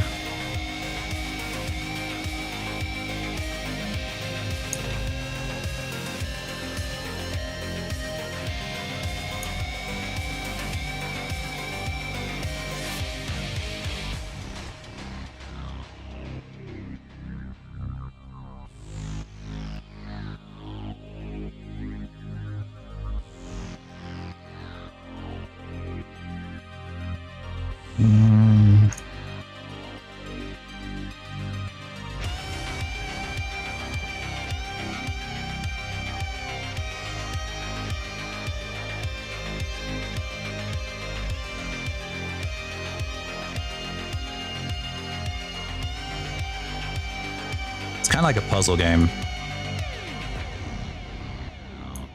I actually really like retopologizing for that very reason.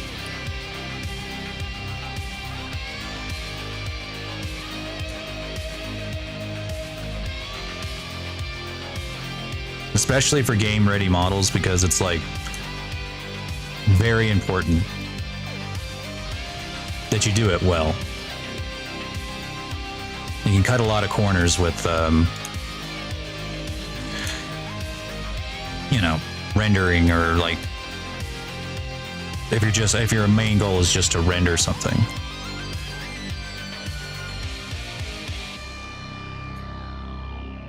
But you can't really do that with games or animation.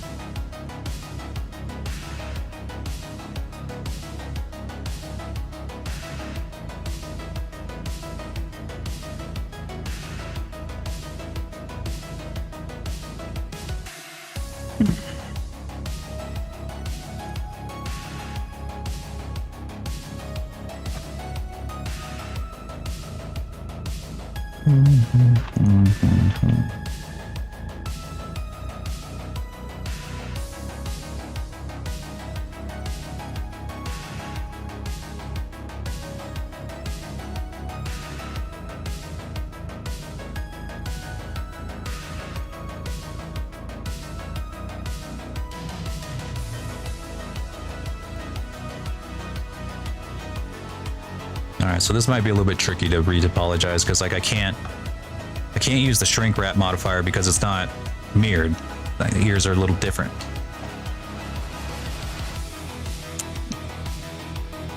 So what I might do,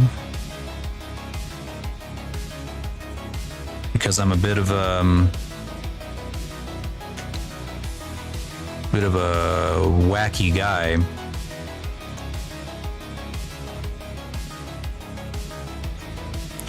I'm a kind of crazy, quirky, manic pixie dream dragon, or dream sculptor. I'm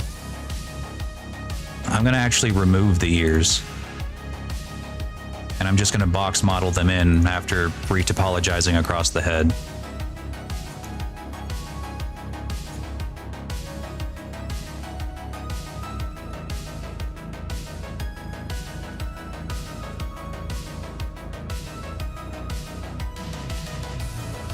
Because I already know where they're gonna go. I was gonna do that with the hair anyway, so I might as well do it with the ears too.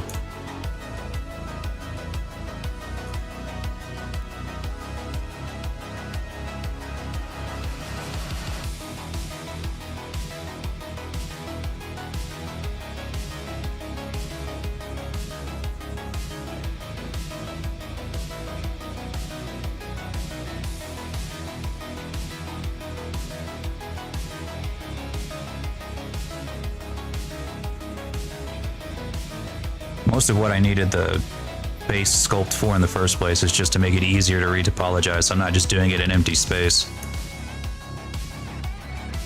when it comes to ears, they're just such a simple thing. You can just kind of extrude out from that point and fix the topology around that area later.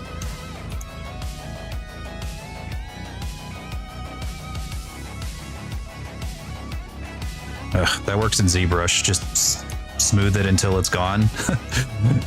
Just smooth it until it's gone. Doesn't really work that well in Blender.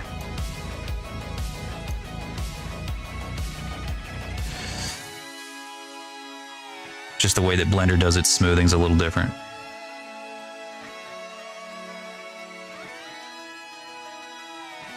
Leaves a little pimple.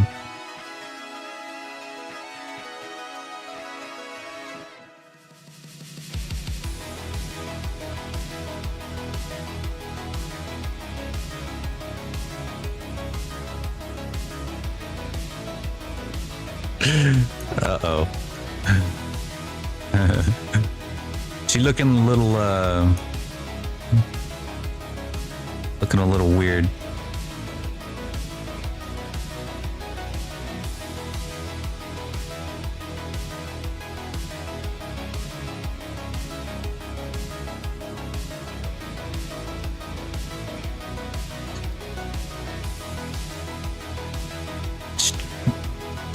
Yeah, whenever you get cancer so bad, it doesn't just make your hair fall out, it makes your ears fall out.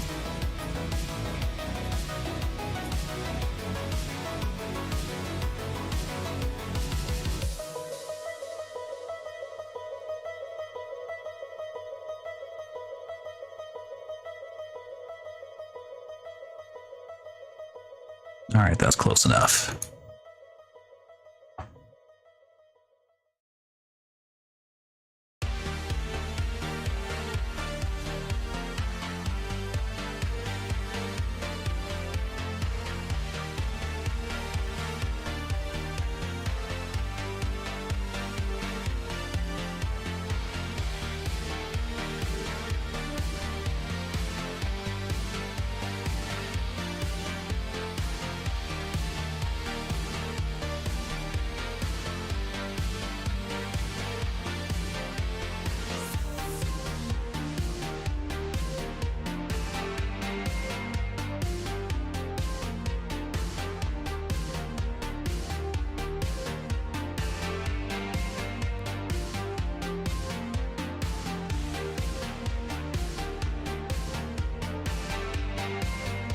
Actually,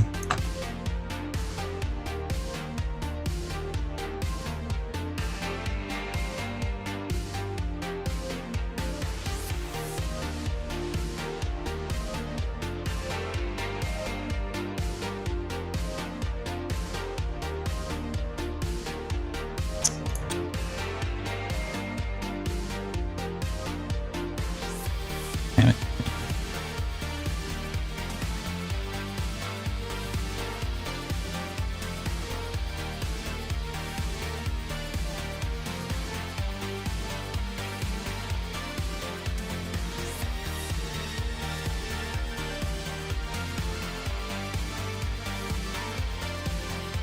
The giant book. There's a good chance that I got it off of Sketchfab.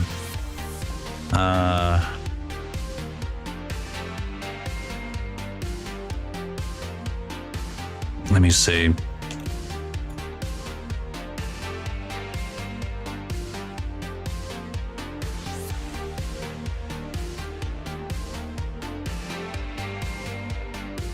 I doubt that I bought one. There's like a 0% chance that I bought it. I'm pretty sure I found like a one that was like Creative Commons or standard license and just downloaded it.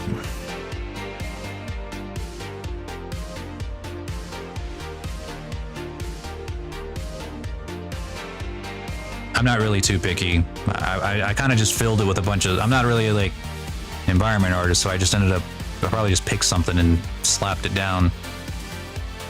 Yeah, there's a lot of books in here that look just like it, so I don't even, I don't know which one it is. A lot of free ones too.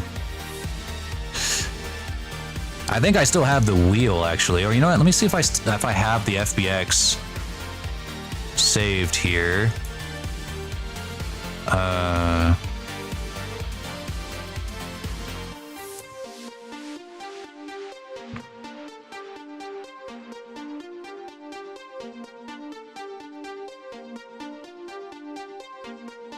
see, there's the TV, pillars, the bed, book. Is it this one?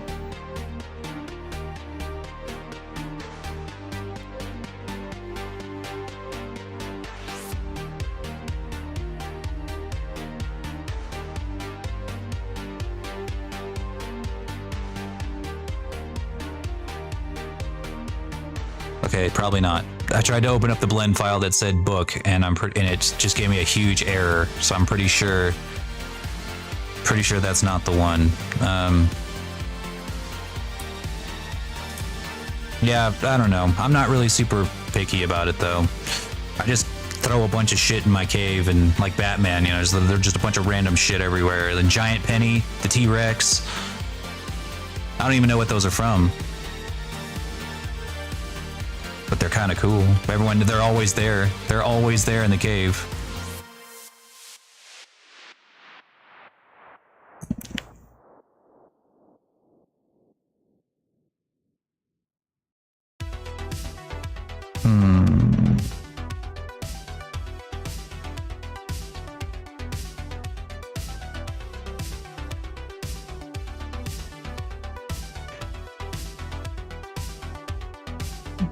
Yeah, I really should just keep the topology. I was gonna like try to do a bunch of reduction topology, but I really don't think it's necessary. Or, well, it is necessary, but I don't think I'll do it until I know for sure what the hair is gonna look like. I'll just keep it grid-like. Yeah.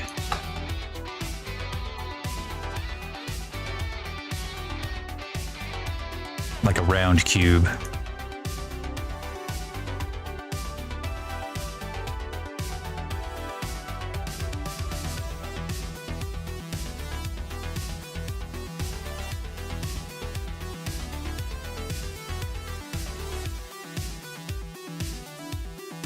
A trap at Two-Face. Oh, I guess that makes sense.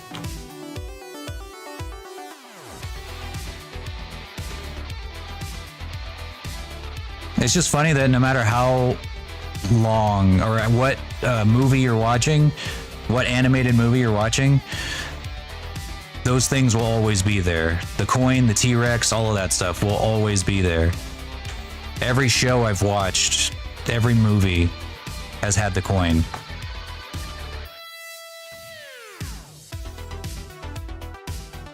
And I just love that. I think that is so cool. Nessie really likes Nightwing. That is her man. She doesn't really like Batman. She just likes Nightwing. She's like more interested in the Batman, like the world surrounding Batman and the characters who surround Batman more than Batman himself. And I kind of get it. I think everybody kind of likes Nightwing though. Like Nightwing is like the most giga of Chads after all.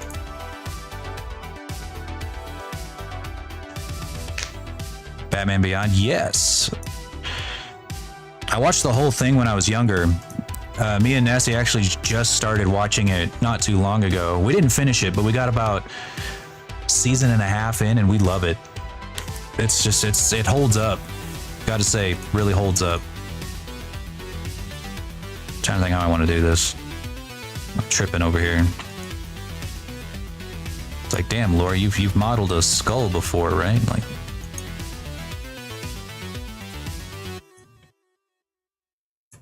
right? I don't know, maybe.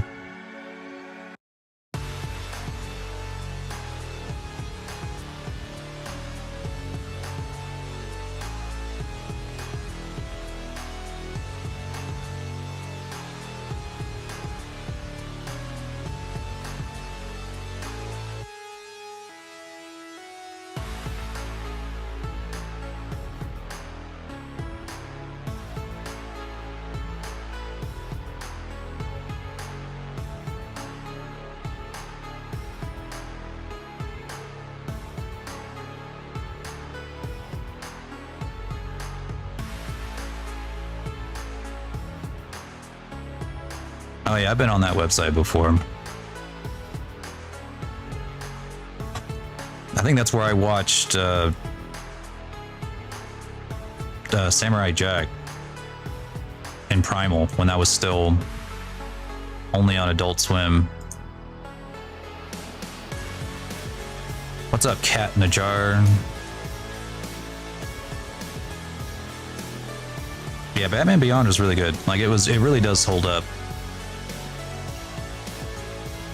And it's a lot like darker than you would think, you know, like you would think, oh, it's just a Cartoon Network show. It's probably not even, it's probably like, oh, it's dark. No, it's actually, you know, people were getting killed. People were getting fucking murdered. You know, it was pretty good.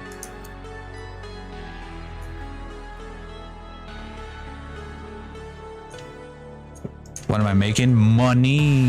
No, I'm just kidding. This is what we're making today. We're making some video game characters. Just making the head right now.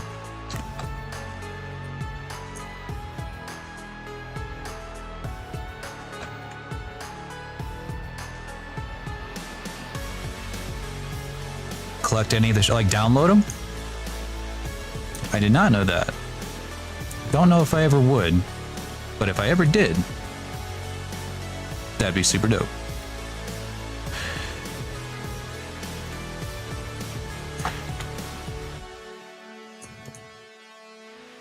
Actually, don't think I need this loop here.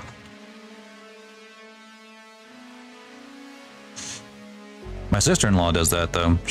She's like a internet archivist. You know, she's like preserving lost media. That's like her thing, one of her pastimes. Honestly, it's like not even a joke. There's lots of lost media out there, like video games and stuff that you just cannot get anymore because they just don't make them. You know? Same thing with movies. They just don't make copies of these certain DVDs anymore, and there's no streaming platform that has them. So she goes out of her way to find these things and preserve them in some form or another on a massive hard drive. So that there's at least one hard copy of this media somewhere. A cease and desist collector. She doesn't sell anything. And she doesn't like put it up on mod sites. She just makes sure that there's an existing copy somewhere of whatever it is she's trying to preserve.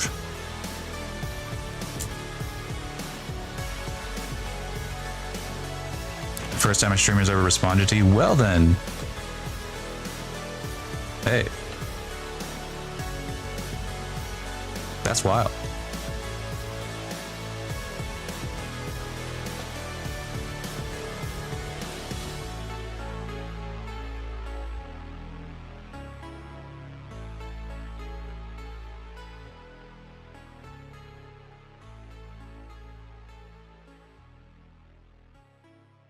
I guess that is pretty useful, like if your internet's down or if you're like traveling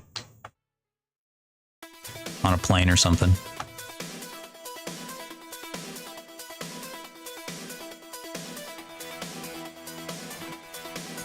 That does sound pretty nice.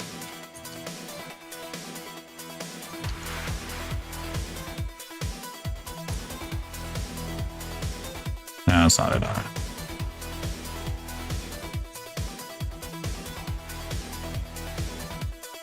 There we go. Don't really watch it. Well, there you go. If a streamer responded to you and you weren't even watching a stream, call the police.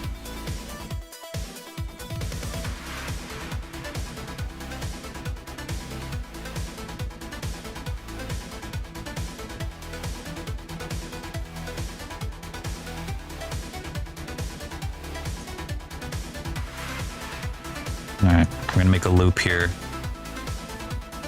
Like a connection loop.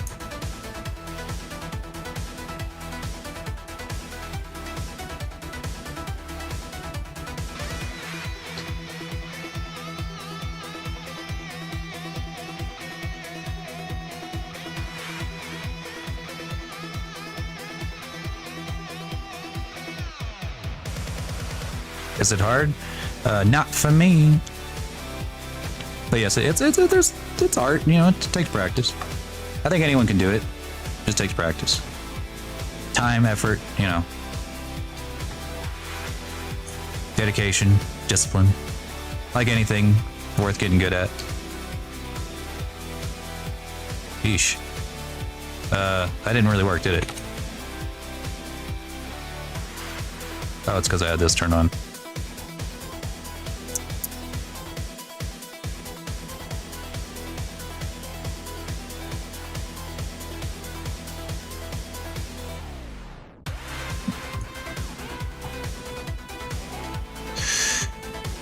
Alright, the rest of this is pretty much gonna be science.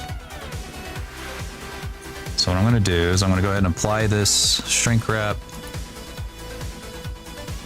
Don't need that anymore. Hide the head, it's just... Huh. Don't really need it. I can kind of just, at this point, I can just visualize where everything's gonna go.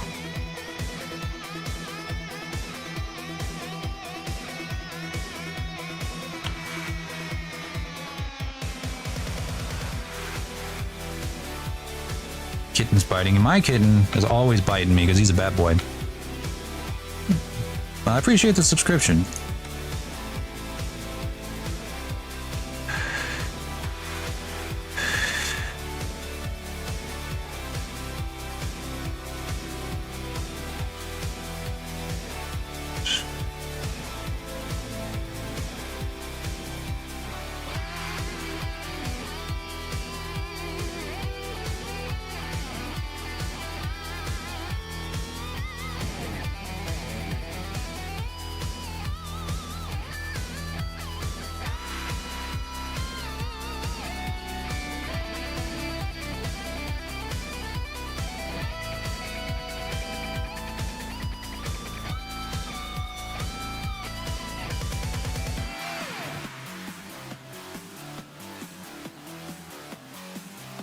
Yeah, and Flippy's a really special boy. He needs lots of attention. He's very special.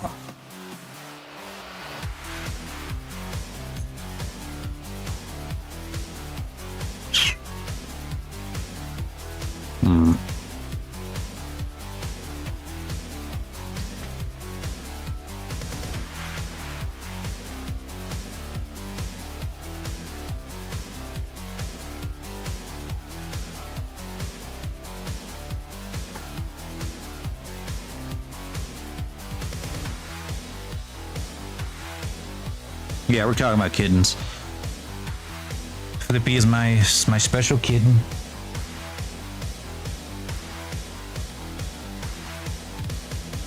He's a little dumb.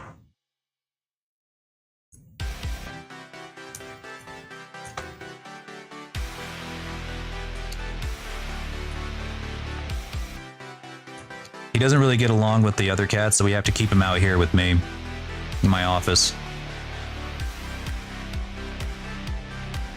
I have 6 cats in total. The others live in the house.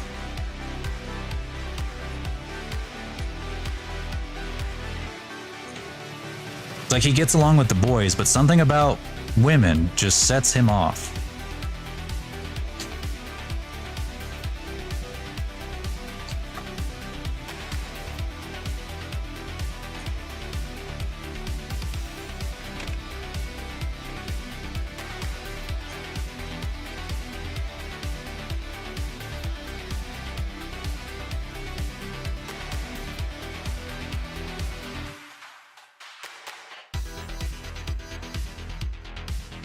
The most I ever had at once was 7. I think that was about as much as I could afford. Anything more than that, and it was just too much, man.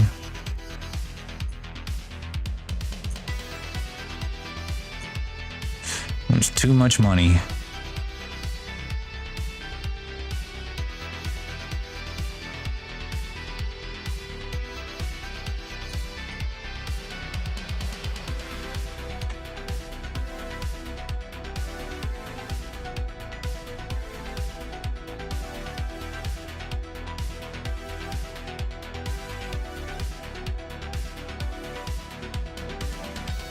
My favorite emoji? I don't know. I think I like the melting guy, like where it looks like the face is melting, because that's just how I feel. I use that for everything.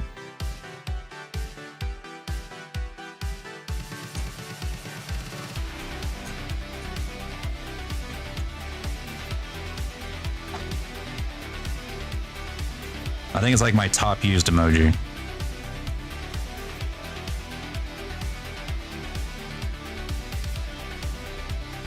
I don't think I can see it. I don't think it's popping up on my end.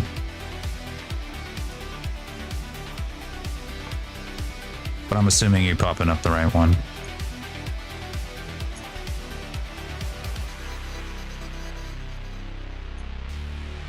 Let's see, we've got 19 verts here. 12. Yeah, this head is much lower res than the actual body.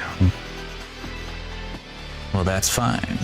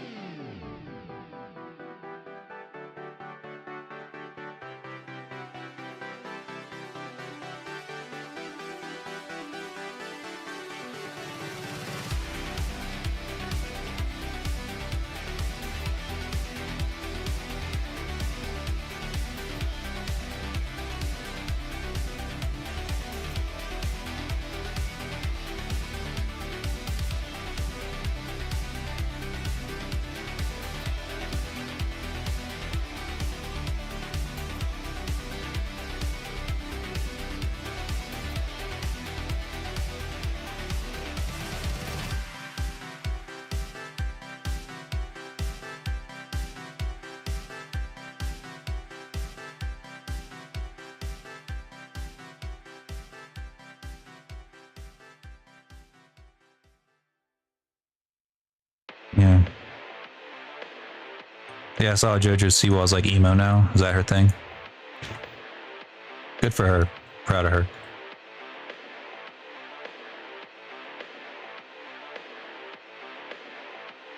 Living her best life.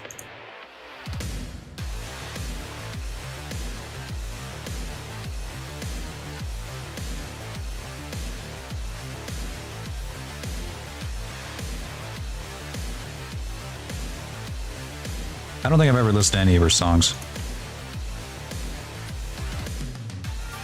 Not my thing. Not for me. Don't think they were made for me.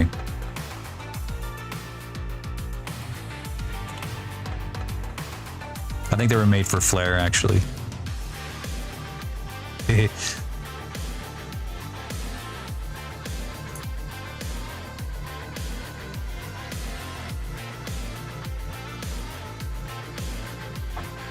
Let's see, what did I do for these?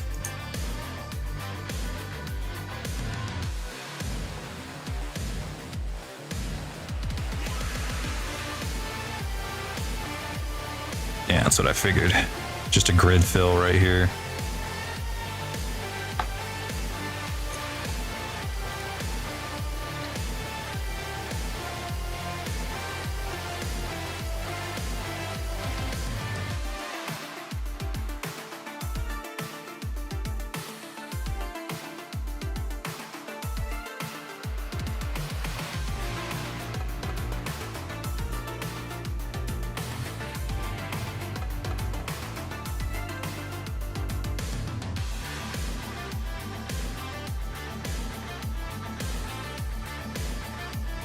I'm flattered to think that you think I'm famous, but I'm very much am not.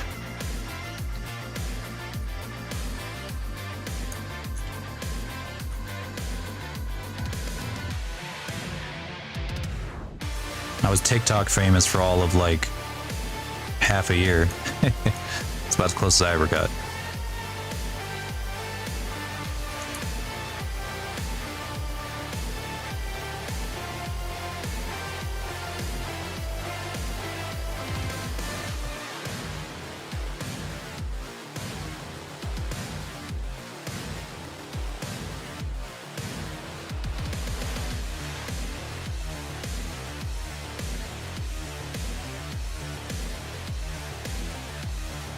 I think right now it's Mr. Beast. If I had to pick one, for sure.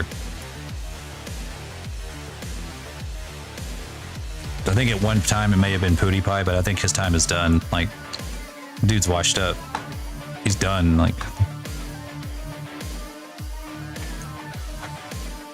my boy is done.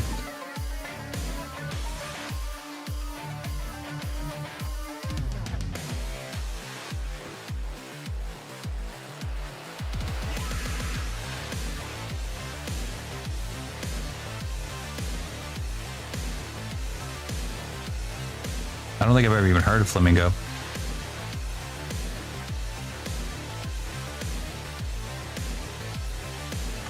Then again, I'm not really all over, not on YouTube very often.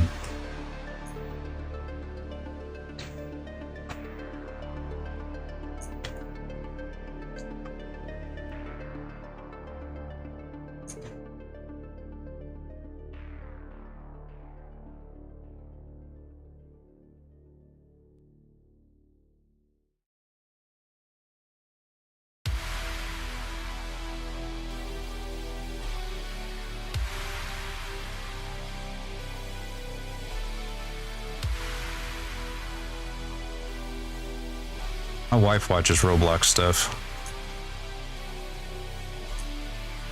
What's funny is that she doesn't even play Roblox, but she watches a lot of Roblox content. It's kind of funny.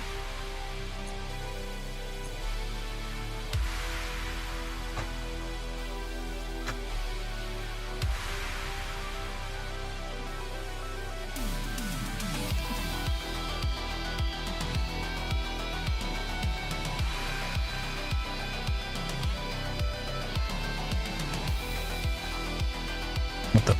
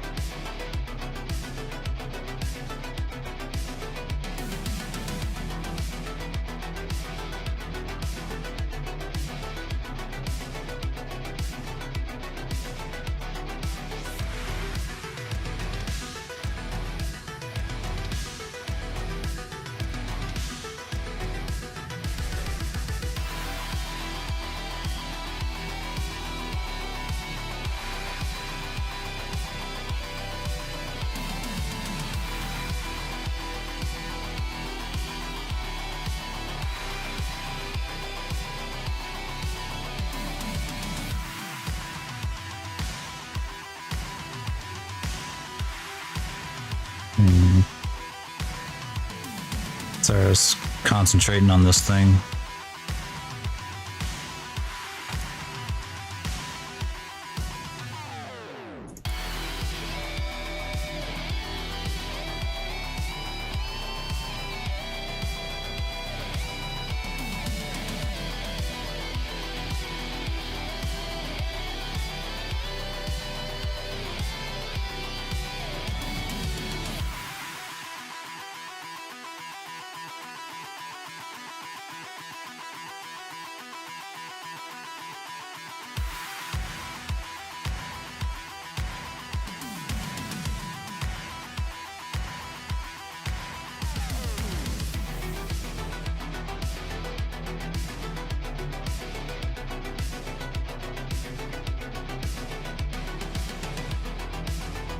Yeah, I figured it'd be Mr. Beast.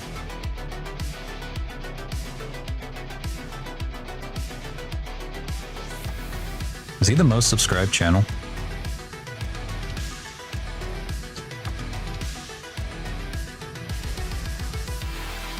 I wouldn't doubt if he was.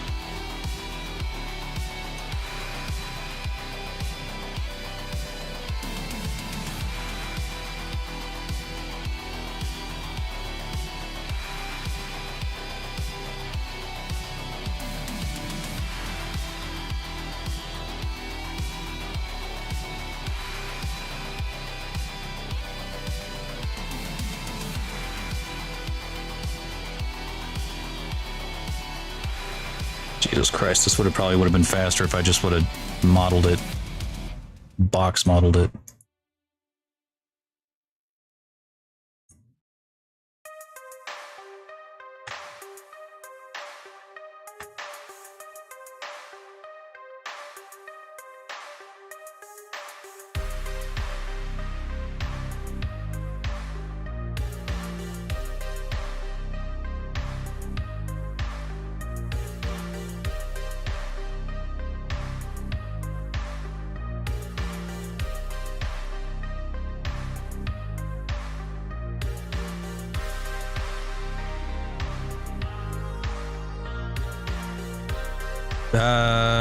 Don't worry about it. It doesn't mean anything really. It just means I should have taken a slightly different approach to this model, and I probably would have done it faster.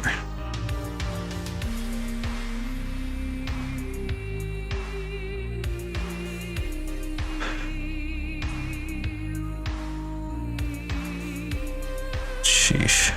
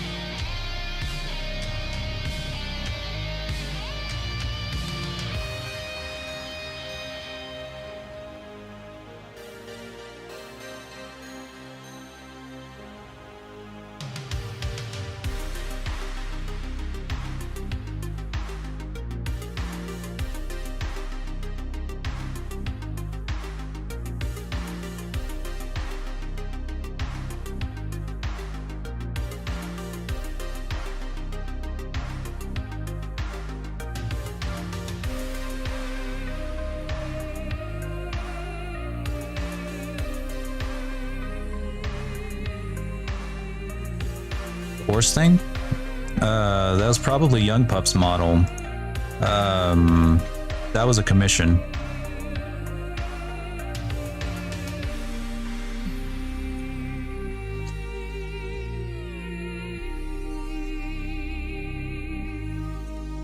Drastically overthinking this. Just drastically. Painfully.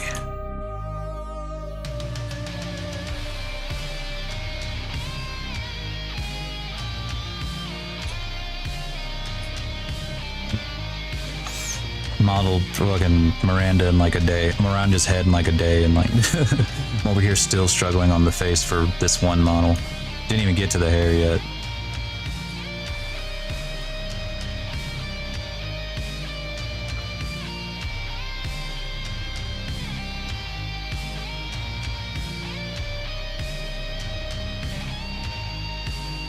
Now, to be fair, hers was a lot simpler.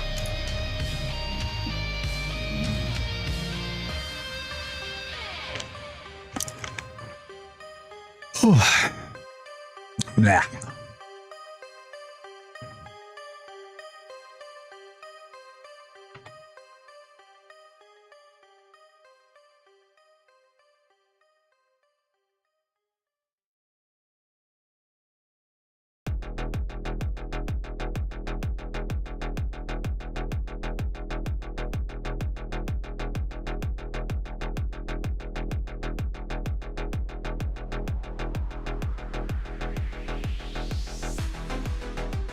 I kind of figured.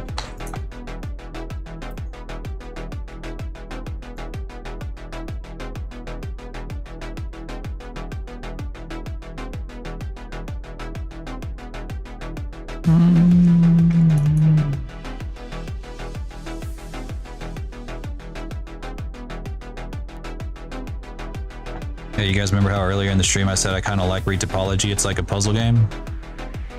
I lied. I changed my mind. I hate it. I hate it whenever I get tired.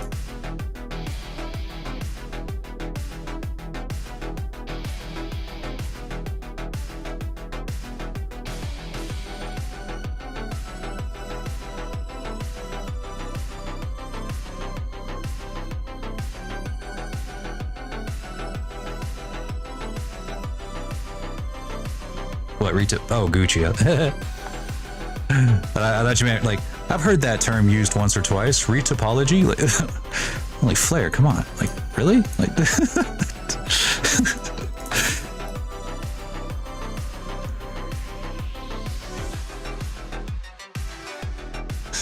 I was about to be very surprised.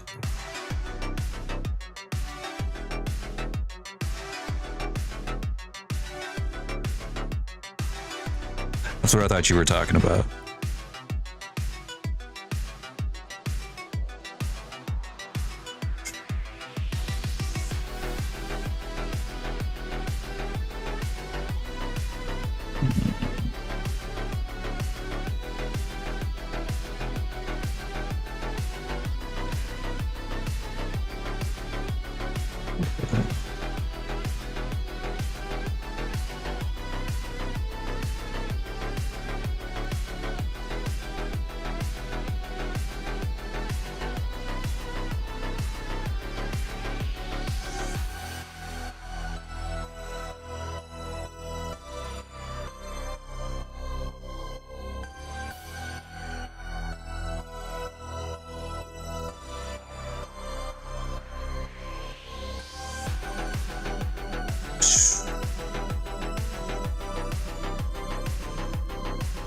Cool.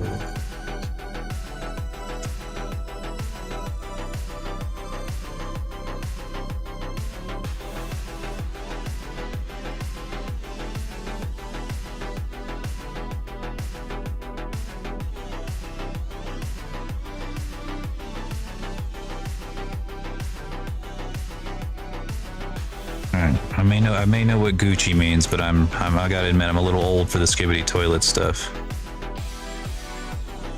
That's the extent of my hello fellow kids knowledge.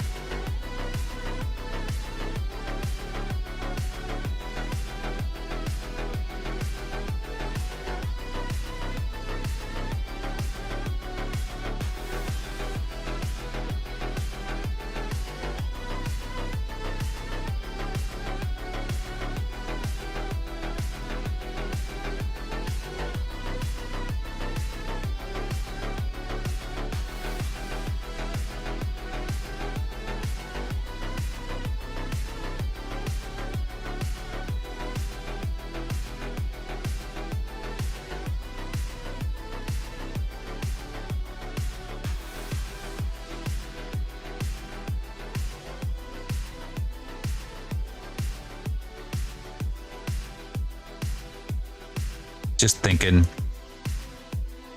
doing some cleaning.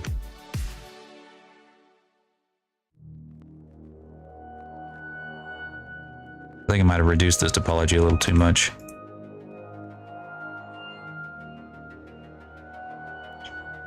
I think I did, yes.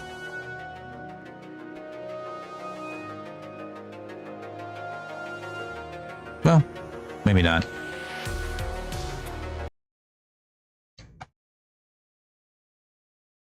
My music.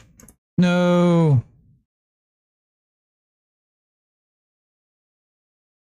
Why did that happen? It's the only thing keeping me alive. It's the only thing I care about. No.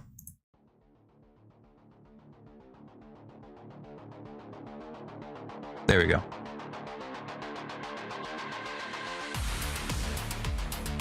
All right, crisis averted.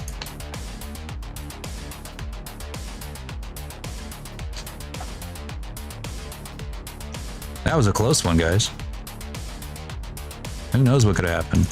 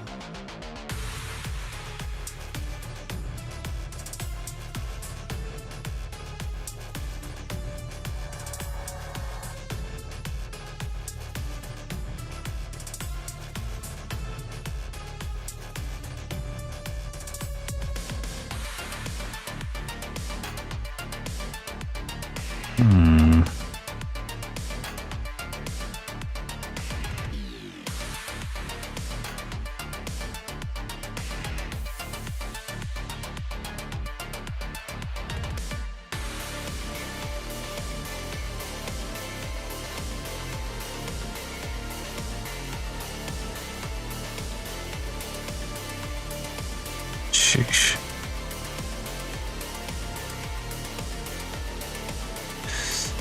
Perfect.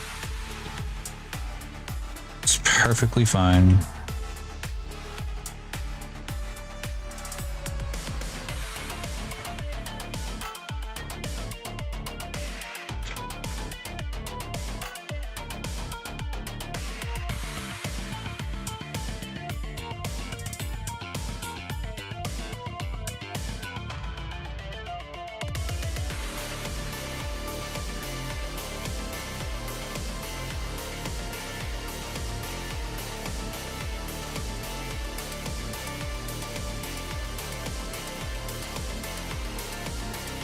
Oh, you guys know now the best part, modeling the fucking mouth. Oh, you guys remember how much I love doing this. I love it. I love it so much. It's the best part.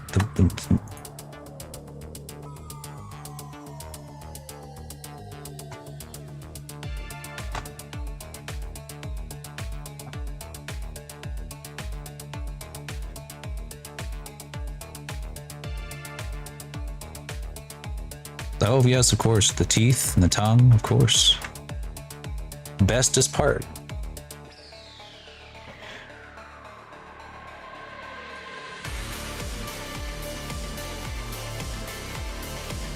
The bestest part.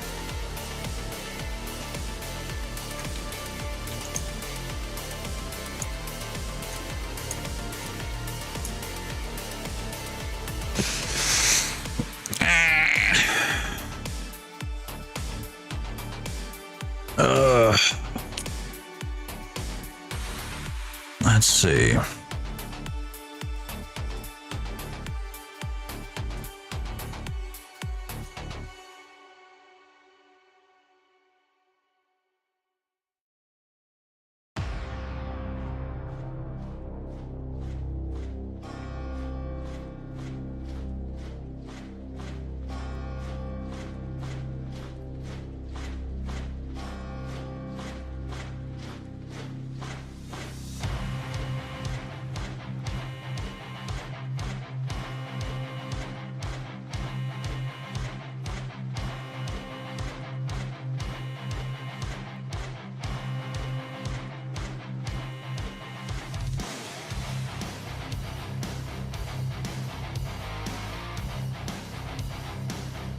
It doesn't really have a proper snout, but I'm gonna go ahead and model the inside of this mouth like it is, instead of a human mouth.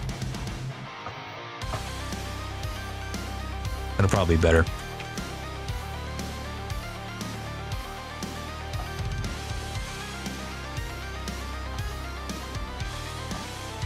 Yeah. Yeah. Yeah, I think so.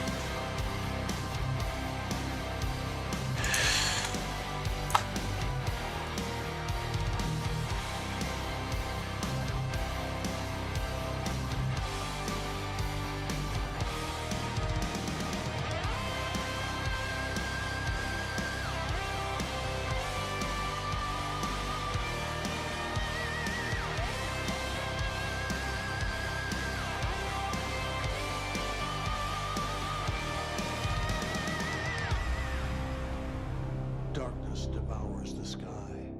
As we near the last hour, we wait as they rise for the march of the dead. Dead, dead, dead,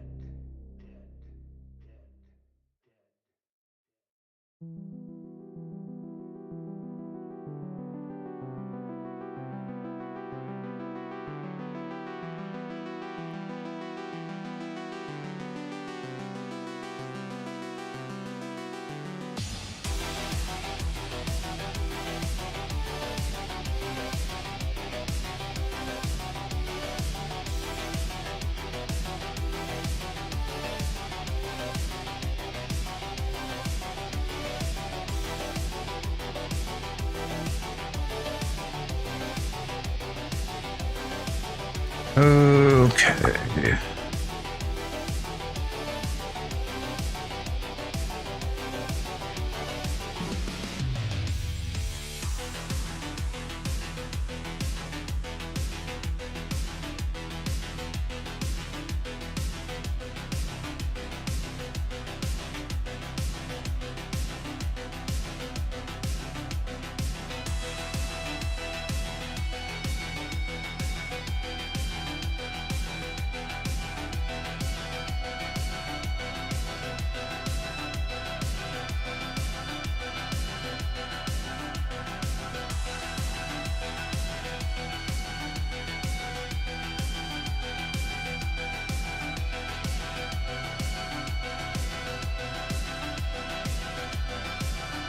What up?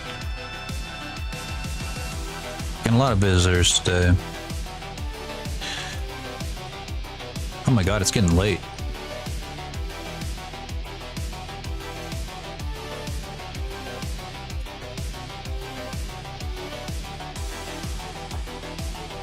Let me double check. Stylistically consistent here.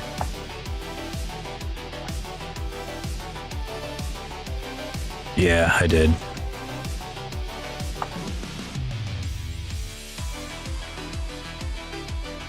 Mostly on YouTube. I don't really get a ton of traffic on YouTube as much as I do on Twitch. I got a lot of regulars over here on Twitch, but I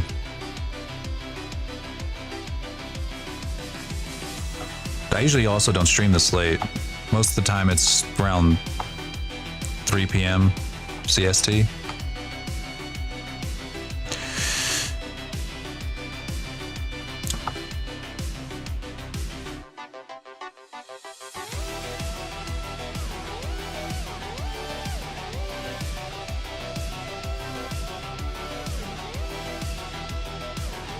I'm glad that you're liking it.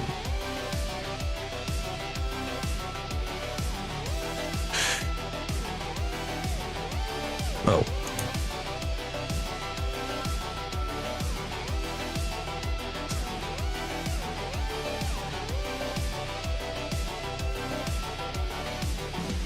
I think it's coming around all right. Miranda went by a lot faster, but you know, fast enough, I suppose.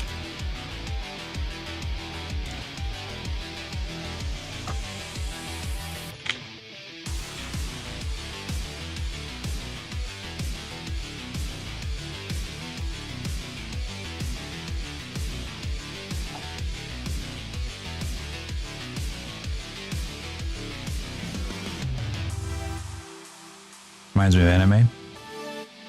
That's definitely kind of the feeling we're going for. Something a little anime.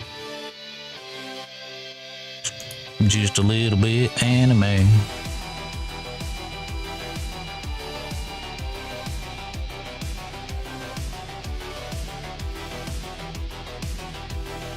Fast as fuck, boy.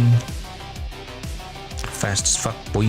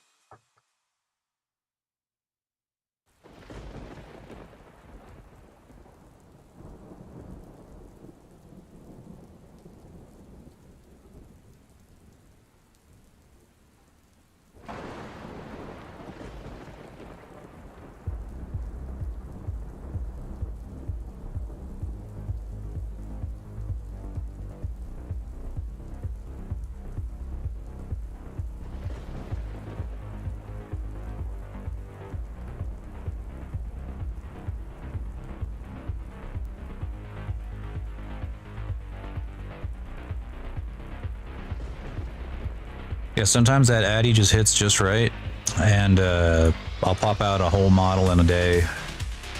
Face rigged and everything, and just like ready to animate. And then some days it doesn't quite hit, and I start kind of waffling.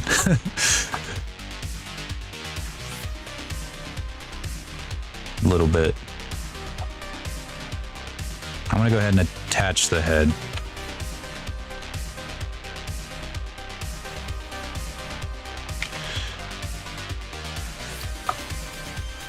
Preparing head transplant.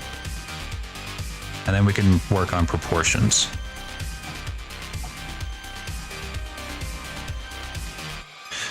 P-Flare in chat drew this. It's for our project.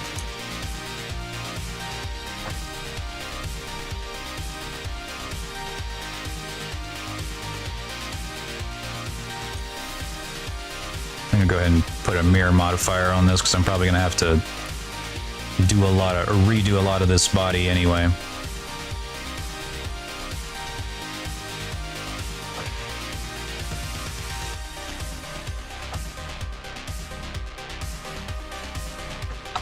Ah.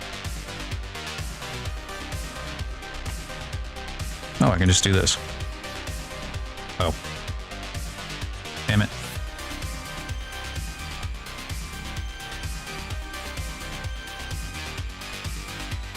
She's too thick.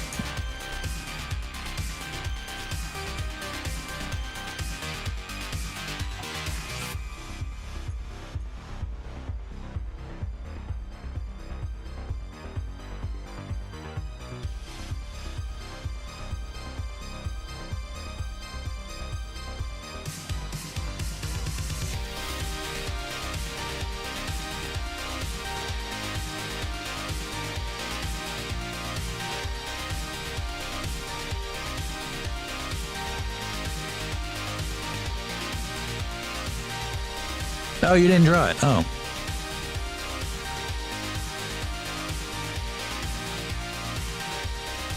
Oh. Well then. P-Flare's friend did it. And did a good job.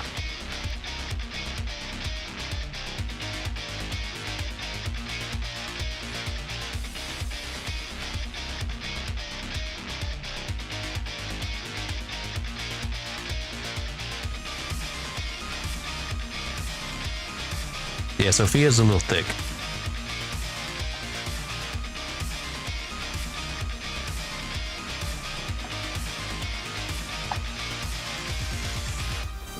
All right, I'm pretty sure that is a clean cut in half.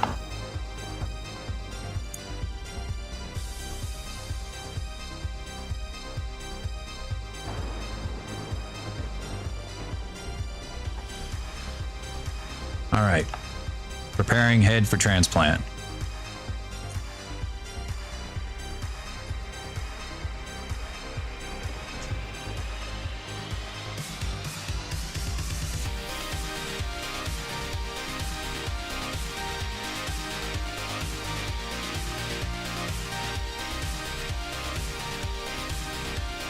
Man, a part of me wants to get into environment modeling because it seems like there's a lot of jobs right now. Because I'm like actively looking for jobs in the industry, and like I follow a lot of job boards, and I see that there are a lot of open spots for environment artists, or at least a lot more than character artists. There are plenty of character artist jobs, but like there really just are not that many as compared to environment artists. And I'm like, God damn it.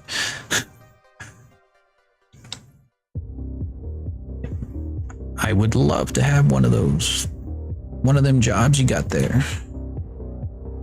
But I don't really model environments, and I don't want to like make a whole portfolio worth of stuff to model environments just to get hired as an environment artist and model like one environment or something. Or I don't know. Maybe one of these days I'll suck it up and I'll do it. Do it for the folio.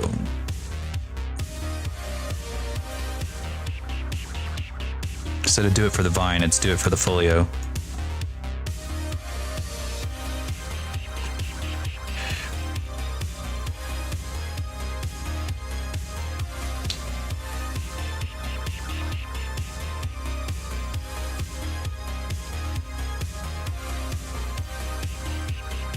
Yeah, I did see a lot of interesting job opportunities for like the future of VR. There was one in particular that I thought was really fucking interesting, where they're developing more, or they're working. This technology's been around for a while, but they're wanting to do further develop the idea of recreating crime scenes in 3D. So that jurors can actually put on like a VR headset or an AR headset even, and actually walk through the crime scene, which is, I don't know how useful that's going to be, but sure, you know, whatever. Sounds cool. I'm down. I'd do that. That's some cyberpunk shit, but I'm down.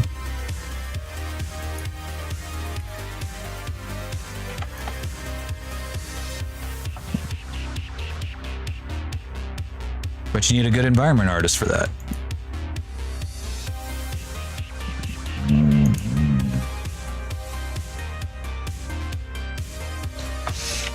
Yeah, and even if you're doing a stylized environment, there's still like, there's still like a hint of realism in there. You know, no matter what, there's always a hint of realism.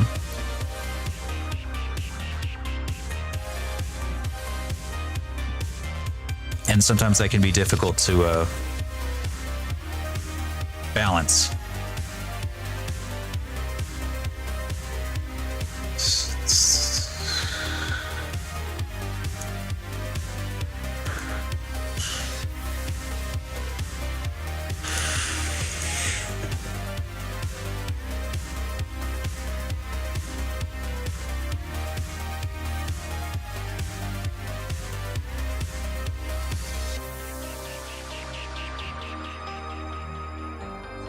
But they do got them jobs. Oh, there's plenty of jobs. And I guess because like it's, you need a much bigger pool of environment artists for some video games, you know, because there's like a billion props. You can't just have one person model like every single thing in the world of a video game. You know, that'd be insane. That'd be that.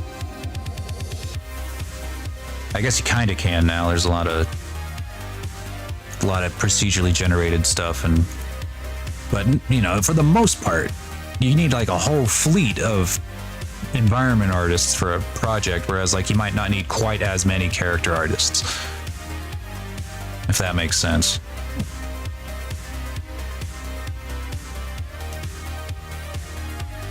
So that's probably why there's always going to be more jobs for environment specific artists than character artists.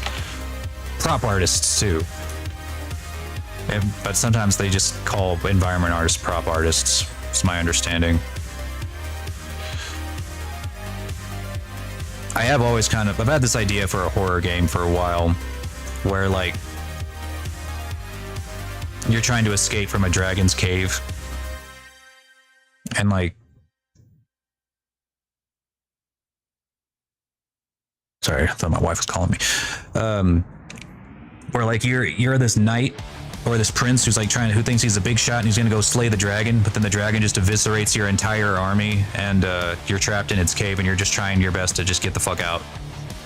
There's no hope of beating it. You know, like it's just, you know, it's just this unstoppable force.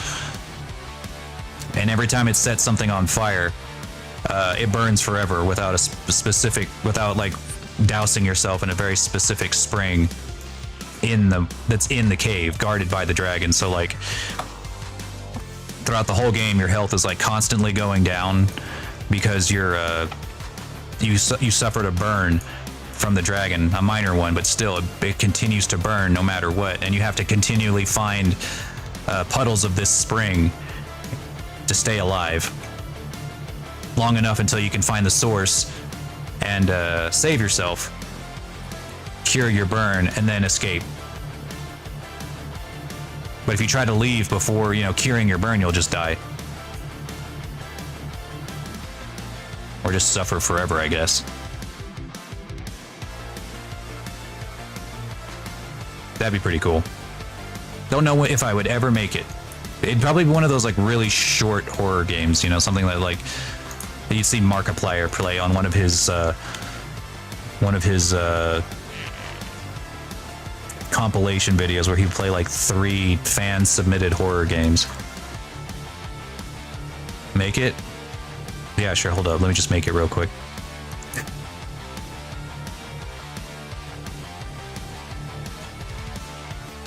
Maybe one of these days.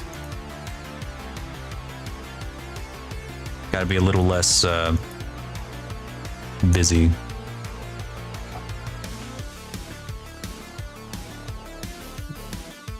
All right, she's done. No, I'm just kidding. Where did her eyes go?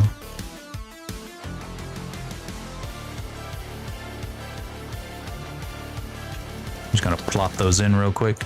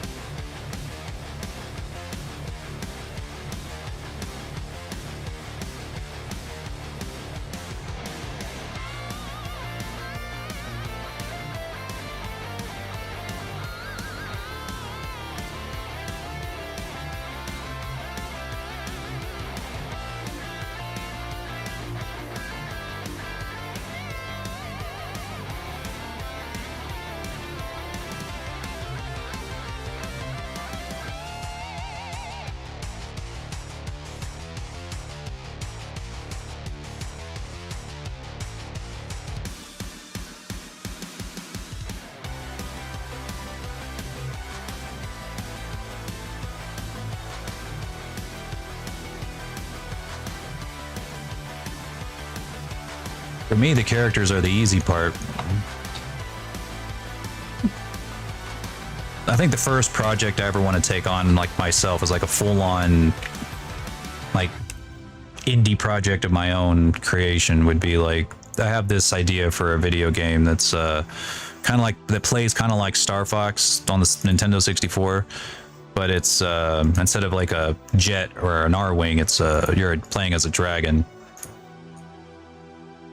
That'd be pretty fun.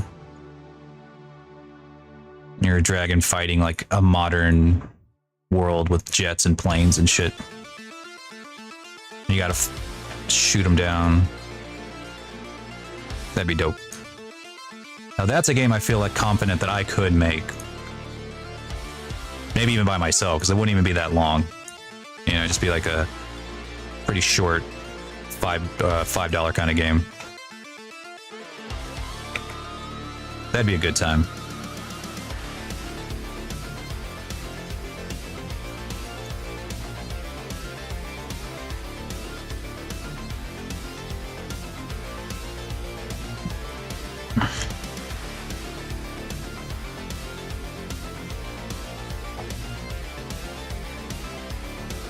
Yeah, the FNAF guy really knew what he was doing.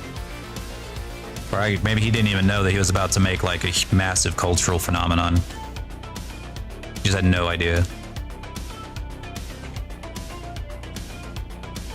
I wonder if he's rich. Like, he's got to be rich, right? Like, after making FNAF, he's got to be like a multi-millionaire.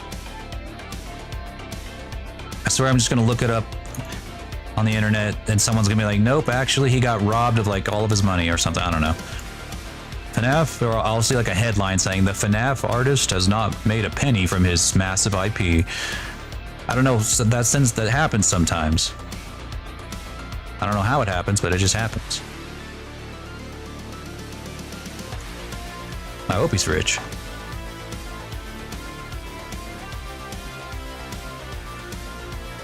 I've never played a FNAF game in my life, but I gotta respect the grind, you know? Gotta respect the hustle.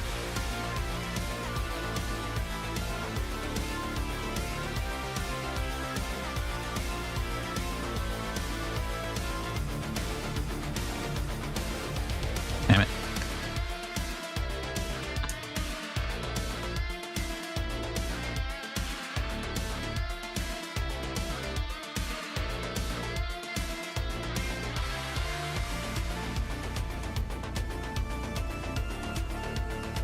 She's gonna look really shocked. She's just like very surprised.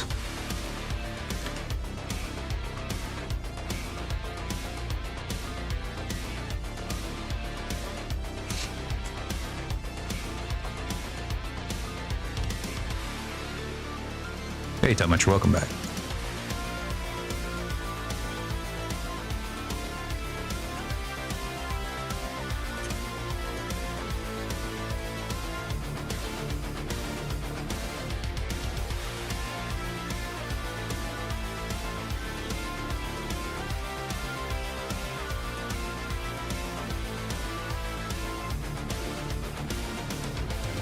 Subdivision surface, never heard of it.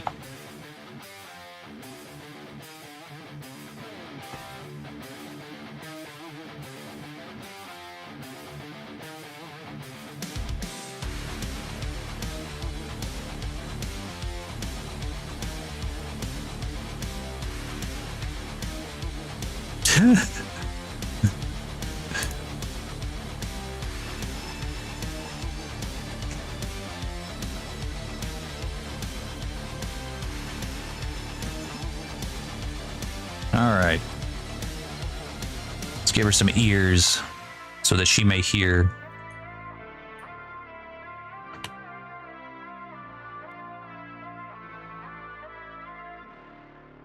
She's got very big ears. She's got the mirror modifier on, so they're just going to be straight up for a second, but whenever we apply that mirror modifier, we'll move it. It's like roughly the right spot.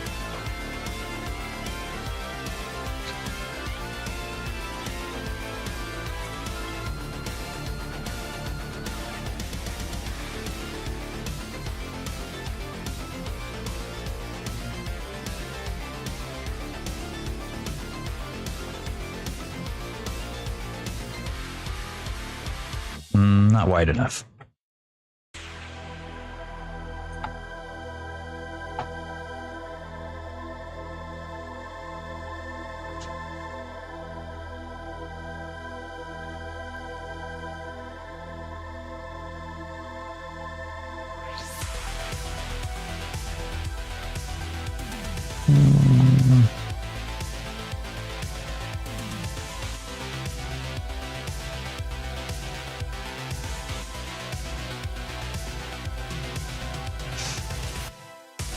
Turn up paws. She barely got no paws. Look.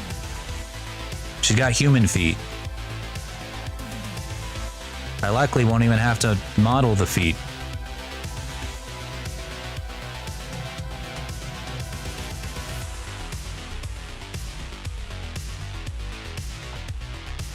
Yeah, you've waited here all this time for nothing. You fool. In case you didn't realize, Flair, Toe Muncher's kind of got a thing. He's got a thing. We don't talk about it though.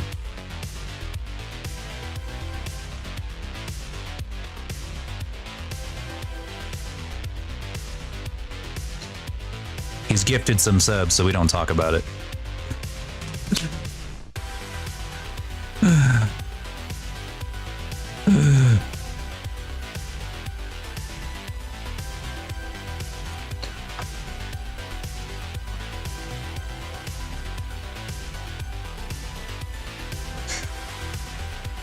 My 5 hours, no. Kind of looks like Guile from Street Fighter.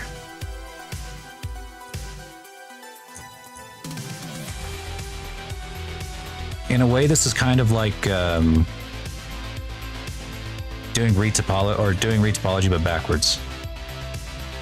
you already got it in there and you're trying to retroactively retopologize it.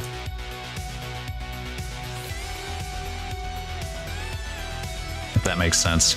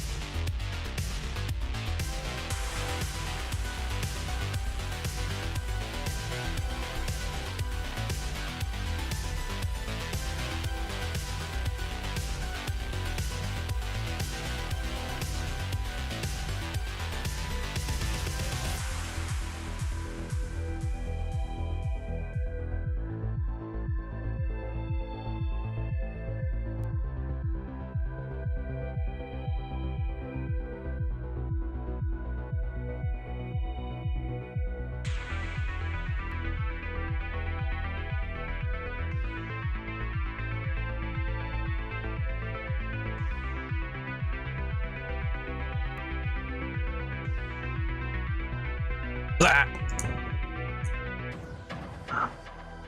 I don't know what happened to all my sound effects, but that's supposed to make a really loud bang.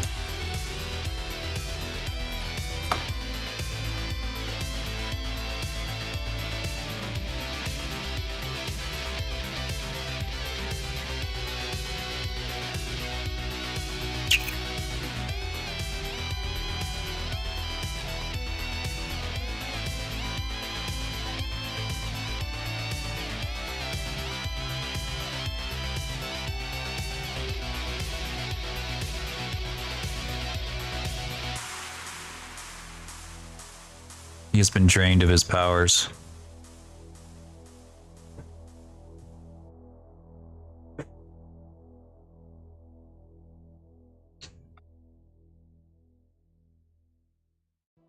No, I'm actually glad that it doesn't have pause.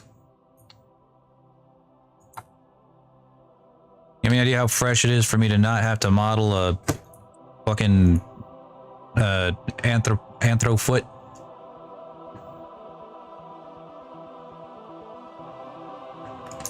Or a whatever foot, digigrade foot. It's a relief. So I'm happy. I'm happy.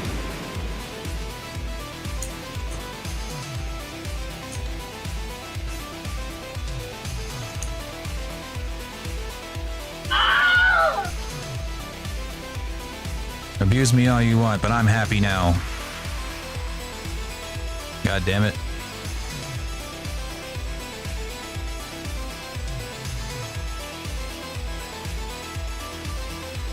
Finally, a fresh design. You can only model a digigrade foot so many times before you're just like, oh my god, for the love of Christ, give me a regular human foot. Please. Please, bro.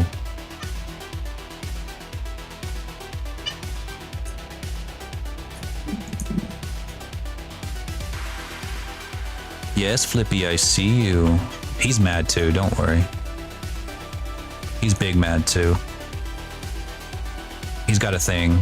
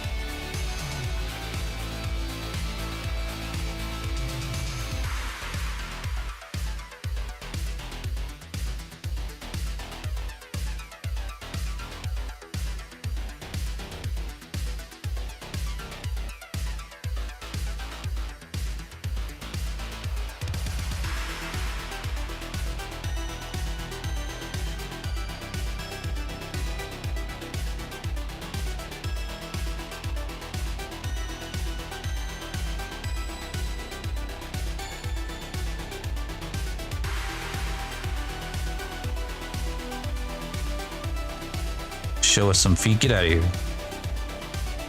Go take a cold shower. Go take a cold shower. Get a grip.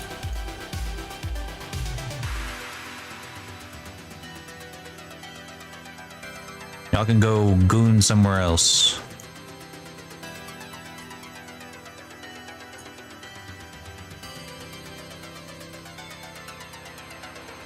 Gooners in chat, I swear.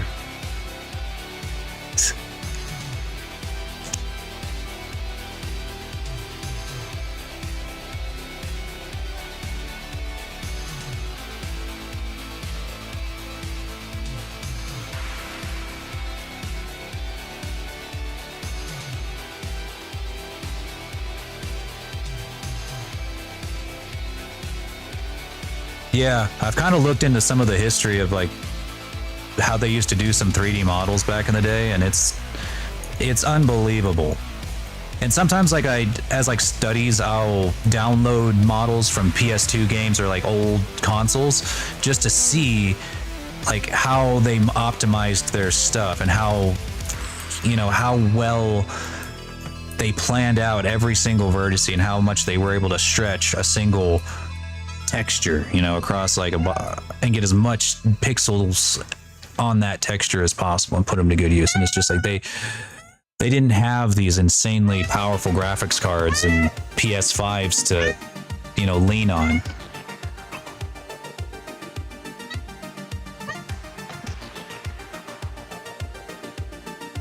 Yeah, unironically, yeah, they just brute force it. Like, good example is I was looking up a PS3 model the other day for, wait, was it PS3? Well, technically PS3 for The Last of Us 1. I was looking up Ellie's model, and I wanted to see for a fairly realistic looking model, like what the poly count was. What was my expected, you know, poly count for a human realistic character? Like, what's my budget? And she was sitting at about 35K with an outfit on, you know. Obviously there was no body underneath it. It was just, you know, neck, head, and whatever was exposed, whatever skin was exposed. She had about 35K, and that was a PS3 model. I then compared it to a PS5 model. I think it was from Ratchet and Clank. So I was thinking, okay, so I'll compare it to a game that probably, like a stylized game that probably doesn't need a ton of polygons. You know, just to see what's the comparison. And I picked a hero character from that game, so you know that they'd be comparable, because you know hero characters don't, you know, they can get you can add a little bit more oomph to them than you would to, like, say a minion or something. So I picked the main villain from the PS5 Ratchet and Clank game. It was a PS5 exclusive too, because you know otherwise it could have just been basically a PS4 model. Ported over, so you know I wanted to pick something that was a PS5 exclusive, so a current gen model. It was 150,000 polygons with like 6 materials, probably 4 to 8K materials, and that is insane to think about. They just don't give, and the thing is it doesn't need to be that high. It doesn't need to be that high. Like, honestly, let me see if I can find it. I think I downloaded the model for Lightning from Final Fantasy 13, which is a pretty damn realistic looking model. It's a good model. Final Fantasy, you can say what you want about the gameplay or whatever, but god damn it, they make really good models. Let me see, Final Fantasy, I can't find it on my computer. Final Fantasy 13 models. Let's see. All right, here's Lightning. I'm gonna download it so we can all have this little lesson together. This little lesson. Let's compare her to our current to our girl here.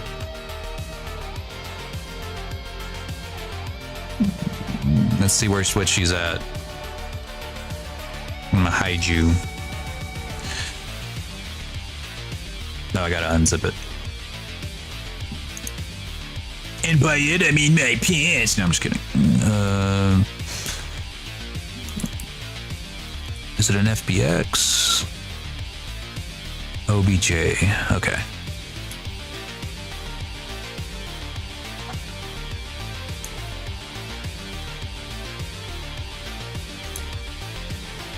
If I'm lucky, it'll import with all of the textures attached, and I won't have to do anything.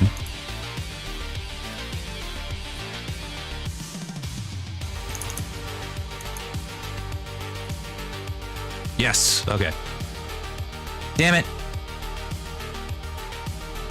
It didn't do the hair. Well, wait, the hair mesh is here. I think it might just be the material. Hang on.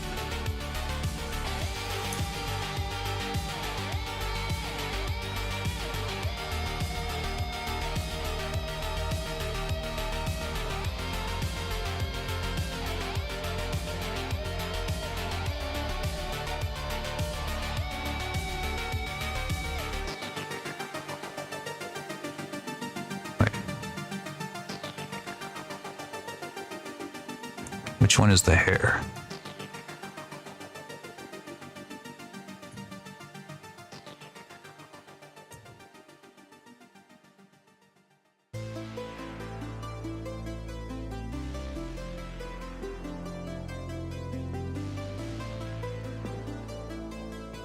Well, okay. Didn't quite work, but if I wanted to play around with it, I can make it work. But as you can see, this one is 8,000 polygons. Look at that shit, 8,000 polygons. That's insane to think about. Look at this beautiful model, 8,000. Truly artistic stuff.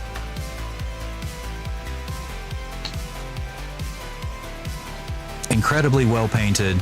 Like, you have to zoom in pretty far, like you gotta zoom in pretty far to see like the corners here.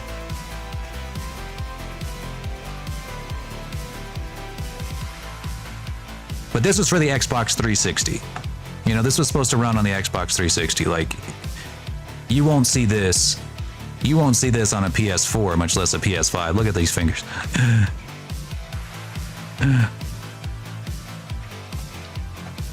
Beautiful model.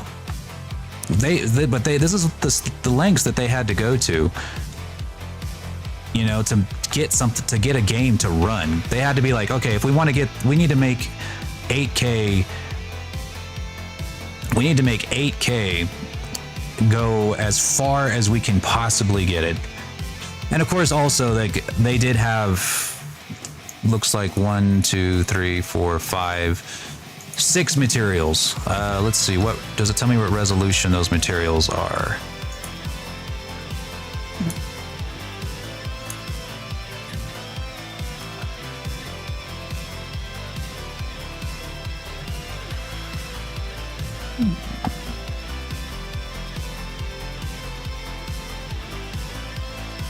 Okay, so seeing it like this tells me that it was probably a I'm blanking. Oh god, atlas, a texture atlas. So there's a good chance that this was an atlas. When you see it like this, it's just whenever it imports into Blender as an OBJ, it separates them into 6 different materials. So there's a very good chance there was probably 2 materials, 1 to 2, maybe 3 materials, all using a texture atlas or a material atlas. They had to do some crazy optimization. Now let's import a PS5 model. I think I can just do the one from Ratchet and Clank again. There really isn't that many ripped PS5 exclusive models.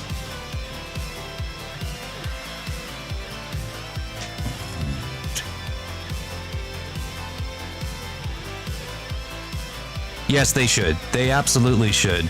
They don't. And we can really only speculate as to why. But I have like this theory as to why they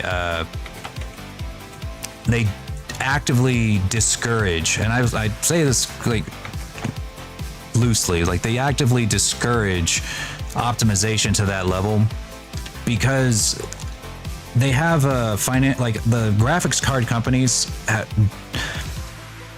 There's not really much of a reason to go much higher in graphic fidelity. Like we've gotten, I'm not saying that we're at the max that, you know, graphics cards like, could never get better. I mean, they obviously can, but like to a point where like a consumer would be able to tell the difference, like your average consumer in a real-time rendering environment like a video game, there really isn't a good reason for graphics cards to be much stronger.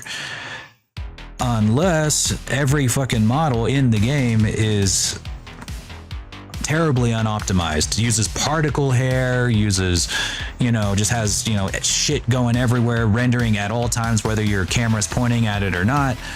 There's, you know, there's lots of different ways that they just, lots of steps that they just straight up skip now in the optimization phase.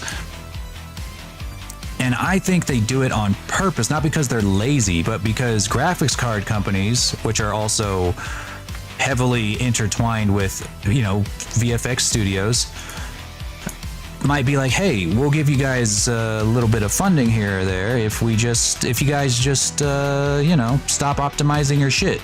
You don't have to optimize your shit. We'll just, you know, we'll just put out another graphics card next year that's stronger, so that people will buy another multi-$1,000 graphics card for no reason. Consumer can't afford it. And that's the even more fucked up part, is that they can't afford it. So they're just hurting themselves by doing this. But you have to justify that new console somehow. You know, you have to justify the need for a PS6 somehow. And the graphics on the PS5 are like marginally better, and it's not because the machines aren't more powerful. Like you can look at it, the machines are on paper more powerful, obviously, but the games themselves, if you just look at them with your eyeballs, how much better is Final Fantasy 15's or 16's graphics than Final Fantasy 15 on the previous gen consoles? They're really not that much better. The visuals are just not that much better.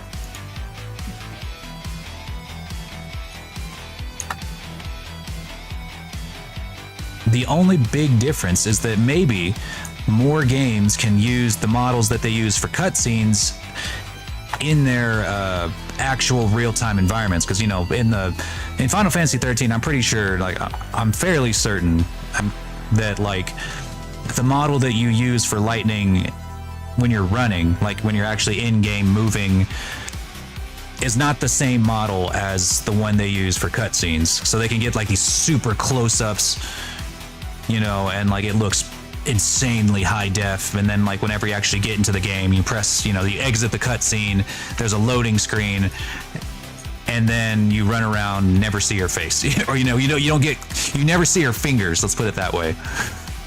That might be the only thing I can think of as to like would be useful, is that you can now use models that are that would normally only ever be used for cutscenes or cinematics in real time rendering. That's probably like, I guess it. But now we can do that. Where do we go from there? Like where do you go from there? I don't know. At that point, just fucking do a live action video game. I don't know. Like, I really don't know. Where do you go from there?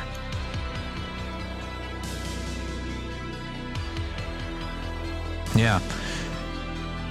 Oh yeah, you and me are totally in agreement. That's why, like, you know, I wouldn't. You would never hear me complain by saying like, yeah, give me a single 2K texture on this. A lot of other modelers would have been like, are you fucking crazy? It's gonna be pixelated as hell. I mean, no, this is fine. Hell, even the alphas on the hair look pretty good. It'll look better in Unity than it does in Blender, but you know, single 2K texture. And hell, it doesn't even need to have this many polygons. Like, the only reason this one does is because it was based on a mesh that already had this much. I can hit this and go like,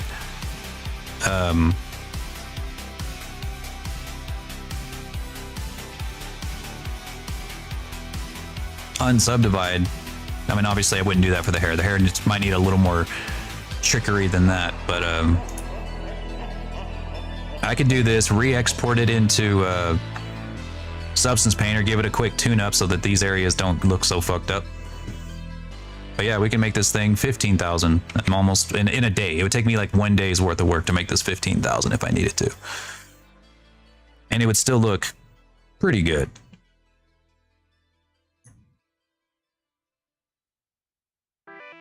But game companies just don't want to do it. They don't have to, so they won't. They have to justify that next console somehow.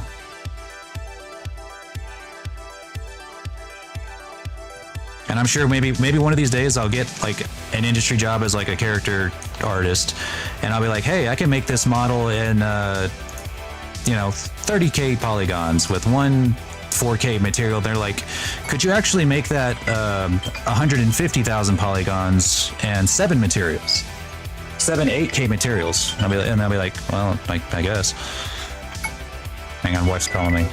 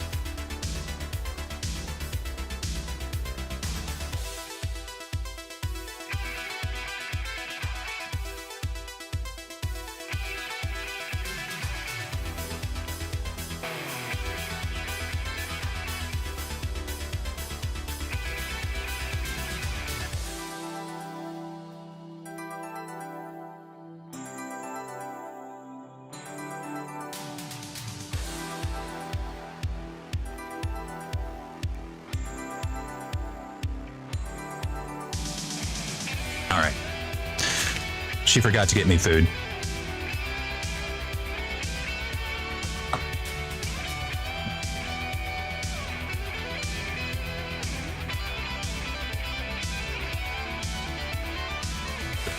Somebody call the abuse hotline.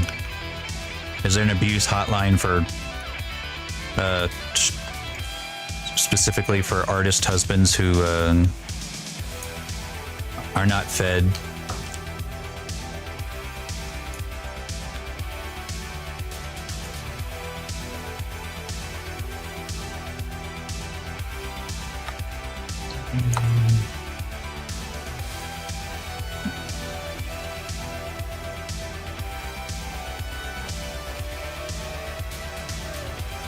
No, it's all right.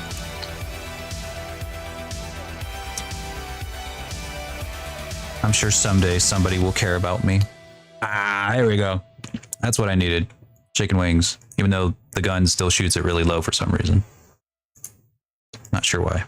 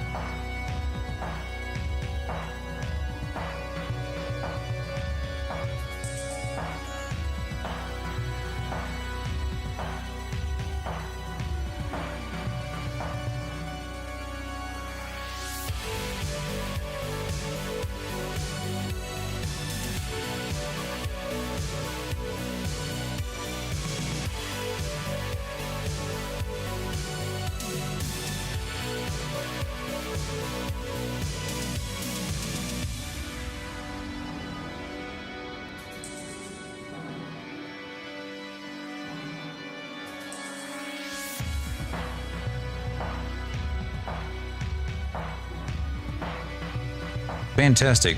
This is actually a procedural eye material that I bought like forever ago.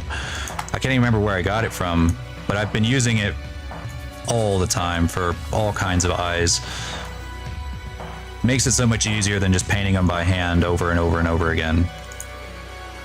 I can just take this procedural, and then if I need to make adjustments to it, I can bake it out and then paint on the texture itself later.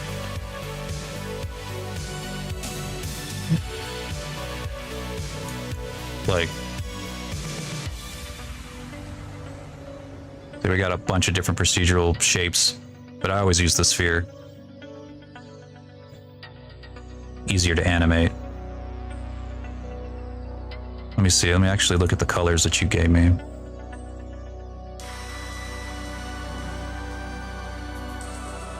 Oh. Well, if we wanted it to be any color, we can just sit here and change the hue.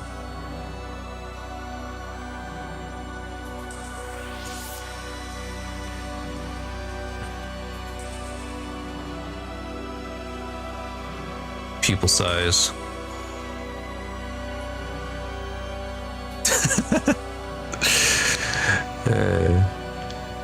Whoa.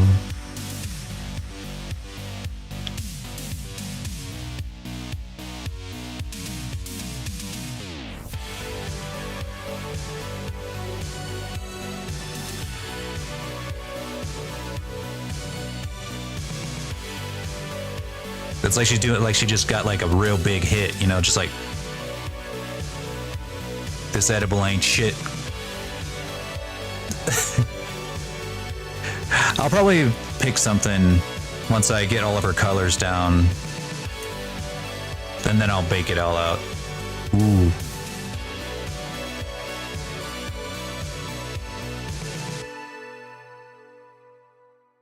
And pick something that matches.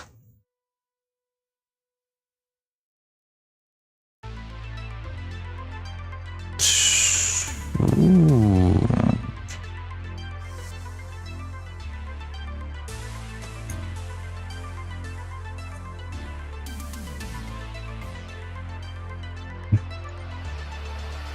Yeah, it's just nice to have a placeholder here too. I have this problem where whenever I'm modeling something, I'll sit here and fiddle with something because I'm like, man, just something just doesn't look right and I don't know what it is. And it turns out it's not anything actually wrong with it. It's just that there's no eyeball there, or like there's no texture there. So of course it looks bad. There's no texture. It's just a wireframe. Like,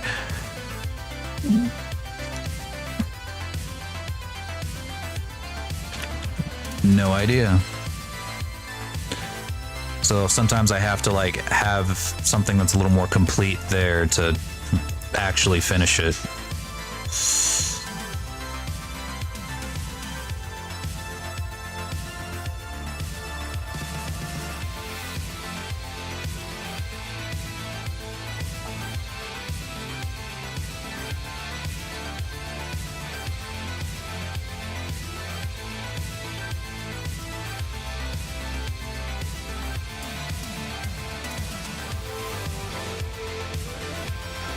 Kind of like how I'll probably definitely be getting back to work on her eventually, but now that I have textures down and like everything here, I'll be able to like kind of move, when I move things around, like, oh, okay, so what looks wrong is actually in the mesh and not just in the textures.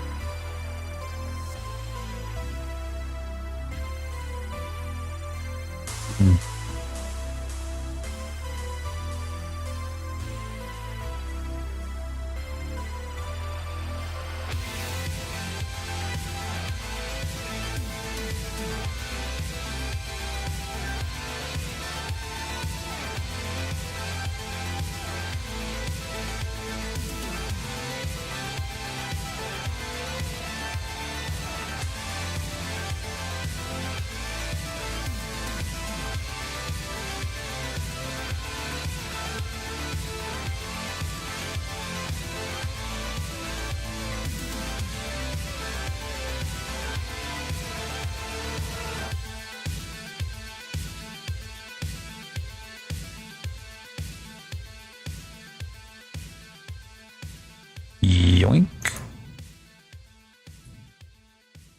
Oh.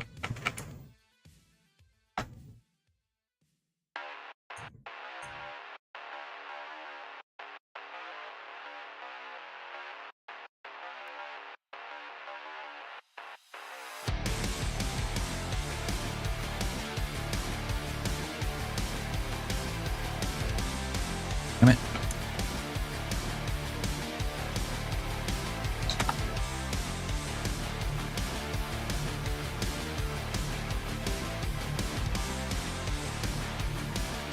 Yoink.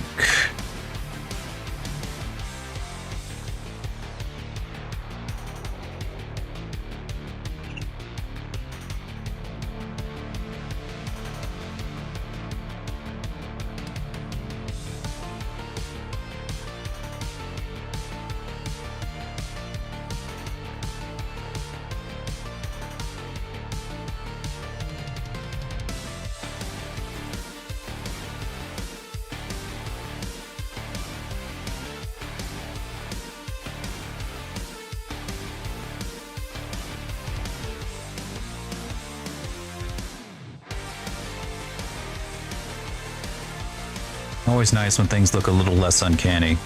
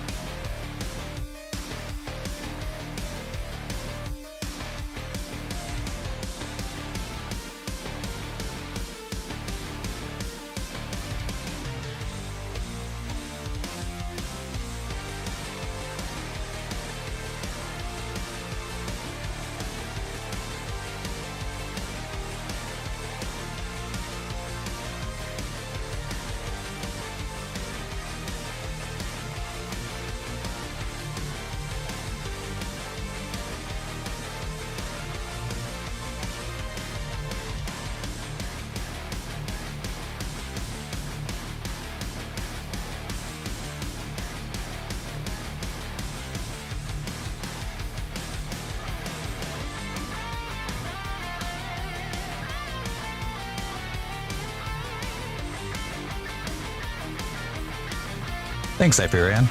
How's it going?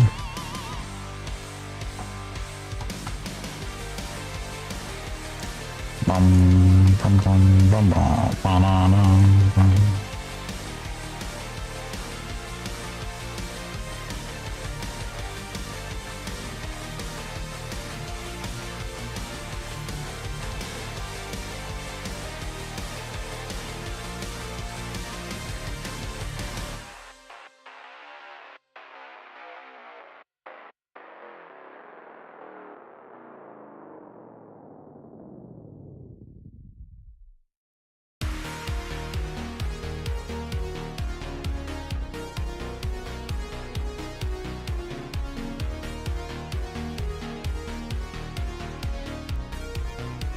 There we go.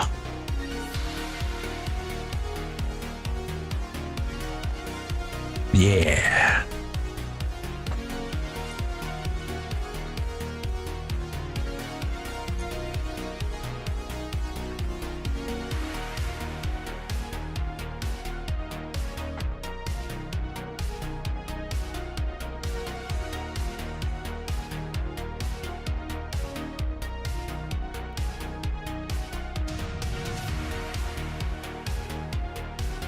There we go. That looks significantly less uncanny.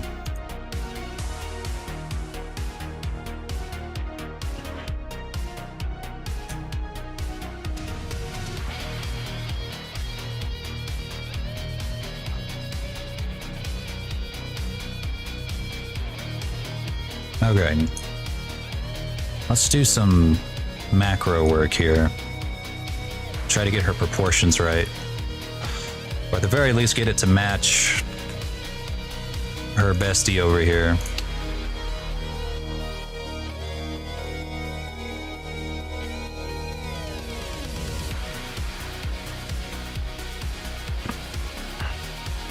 The head is still pretty big. I might make it a little less anime. I think.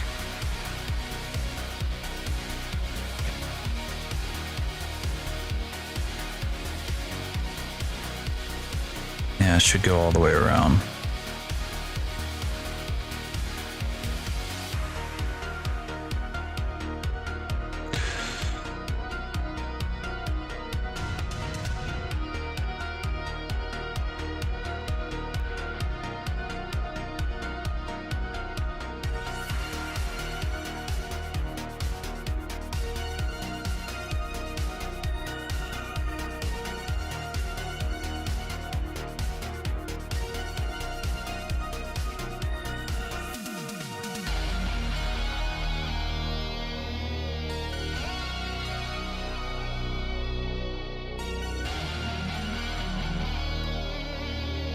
That is if you want her to match the same kind of proportions as we have for Miranda. Like anime, she's perfect. Like if she's gonna be like anime, more anime style, then yeah, she'll be big ass head and it's perfect. But wasn't sure if that's what we're going for.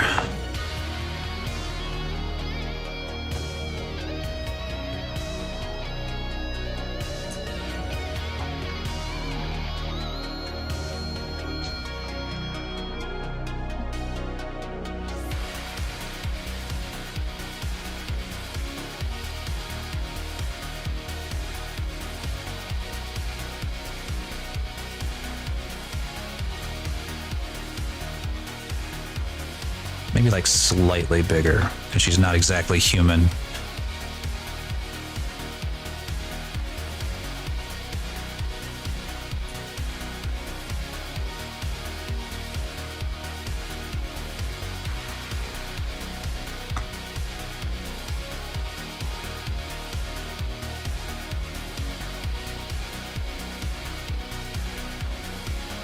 Yeah, I think that'll work. And then once we put her hair on, her head's gonna just, silhouette's gonna be a lot bigger. And I think that's probably about to happen right now, actually.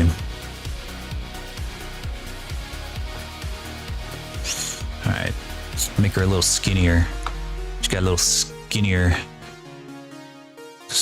look for the skinny shorts. She ain't got them thunder thighs like Sophia.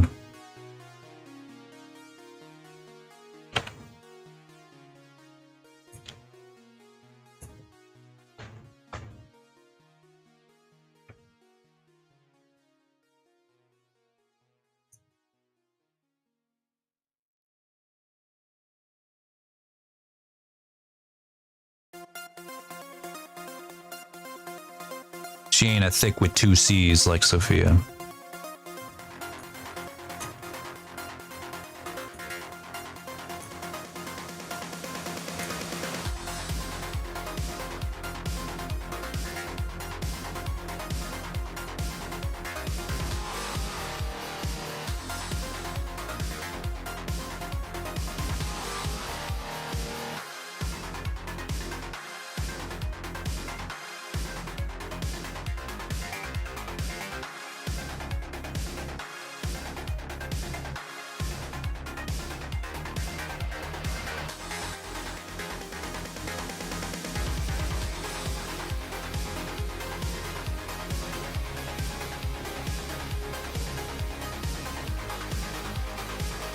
And like it looks like she's got the muscles, but they're just not like peaking like a bodybuilder. It's tone.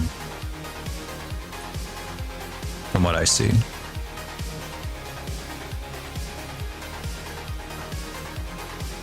Like tricep definition, but not like giant python biceps.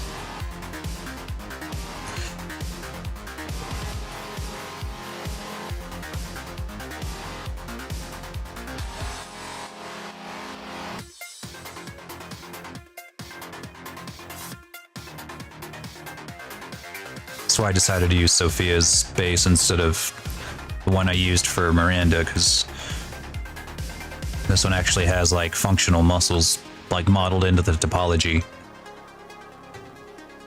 For 6 hours, I know, it's crazy. I came back with a vengeance.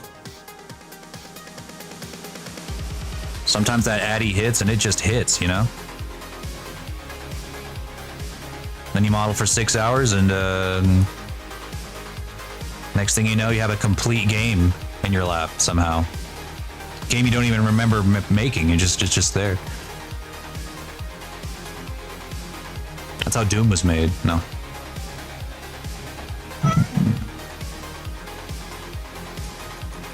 Just kidding, I don't know anything. Yeah. Yeah.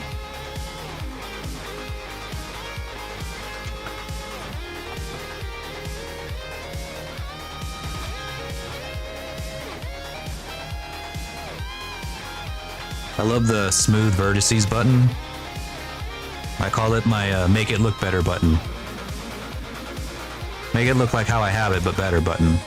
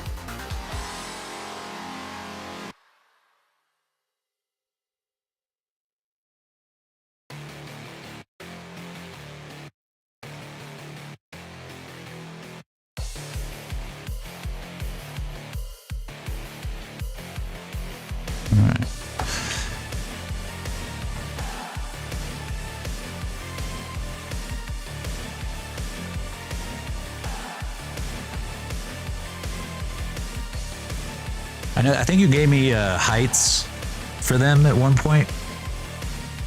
What were their heights again? Not super important, but it's just nice to model them based on that.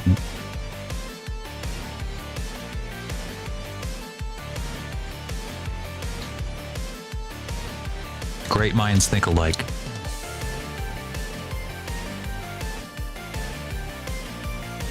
Five 5'6". So she's about. I include the ears.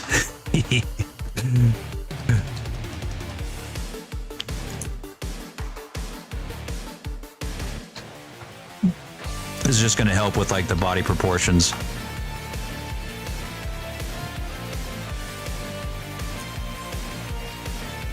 I think she's got a longer legs, shorter torso. She got legs for days.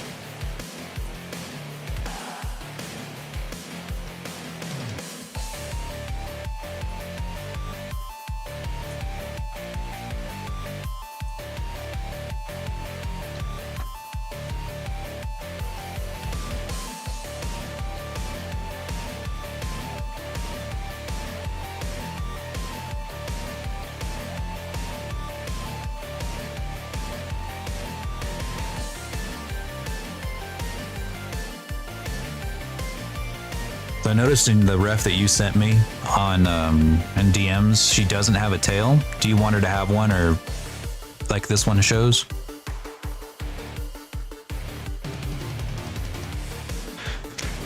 All right. Just put it right around there.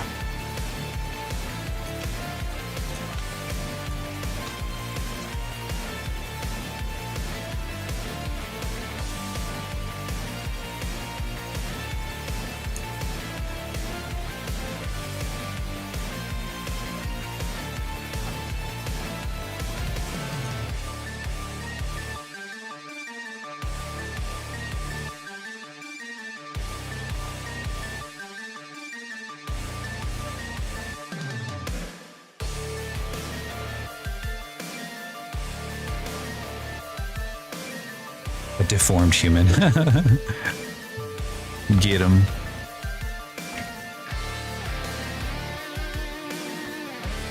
My sister, I used to like every older brother, as every good older brother should. I used to bully my sister a lot. And I would always, but she was not really fun to bully because she just believed everything I said.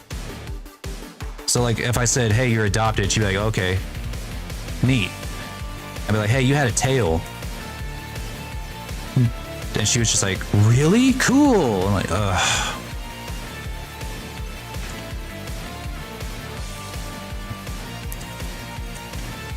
Just sucked all the joy out of being an older brother.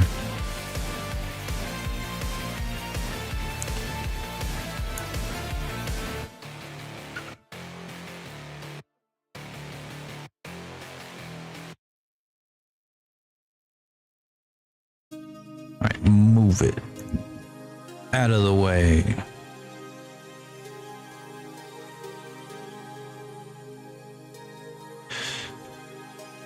Damn, Red Mage, you should have just said, yeah, cool, to everything that they did. And they would have stopped.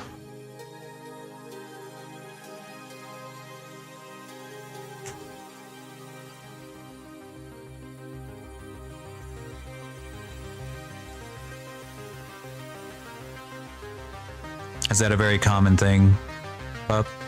For them to be missing hooves and tails?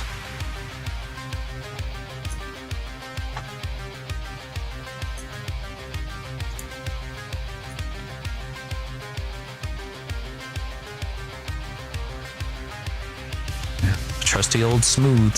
What I have but better, thanks.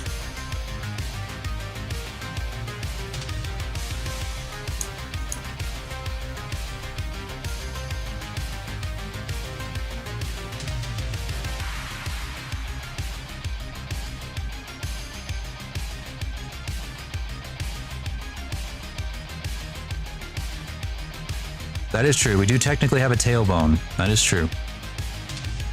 So I wasn't lying. To my poor sister.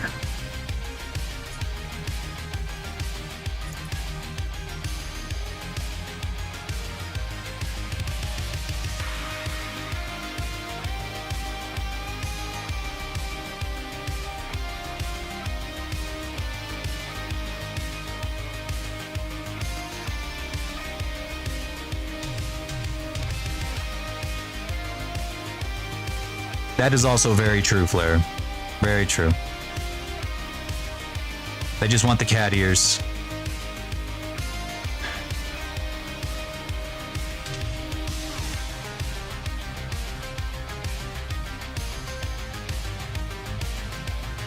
Yeah, every girl wants a cat boy until they, you know, scratch up the furniture and suddenly it's like, oh, what? Nobody told me that a cat boy was like a cat.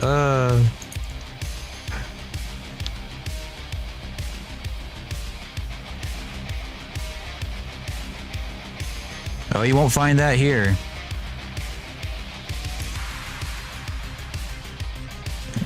Most of my, in fact, I'd say like a 90 or maybe like 80% of my whole freelancing career has been just making commissions for furries. So like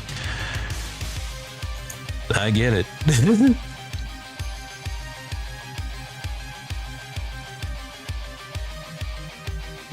You came back just in time. We're having the deep conversations. It's getting late, so we're having like the deep, truly meaningful conversations of what women actually want. And we've settled on the fact that they want cat boys with cat ears.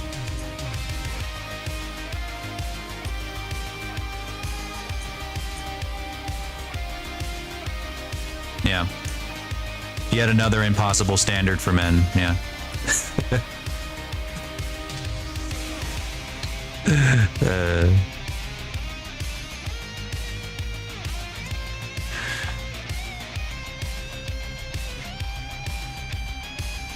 All right, let's see. I mean, that's kind of it, right? Like, I think. Though probably should deflate these calves a little bit. I think a lot of the depth on these calves are going to come from the fur when I model that in.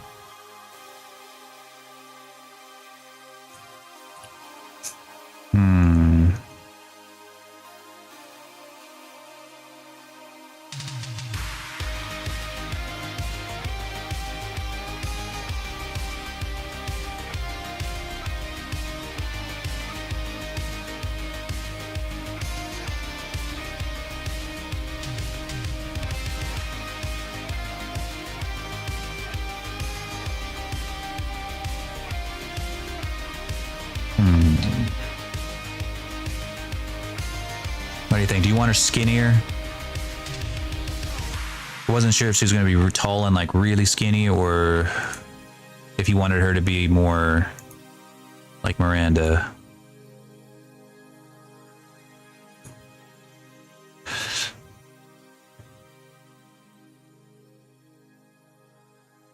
Fine as is, all right.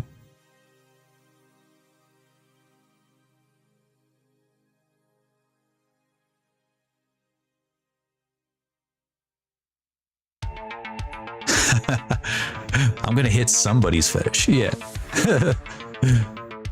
Somebody, goddammit. Somebody, I guarantee it, will be gooning to this game. Somebody. Don't.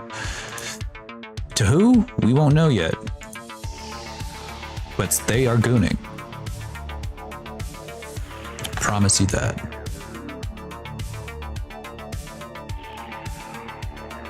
Me. I'm sure we'll have a skeleton character too, skeleton girl or something. We got the dragon, and we're gonna have dragon girl, skeleton girl. Why not?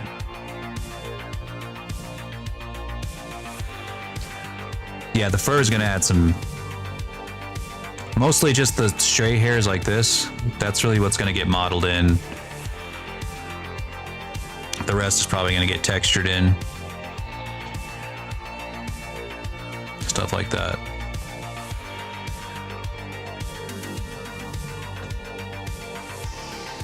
Speaking of, it's about that. I've been kind of avoiding it, but it's time. It's time to do the hair. Or at least get something down for the hair. Tally ho.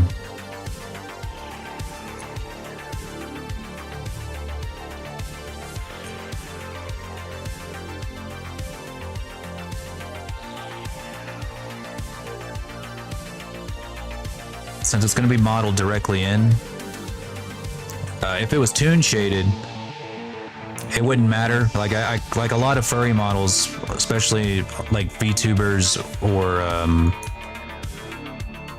VRChat avatars. You can like just take a big chunk of mesh and just shove it into the next mesh, and since it's toon shaded, you won't see where they insert. But because we're doing stylized, fellas, like this solid body style, we can't really do that. Like if I were to take, even if this was like the same color, if I were to take this and just shove it in there, you can obviously see that it's like where the mesh begins and where the mesh ends. You won't see that on a toon shade. Like for instance, if I were to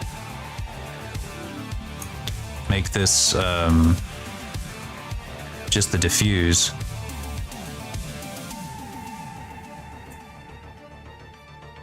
Actually, you might still see it because this is drawn in. Yeah, this, you'll still see it on that one. Oh, you know what? Here's an example. For those of you guys that don't understand the difference between toon shading and PBR.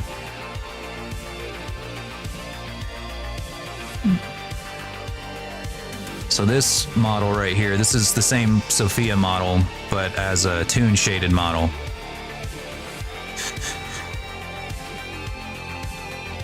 The way that the hair is modeled here is drastically different than what I do for a stylized character.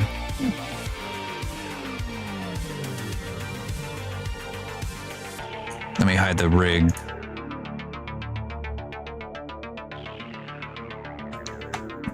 See, like all of these hair strands are just completely separate meshes.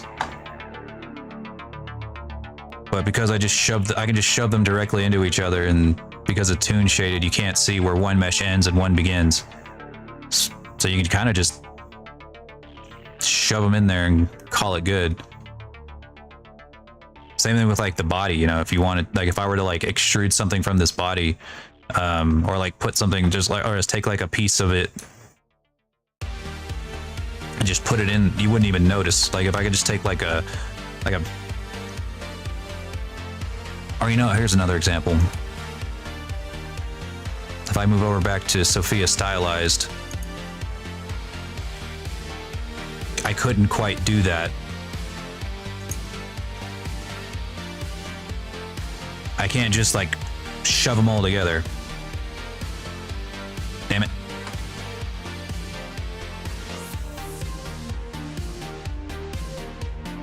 I had to be a little more careful with the mesh here. They're not all just clamored together. They are somewhat touching. Some of them are overlapping, but that's only to create like layers, like stray hairs here and there. But like all of these chunks are either modeled together, like this is like all one big model, or they're placed in such a neat row that they don't overlap with each other, because it's a lot more obvious to see, like right here, where the mesh begins and where it ends. So it's not really a great idea. So whenever I'm about to model this one, because it's going to be in solid body, I have to take the hair and extrude it from the body. Otherwise it's just going to look, well, like it's not attached. Not like fur, basically.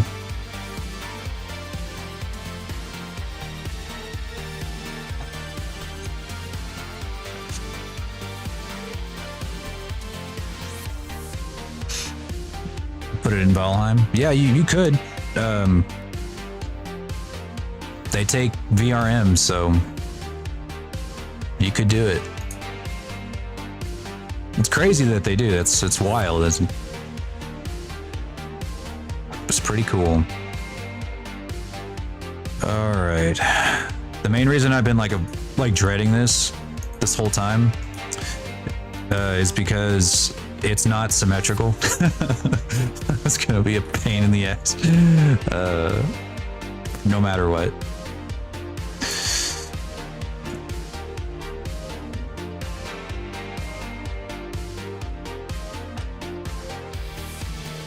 But it's fine. Hair is gonna be a pain no matter what. No matter what. Hair is always a pain. No matter what.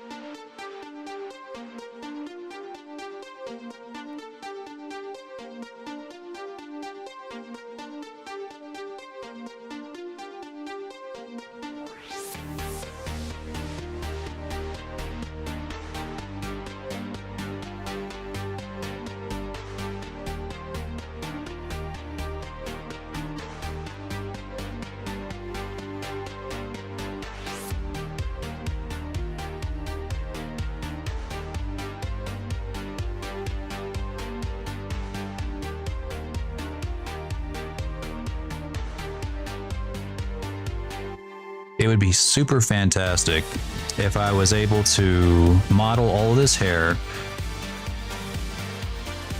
while keeping the face completely symmetrical. Oh, you know what? Because I'm a galaxy brain, I'm gonna do this.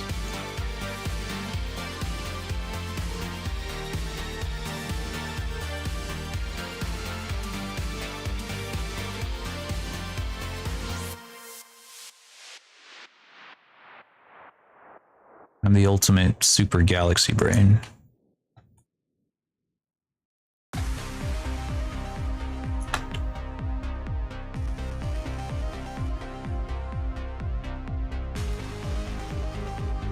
Actually, just to be safe.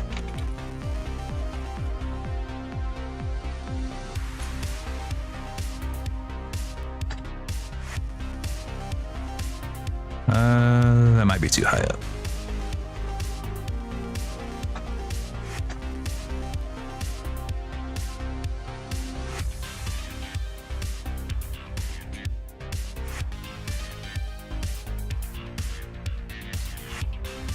Yeah, as long as all the hair kind of originates from here, it should be good.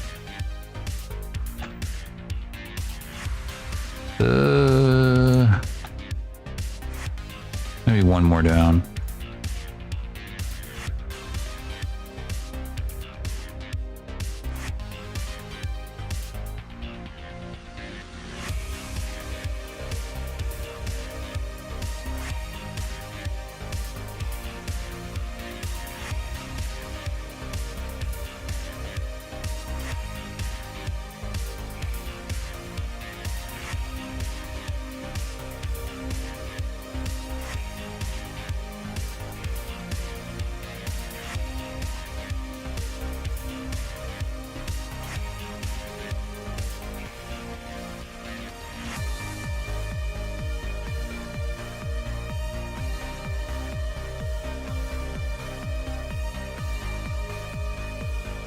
There.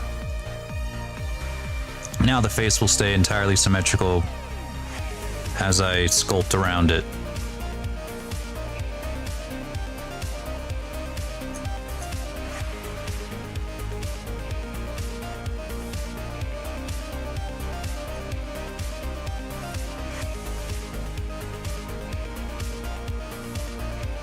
You know, just cut it out. Because really, like, the face needs to, it's nice if the face is symmetrical, just so that whenever I start rigging it and adding in all the blend shapes for the face, I won't have to do it twice. I can just do it once, mirror it, and then, yeah, do half as many blend shapes. I don't like this.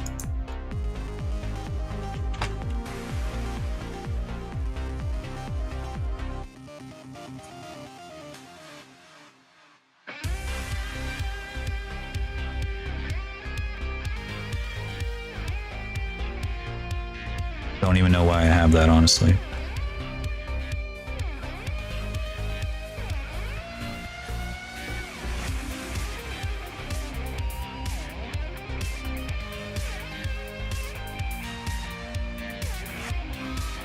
Yeah, the hotkey for that I have set for merging vertices at center is the same hotkey for my confetti. For my stream redeem for confetti. That happens sometimes where like the hotkeys I set in Blender just happen to be the same hotkeys I use somewhere else.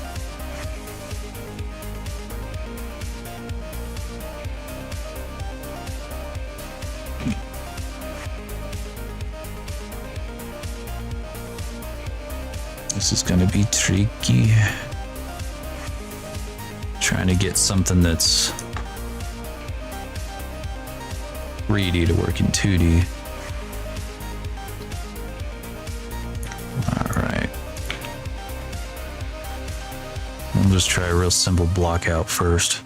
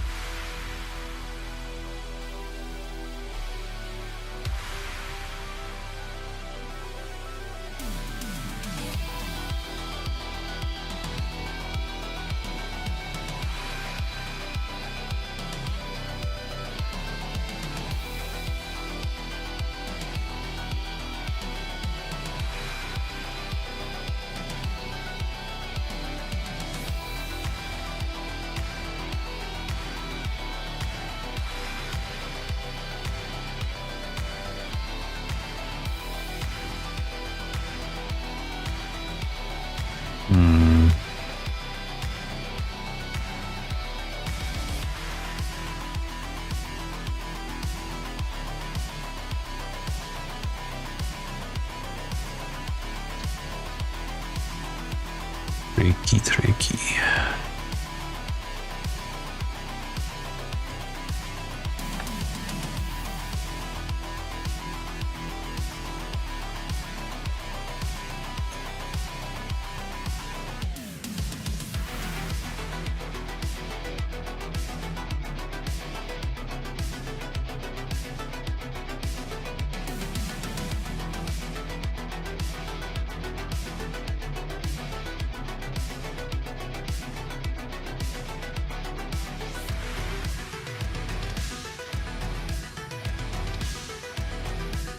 Actually, no. Better idea.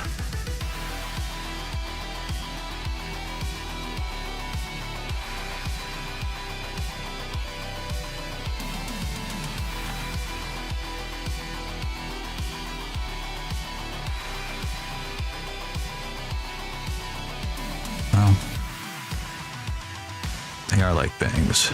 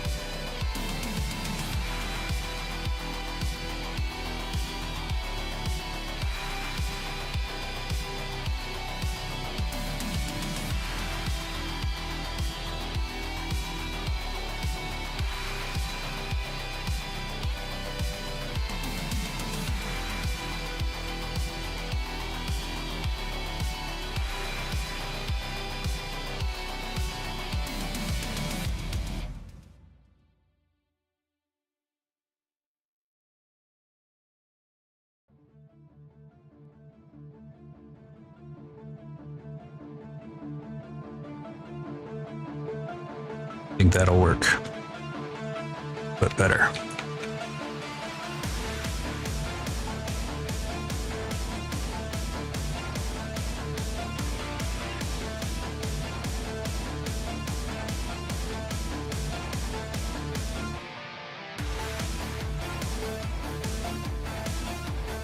Just now working on it. She won't be bald for long.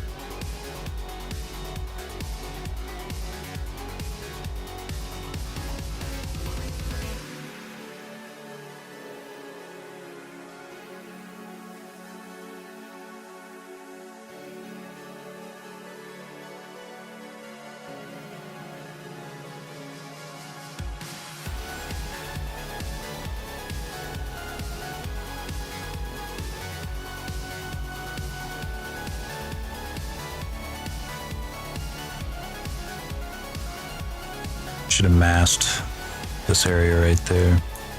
That would have saved me some trouble. That's all right.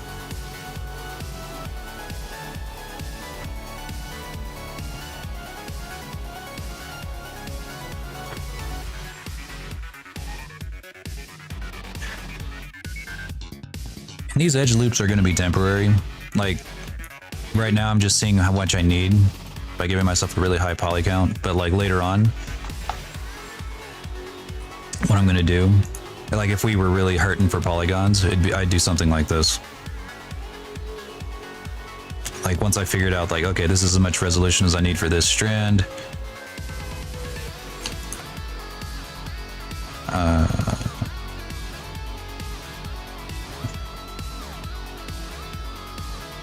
Be something like that.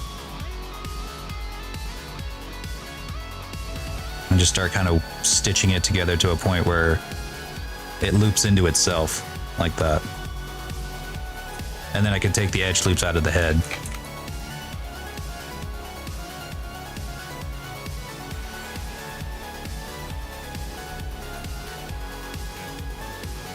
That's why I modeled this like this, you know, with like a grids, because I knew I was going to be extruding a lot. And if you look at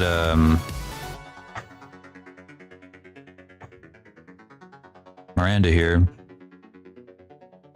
I haven't decimated the hair at all, but I did on the body at one point, because like I said, this was a body I built a long time ago, like a base I built a long time ago that just fit. There's a lot of spots here where I do that exact thing, where I make triangles and then take out some of those edge loops. Hey Drex, how's it going?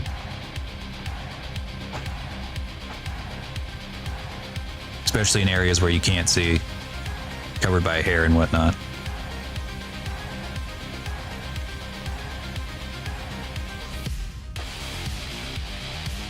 There would be more on the body too.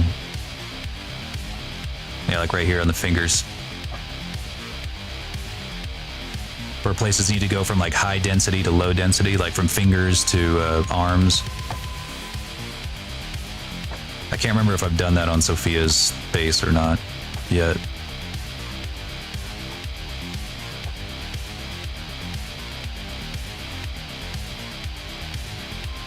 Did it on the shoes.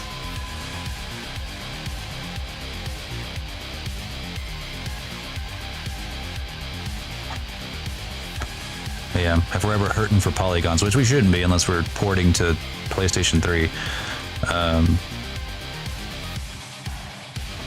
we can always decimate further.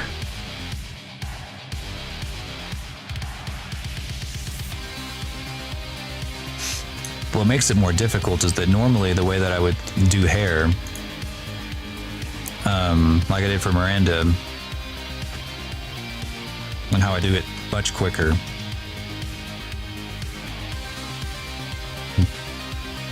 especially with stylized hair, is I'll take a Bezier circle,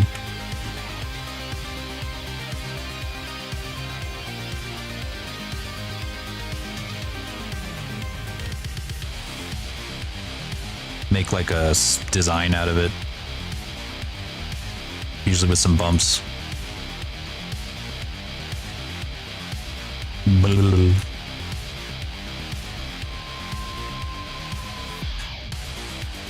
I'll spend a little more time on it than this usually, but I'll have one side that's low res, one side that's high res.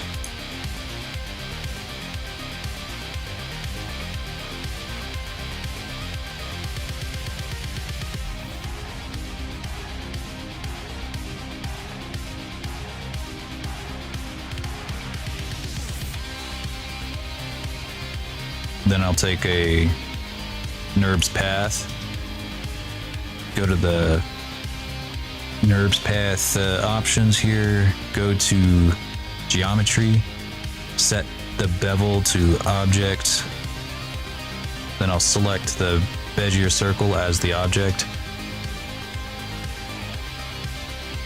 Gotta make sure it's in the center though.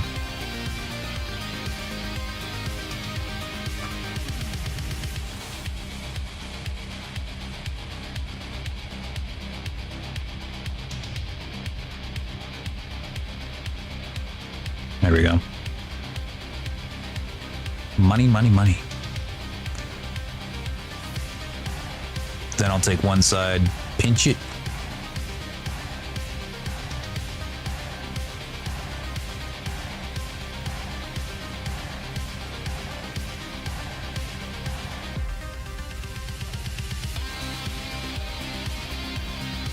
Pinch off the root.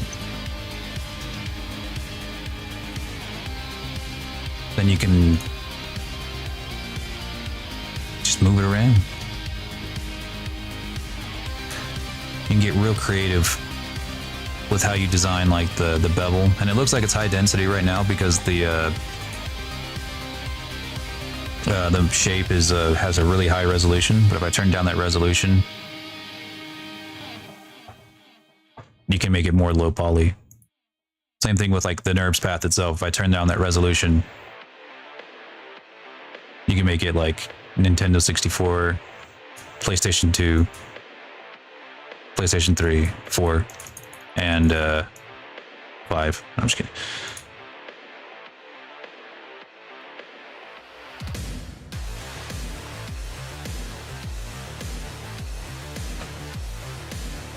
You know, and then you just do this a bunch of times, and because it's hair, it doesn't have to be attached. And you can get a lot of control there, get a good, really nice looking block out real fast. Shove it right into the skull. And then whenever you're ready to get more fine-tuned, you can make each of these things bigger. You can rotate them. And when you're ready to get more fine-tuned, you just turn it into a mesh.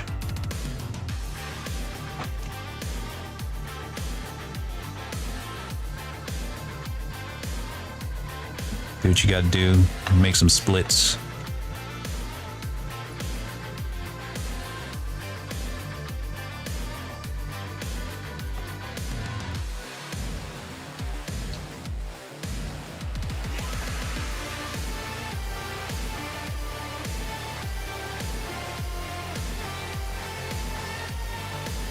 So on and so on. Then sculpt it to your liking.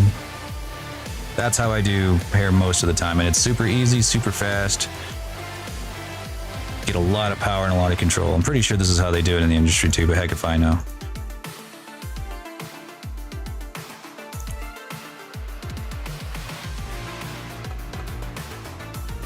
The only thing is like trying to get this to shove into a existing model is kind of difficult.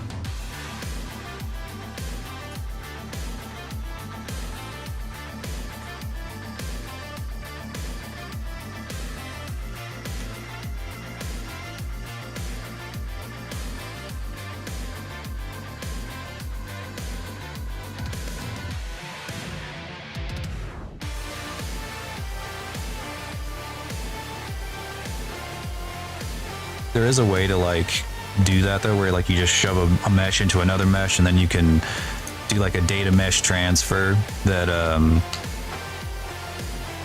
what that would do is it would make it so that like the normals from one mesh transfer to the other, so it kind of gives off the illusion that the all the meshes are meant to be one, or that it's actually all one big piece.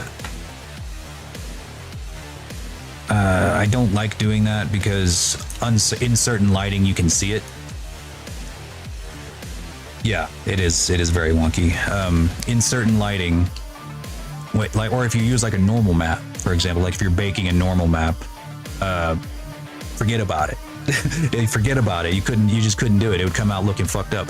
Or like for example, like if you're taking it into Substance Painter and you're baking your mesh maps, it's still gonna register this part as a separate mesh whenever it makes your ambient occlusion. So you're gonna have like if I were to have taken that and shoved it in here, it would have this dark ring around it, and you would never be able to really use ambient occlusion to its fullest, you know. And that's, you know, it's not the end of the world, but you know, it'd be nice to have the option to be able to use ambient occlusion. Hence why, like, whenever I was painting those things in Substance Painter, I had them all spaced out. But even if I spaced them out, it wouldn't matter if they had a data mesh transfer.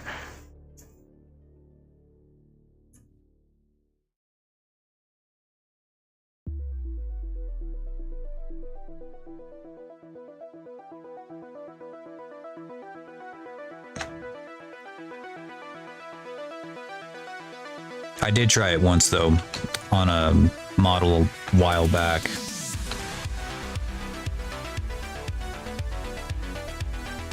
The thing was is that it was a toon shaded model, so at the time, I didn't really understand what that was at the time, and it was kind of funny. I went through all this trouble trying to get the matte cap to look, you know, like it was one solid mesh. And it was fine, I guess. I was just lucky that I didn't have to bake any mesh maps, because at the time I wasn't even using Substance Painter. I was still texturing in Blender like a fucking caveman.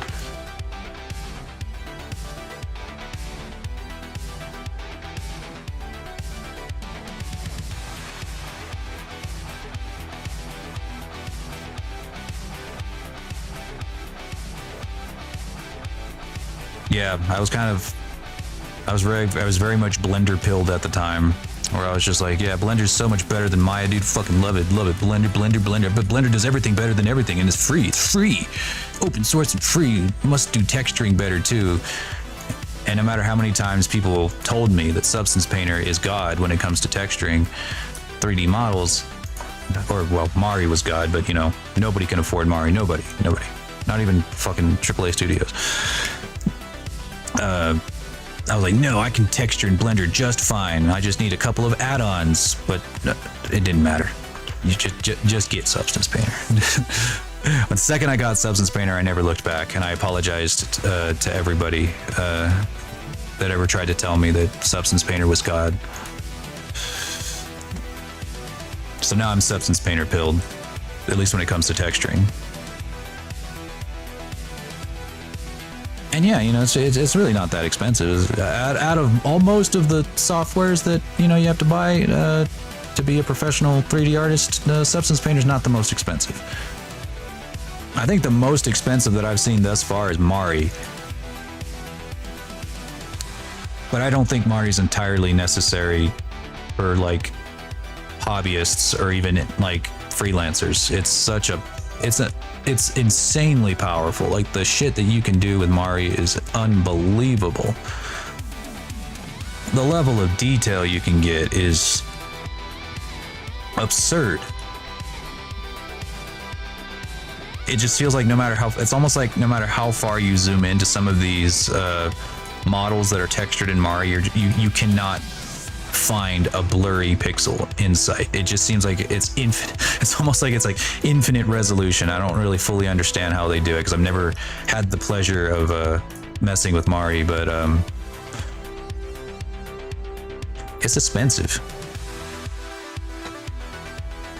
Yes, for the moment, yes, because it uses UDIMs a lot. Like that's kind of how it gets its thing, is by like using UDIMs and a lot of procedural textures, or a lot of procedural node-based materials, kind of like Blender, but much more powerful.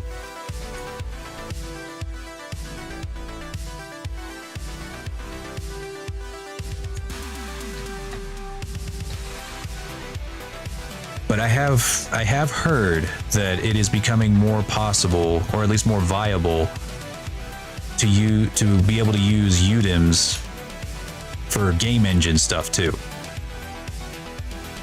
Don't know if that's true yet.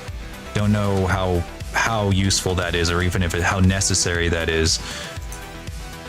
It just sounds like another one of those we want an 8K texture just isn't enough. An 8K material just isn't enough. We need more. Can we please use UDIMs?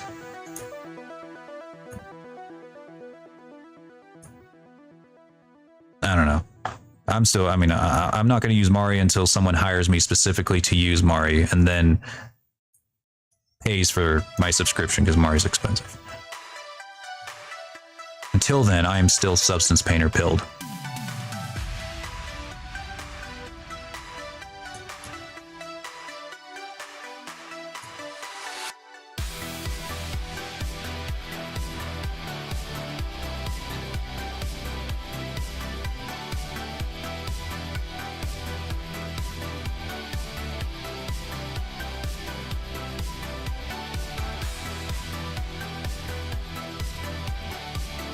Alright, I'm brute forcing it. Don't care. Or you know what? Here's the my second galaxy brain thing that'll help me not move this as much. Just hide them. Now they won't move. No matter how much I fuck with these.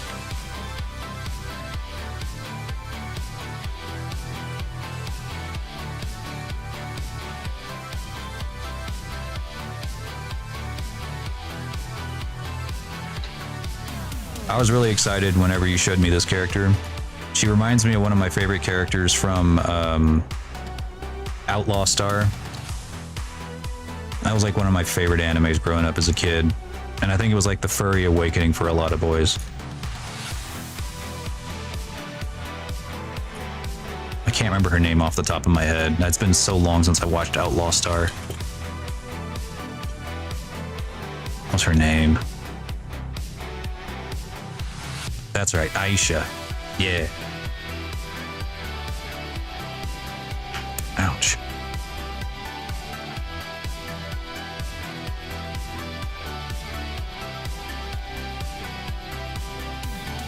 Yeah. And then that's what I kind of immediately thought with the whole like mostly humanoid look with the ears and the touch of furry. I was like, yes, I want to make this model. This is the model that I want to make.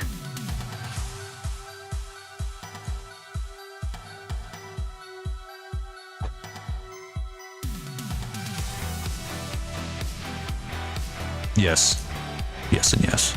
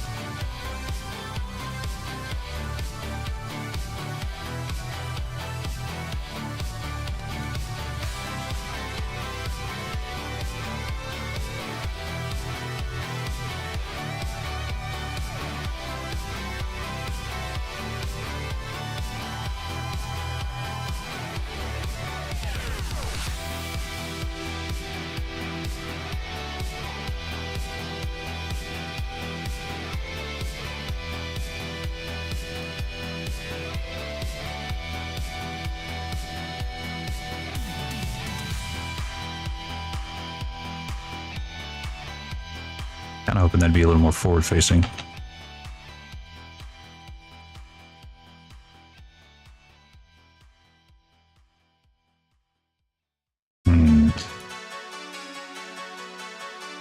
About right there.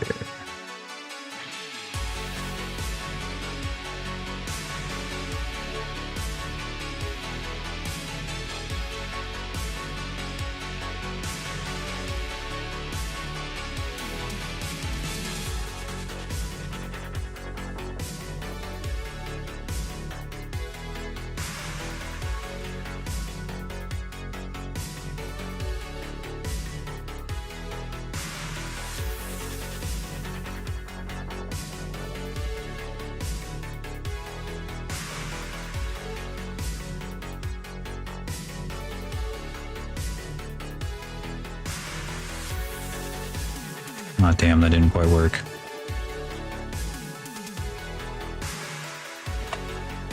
think I have to hide the whole... Yeah.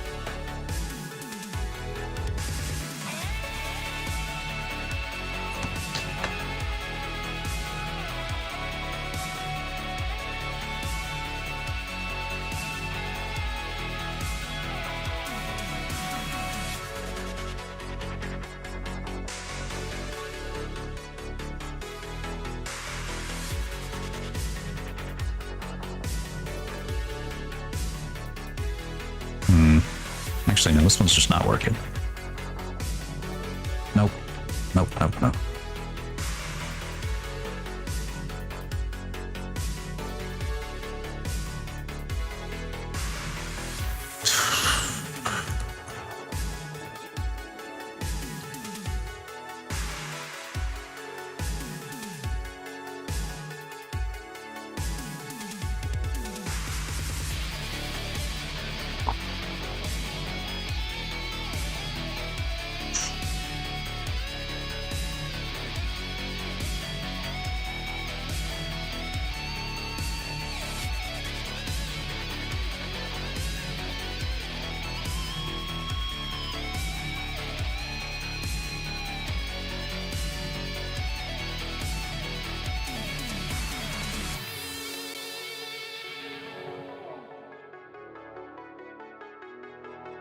That's better.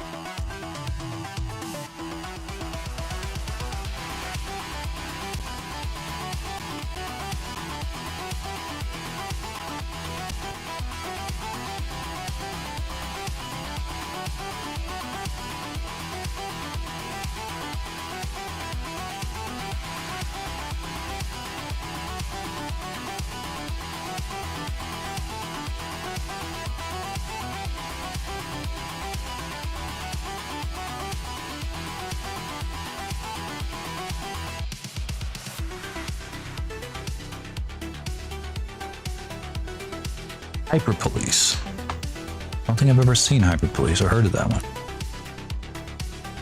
But that sounds fun.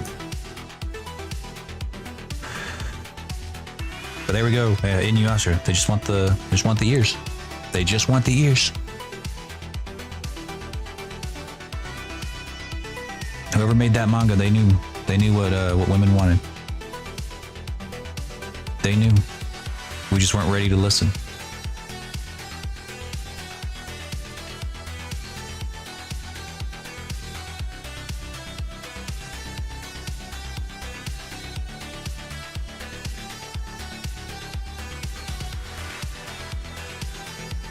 Well, except for Nessie. Nessie actually wants a fish man.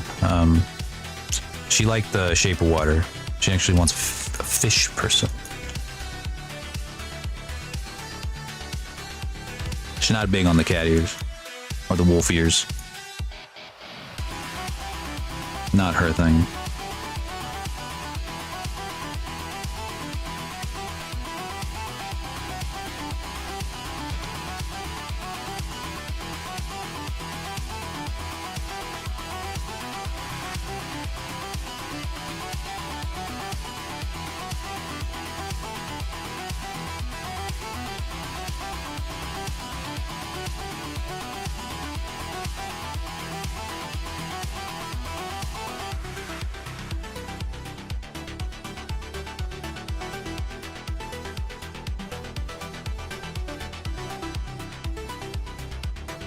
Kind of funny, her mouth open like that. She just looks like she's so shocked.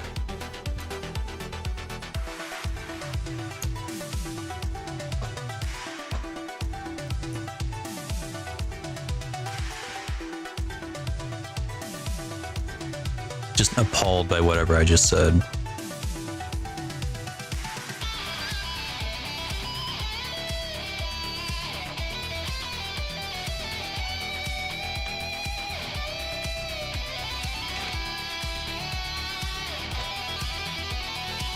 I do really like the whole, like, not symmetrical ears, or the asymmetrical ears. Really do like that. I've been modeling furries for a long time now. And I don't think I've ever seen that on a design before. And it's such a simple thing. It's not like it's a super complicated idea, but it's just so, I don't know, I like it. Yeah. You would think, you know, you would think that I've done plenty of unsymmetrical years, but no.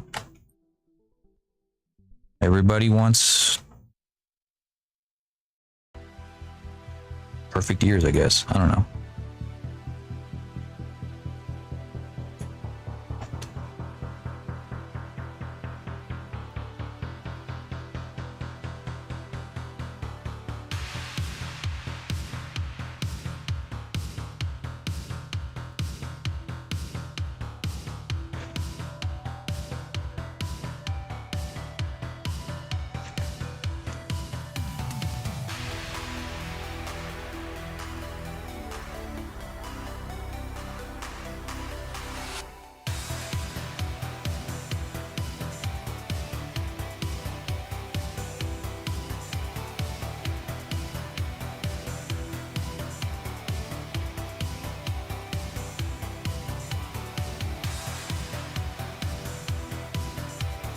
Oops.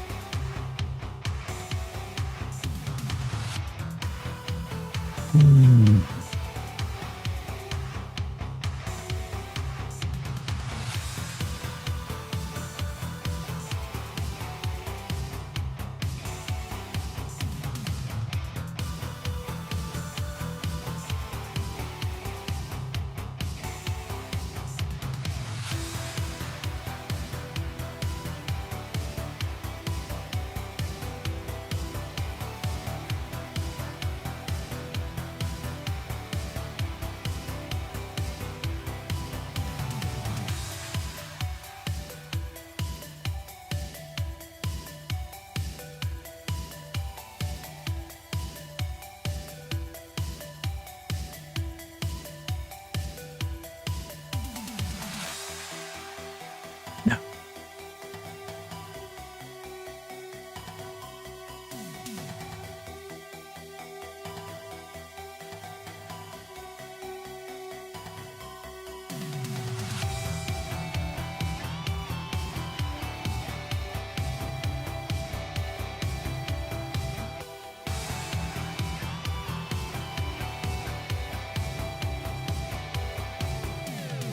Thanks for stopping by, Flaming Gamer. I'm sure I'll be seeing you again pretty soon. I'm probably gonna get off here pretty quick too. I'm just in the zone right now.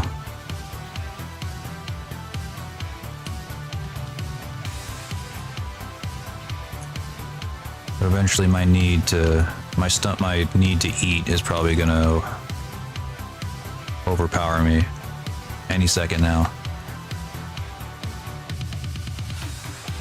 It's 11:20 where I'm at. Wife's out with her friends, so nothing forcing me to come back in. Normally I would have gone in like 3 hours ago because I would have had to make dinner, but she went out tonight, so didn't have to make dinner. And she was supposed to bring me dinner, but she didn't because she hates me. Wishes I was dead. Just kidding, she just forgot.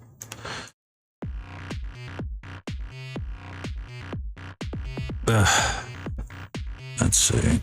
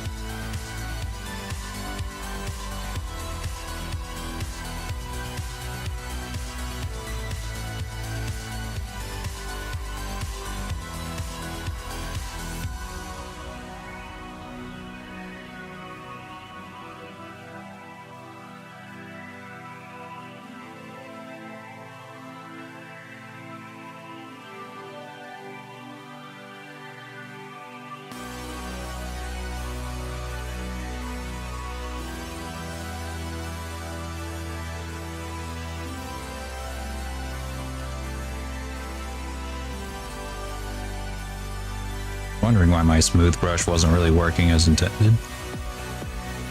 Had it set to surface mode. That would do it. Alright, I'm gonna see how this looks. And if I want to gag, then I might start over and take a totally different approach. Let's see what happens. Let's see what I think. At least when it comes to the hair.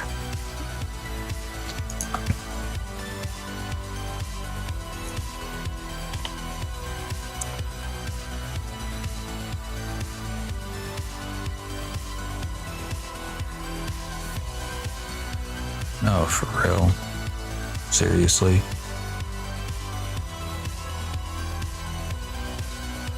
Well, that'll make me do it too.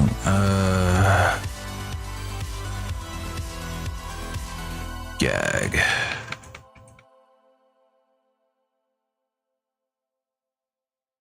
Oh. Is that happening?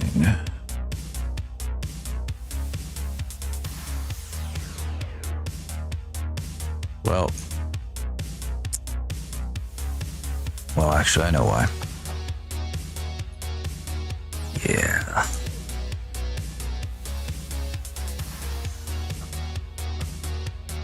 That would be why. Fuck it.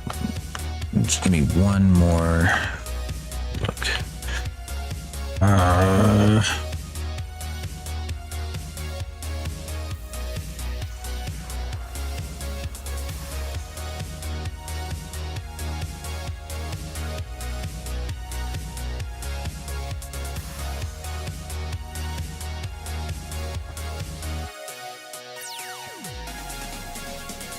All right.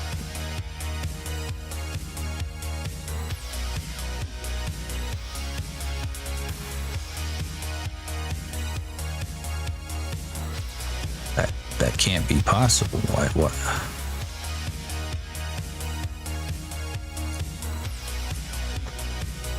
Oh. Okay. Okay. All right. All right. It makes sense. I'm stupid. I'm stupid.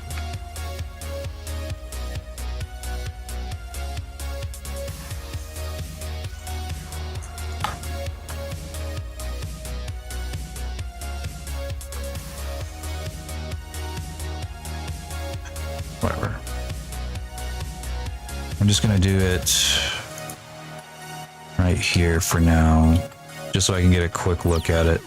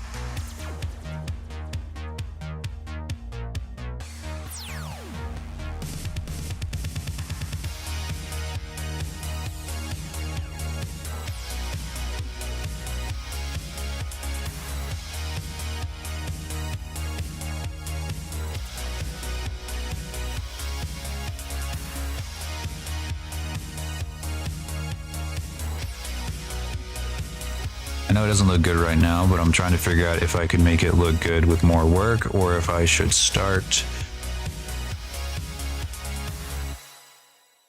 or if I should delete this top part and just do it over.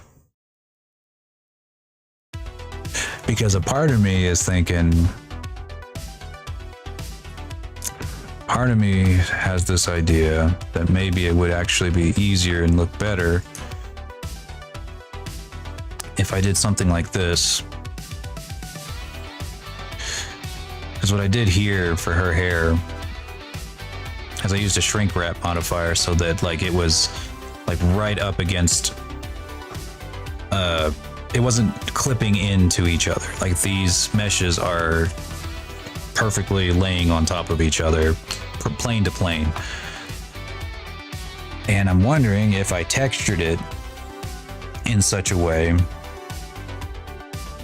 Let me just see this real quick.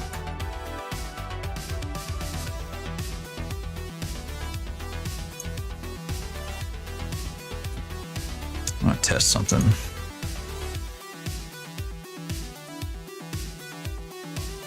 Because like I said, I've never made a model, like a stylized fur model where it was like attached at the head before. So I wanted to try that, see if I could.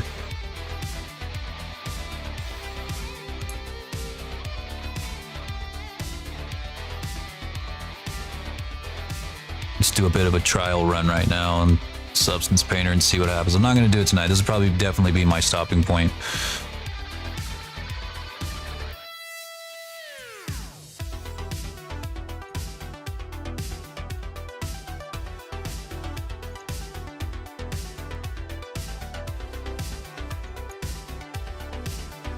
All right. Pretty sure if I bake these, it's still not going to let me use ambient occlusion. But let's find out.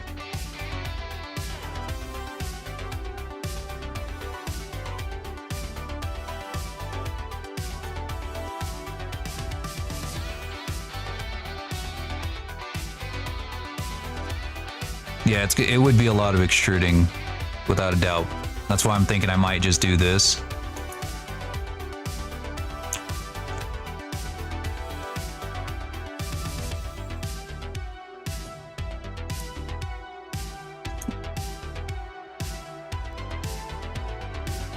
I don't know why.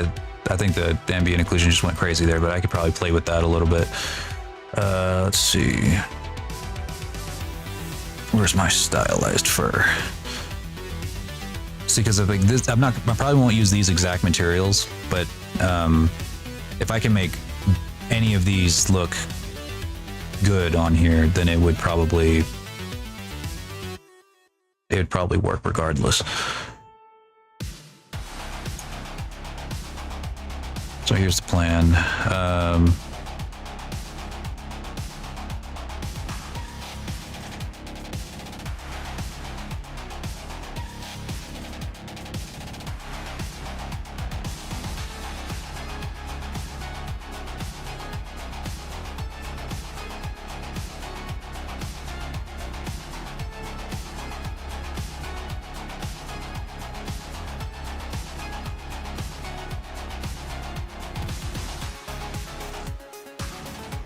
Where it's like merged into the body. Well, I've never seen it done like with hair, like fur on the face, kind of like how I did with her cheeks.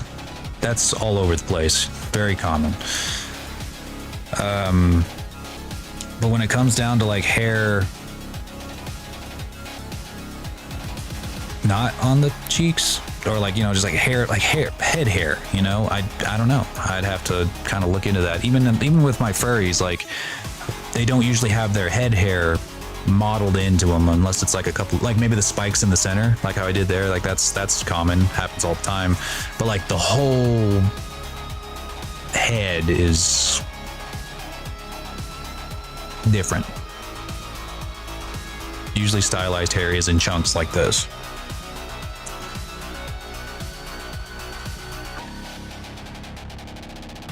Like this probably isn't even the texture I'm going to use for her.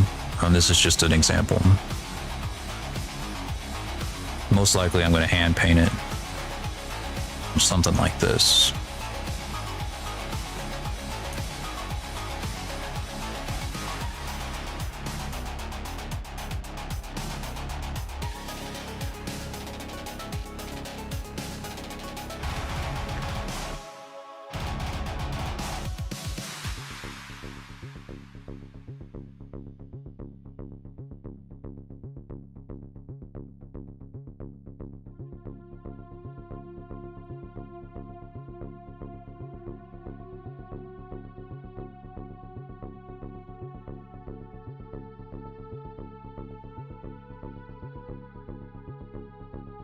Something along those lines.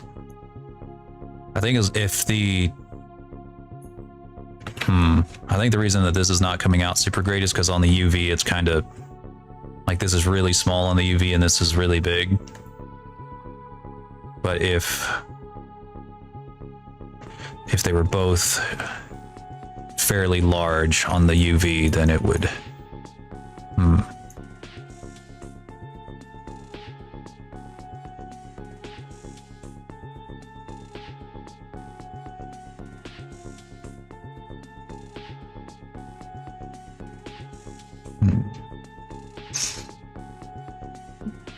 Mostly when I saw the design, I was like, I could probably do that. I'd never done it that way before, but I didn't think it would really make that big of a deal. And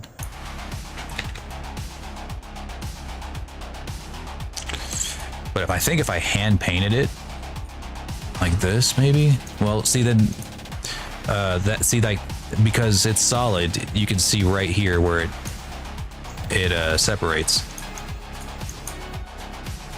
You know, and even if I were to like shove that into the head, this is like plane to plane here practically.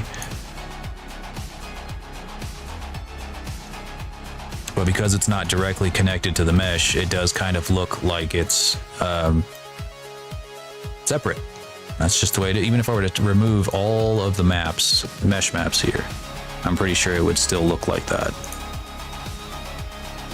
Yeah. You know what, let me see if I can find a model from like a video game, because that's the big thing, like a video game that has that.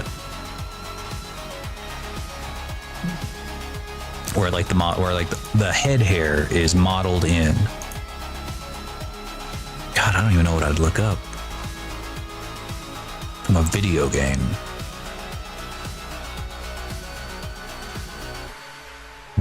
It isn't toon shaded, because that's the other thing. It's like if it's toon shaded, it don't matter. This wouldn't even be an issue. If it was a toon shaded model, it wouldn't even fucking matter. It'd just be do whatever we want. But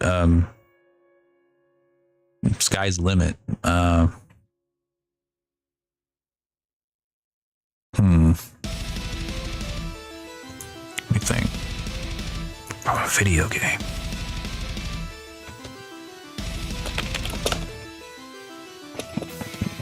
Just looking at furry characters in video games.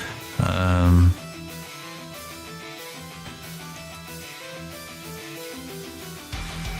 a lot of them who are furries in video games don't have head hair. I guess like a good example would be like Sonic characters, or you know what? Let me see. Crystal from Star Fox.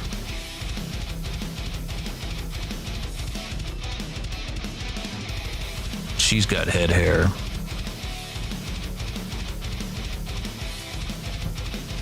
Let me take a close look at her character.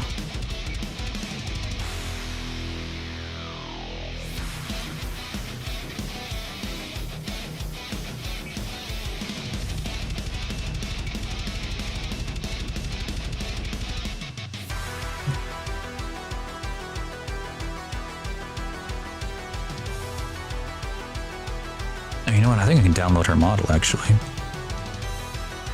Maybe.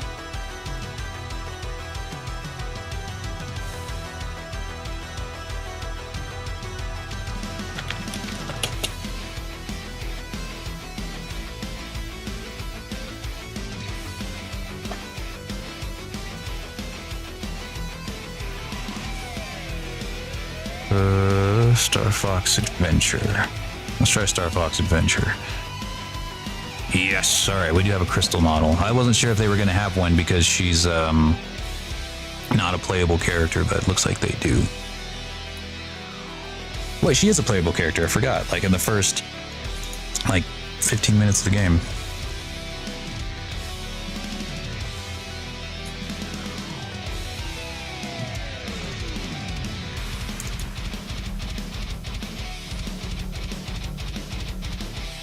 Here we go, crystal.obj.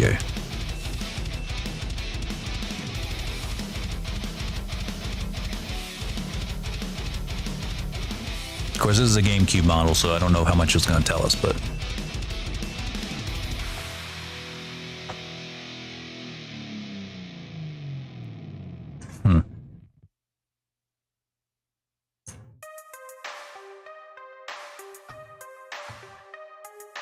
Convenient.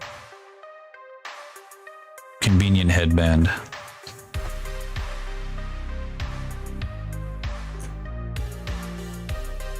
Uh-huh. That's what I thought. Figured that'd be the case.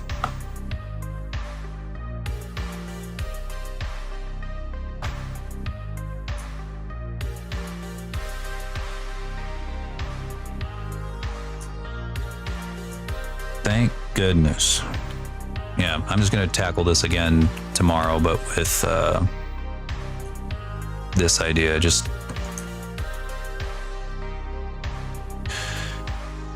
modeling it like I would any other hair, really. It just won't be like this seamless transition, because like it's one thing to do this in a toon shaded model. Like an example of that I've done this on recently that looked really good.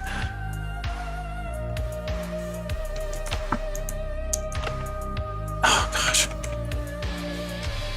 Hang on.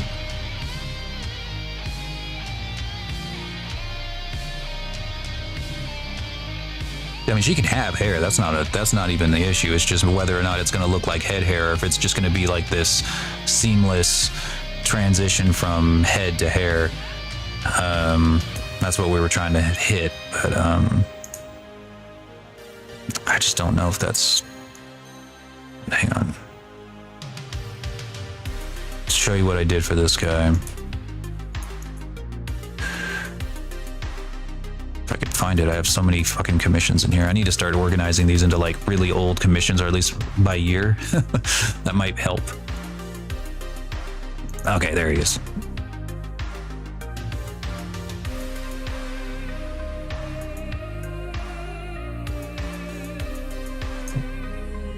Okay, so this model in particular is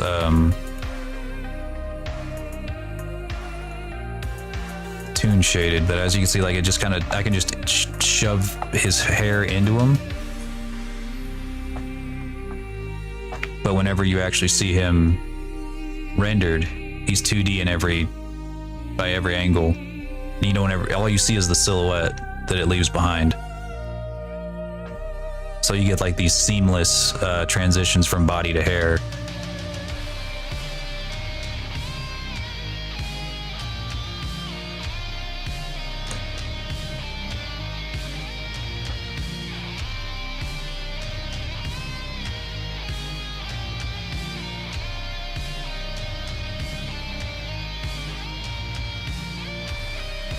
That's what it looks like under the hood.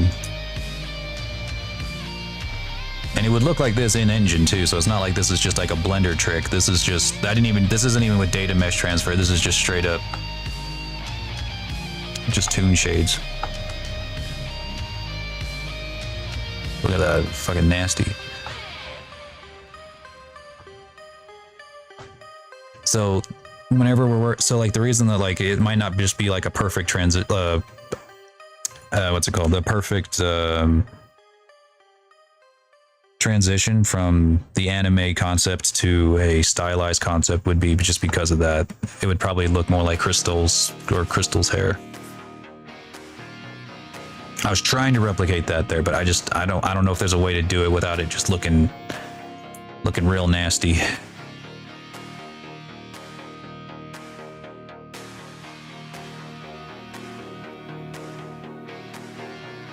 Zero was a good model. I wonder if he's streaming. I know that he was like waiting to do a debut date whenever I made that model, but that was a long time ago and I haven't really heard from him since.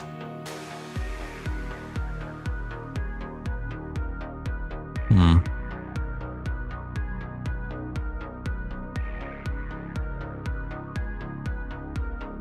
don't know. So I look at it again and I'm like, like, maybe.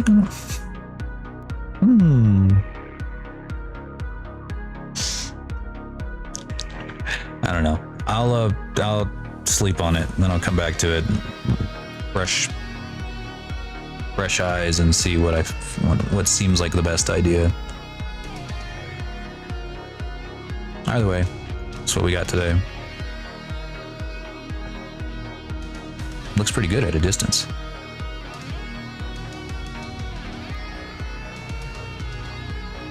For day one kind of thing.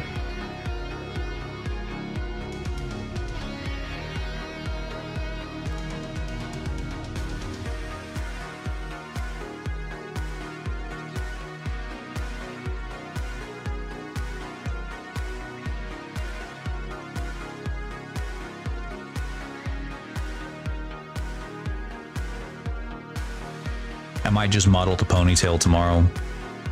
That way it's like, because that's gonna be like nothing. You just fucking tie, big ass ponytail. Like, don't even need to actually model it in, just throw it out there. Make it look like that.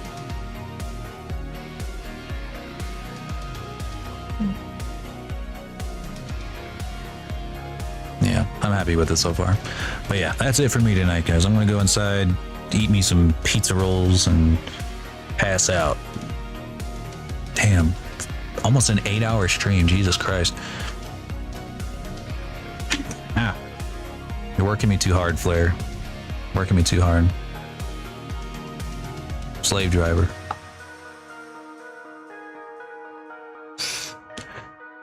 All right, fellas, y'all have a wonderful night. I don't think I will stream tomorrow. If I do work on I was gonna say Crystal, but Mono here, it'd probably be I might get back to work on it on Monday. Damn, y'all raided just as I was about to leave. No. I've been streaming for 8 hours. No. Well, thanks for the raid. Thanks for the raid, fellas. I appreciate it.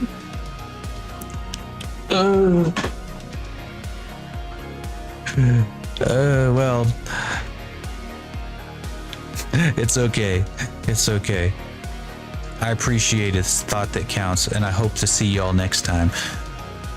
I'll probably be live again sometime next week. Yeah, we've been at it for 8 hours now. I'm dying. I'm dead. We've been working on this girl here. She's been giving me some trouble, mostly for the hair. But yeah, I appreciate y'all coming in. For those of you guys that don't know me, I'm Lord Dragon. I'm a 3D modeler. I'm a freelance character artist. I make characters for video games and for VTubers, VRChat, that kind of stuff. I usually don't stream for 8 hours. Yeah, but sometimes that Adderall just hits and you just go, just go. Oh boy. But I will see y'all again next time. Umbra, appreciate that raid again. Thank you very much. But I will, sometimes you just gotta pass out.